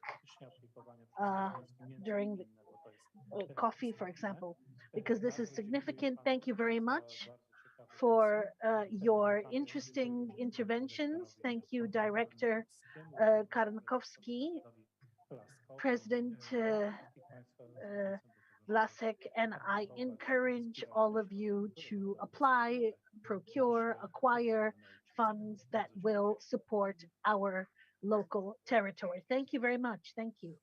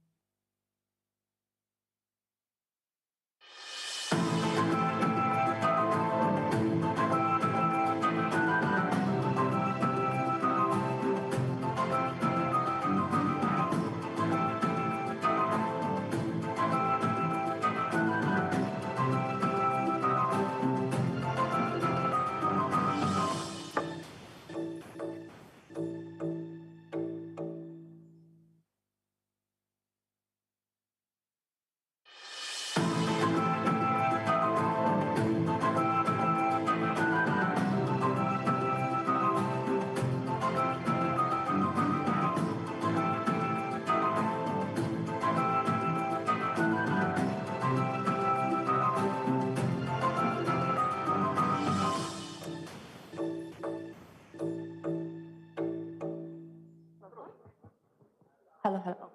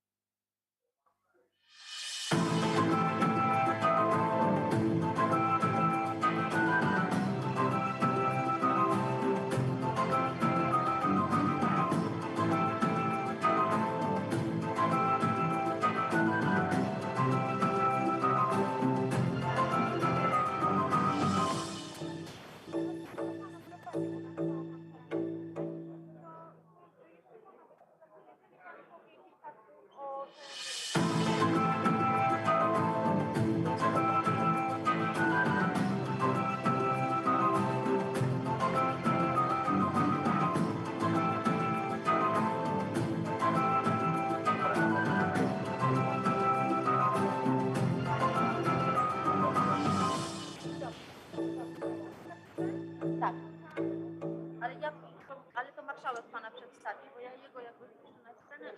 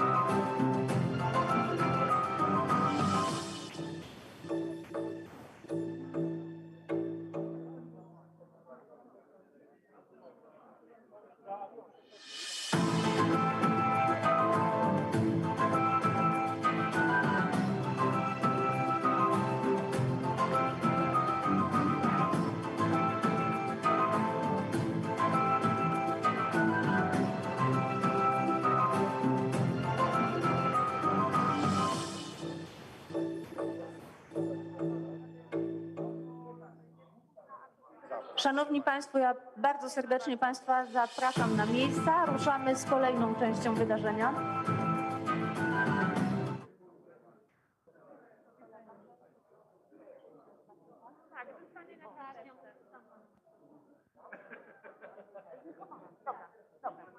ale on wie, tak?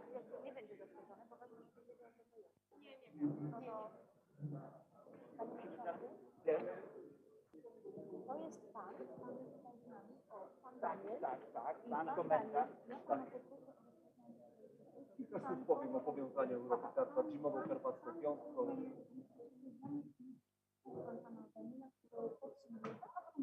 Dobrze. Ale kto jest prezesem? Pan jest prezesem Przemyskiego Klubu. Gotowi jesteście?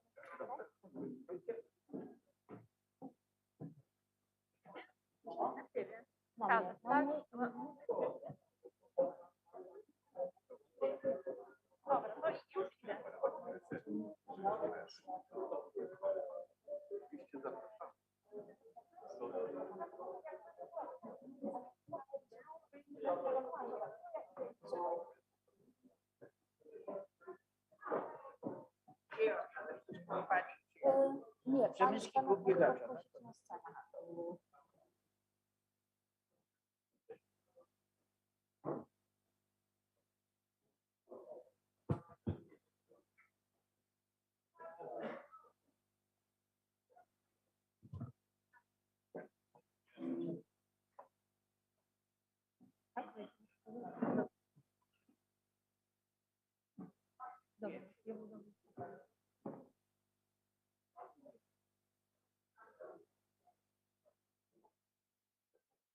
na scenę.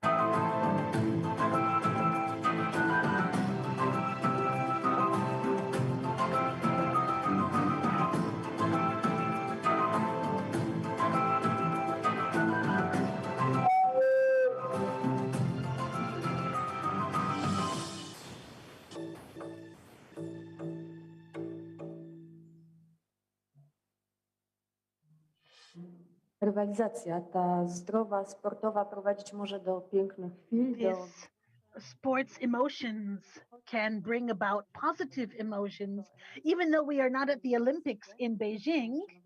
Ladies and gentlemen, before us, Marshal Marek Kuściński will open the presentation of the Carpathian 5 Awards.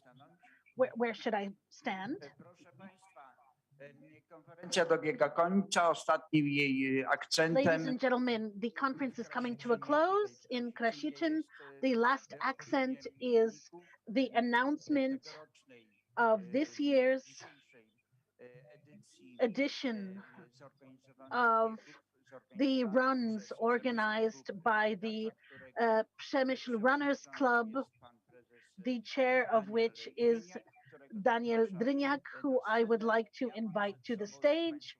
As you see here, I have a very small gadget in hand.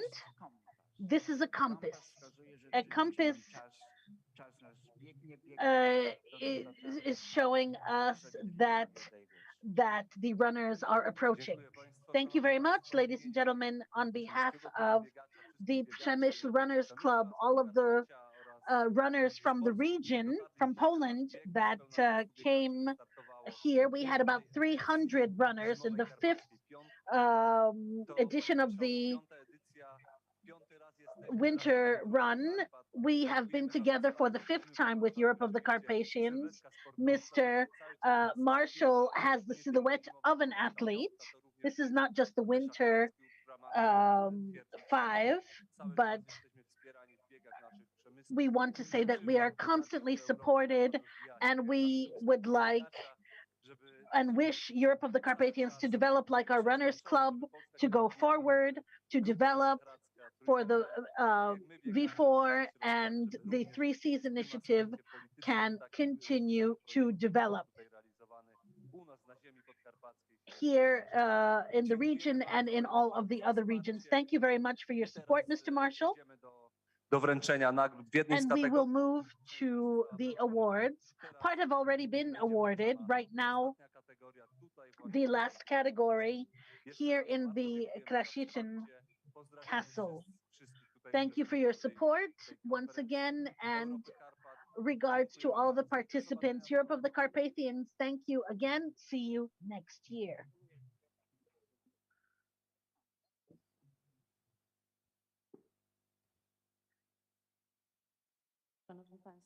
Ladies and gentlemen, in fact, that would be the end of day 2 of the 32nd edition of Europe of the Carpathians. We talked about parliamentary diplomacy, security, digitalization, agriculture. There was also the issue of education, and all of this accompanied by young, talented, and older, more mature, talented. We can wish for subsequent editions to come quickly, so that you could come quick enough that you could miss us and remember us at the same time. Ladies and gentlemen, tradition is, I would ask Mr. Marshall to summarize Europe of the Carpathians, and he will do so again. We still have to give out the awards before we summarize. Proszę bardzo. W kategorii VIP In the category VIP, 3 first places.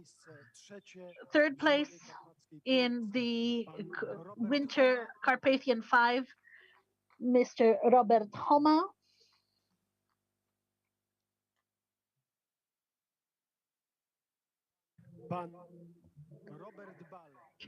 Robert Ball, second place. And the winner, president of the Runners Club, Daniel Dryniak, first place.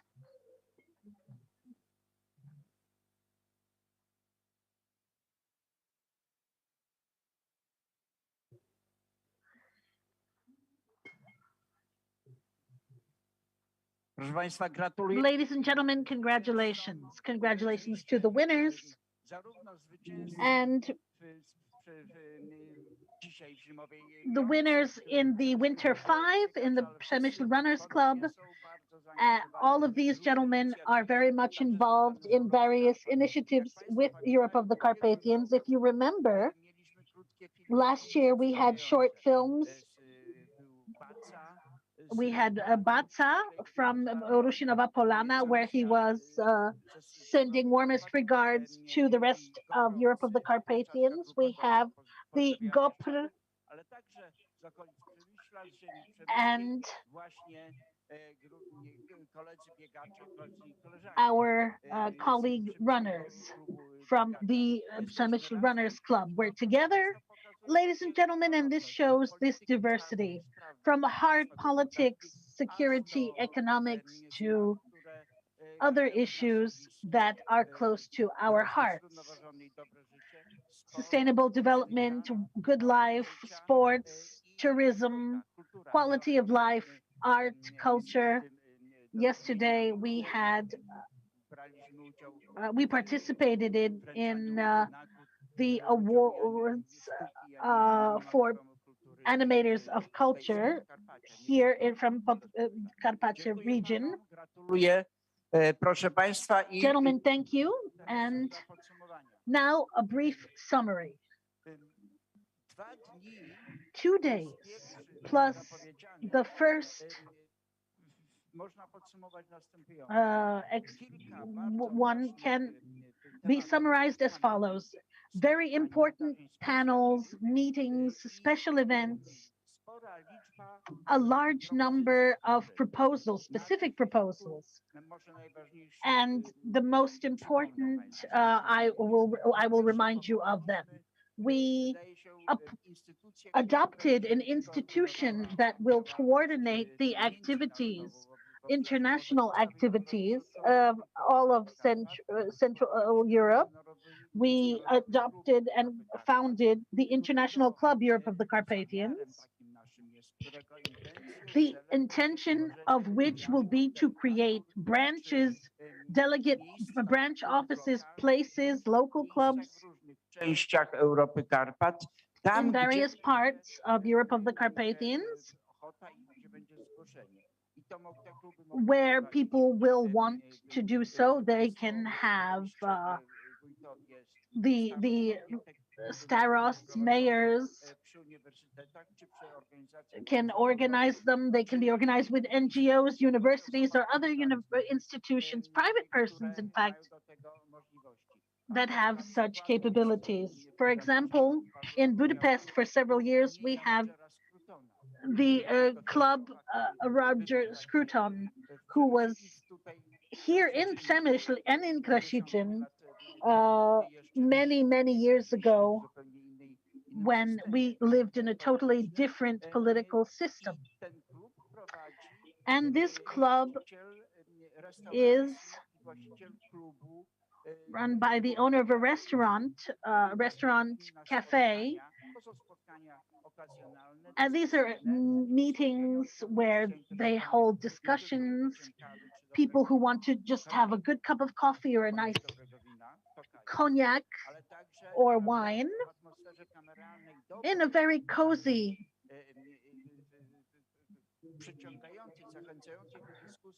environment, encouraging discussion. They talk about current issues and perspectives, how to live better and cooperate in our part of Europe, and global issues as well. And this is one thing, the initiative.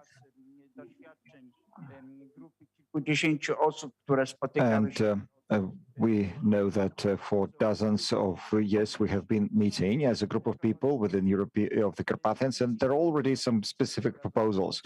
For instance, one proposal that was presented during the one of the previous discussions, where scientists from a number of Carpathian universities were talking about the functioning of Carpathian University, and we decided we will start working on the development of the Carpathian University.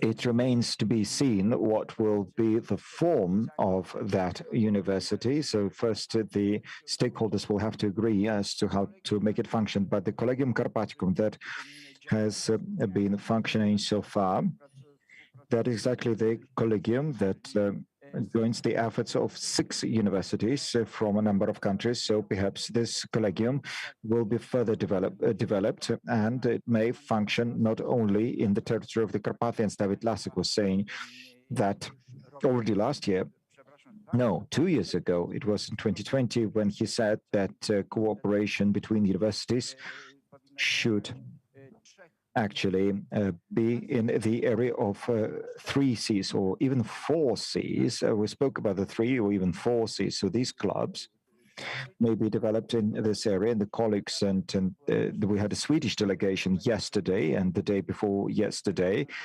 and we had members of the Swedish Riksdag, and they offered organizing this type of clubs in Scandinavia. So the form of 3 or 4 Cs is becoming valid. And of course, we are making references to the 3 Cs, and but we are now thinking in terms of 3 Cs plus, because there are some other countries that are beyond the are not EU member states. So we have neighboring countries here, but also Balkan countries. And also, I would like to say that one of the most important achievements and one of the effects are the following two. First, infrastructure. The ministers of infrastructure in Krasiczyn say that it's quite a fortuitous place because they're meeting yet again here in one of the towers. They could hold their meetings.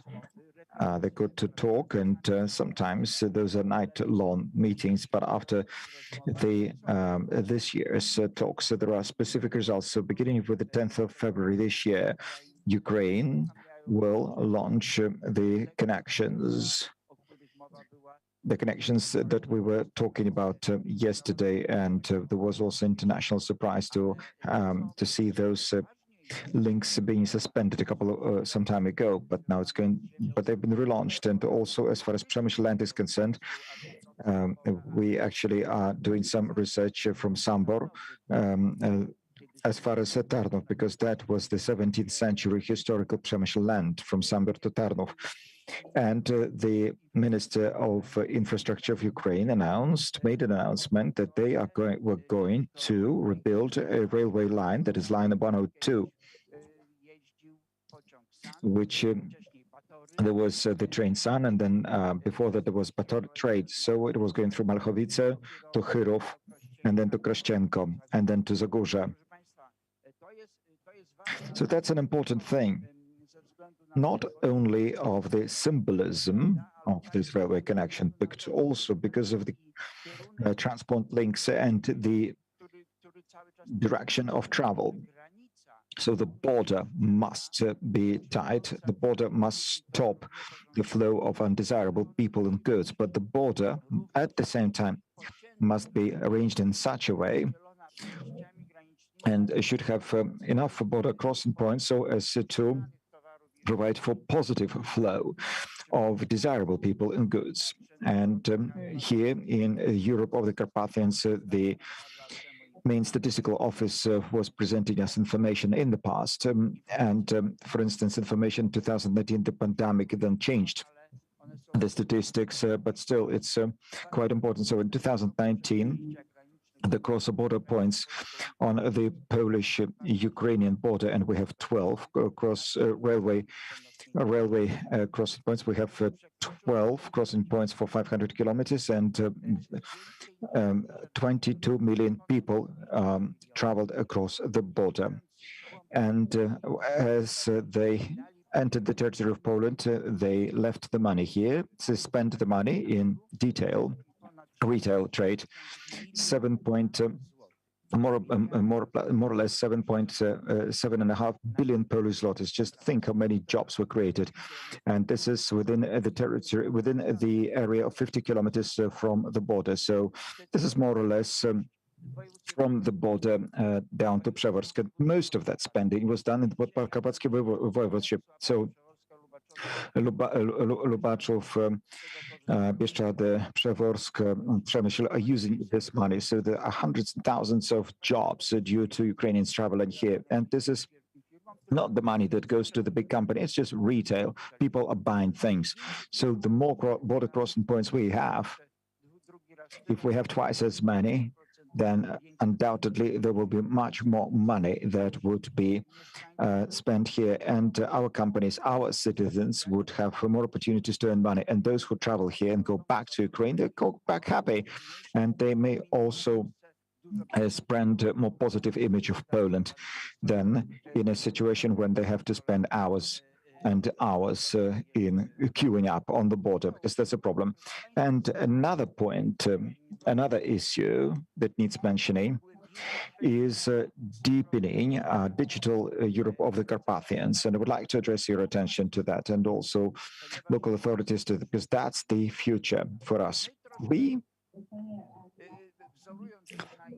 follow this idea of the 3 Cs fund, and digitalization is one of the priority directions. And you probably noticed the local government people say that during the pandemic, as we went online to work and study where there was fast internet and where within the family, they had 2 or 3 children and everyone had a laptop.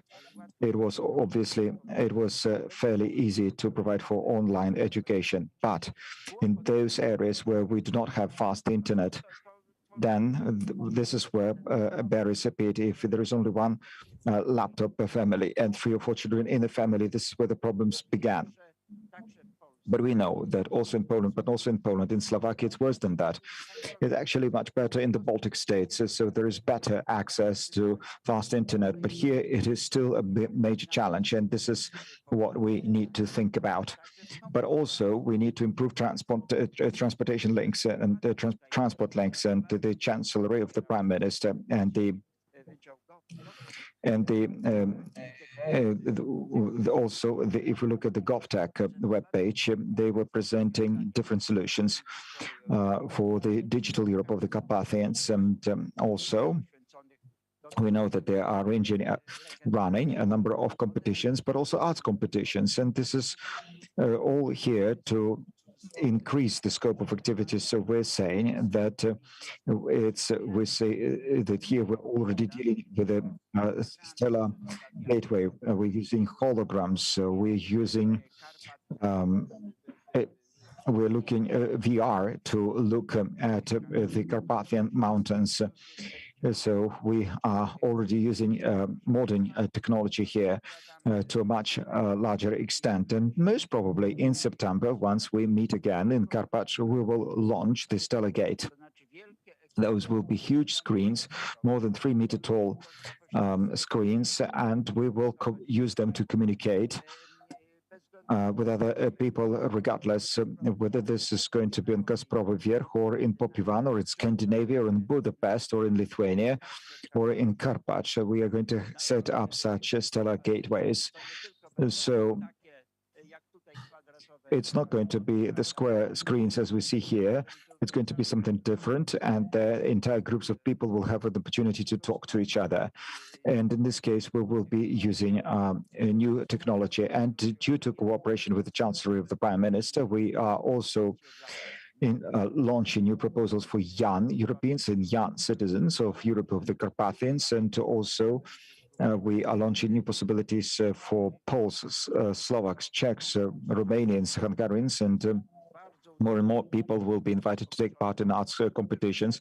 This Polish edition was a very good one. 150 artists sent their works, which is a very good result and very interesting works. And young people are conjuring up, writing up their own stories, so they're creative.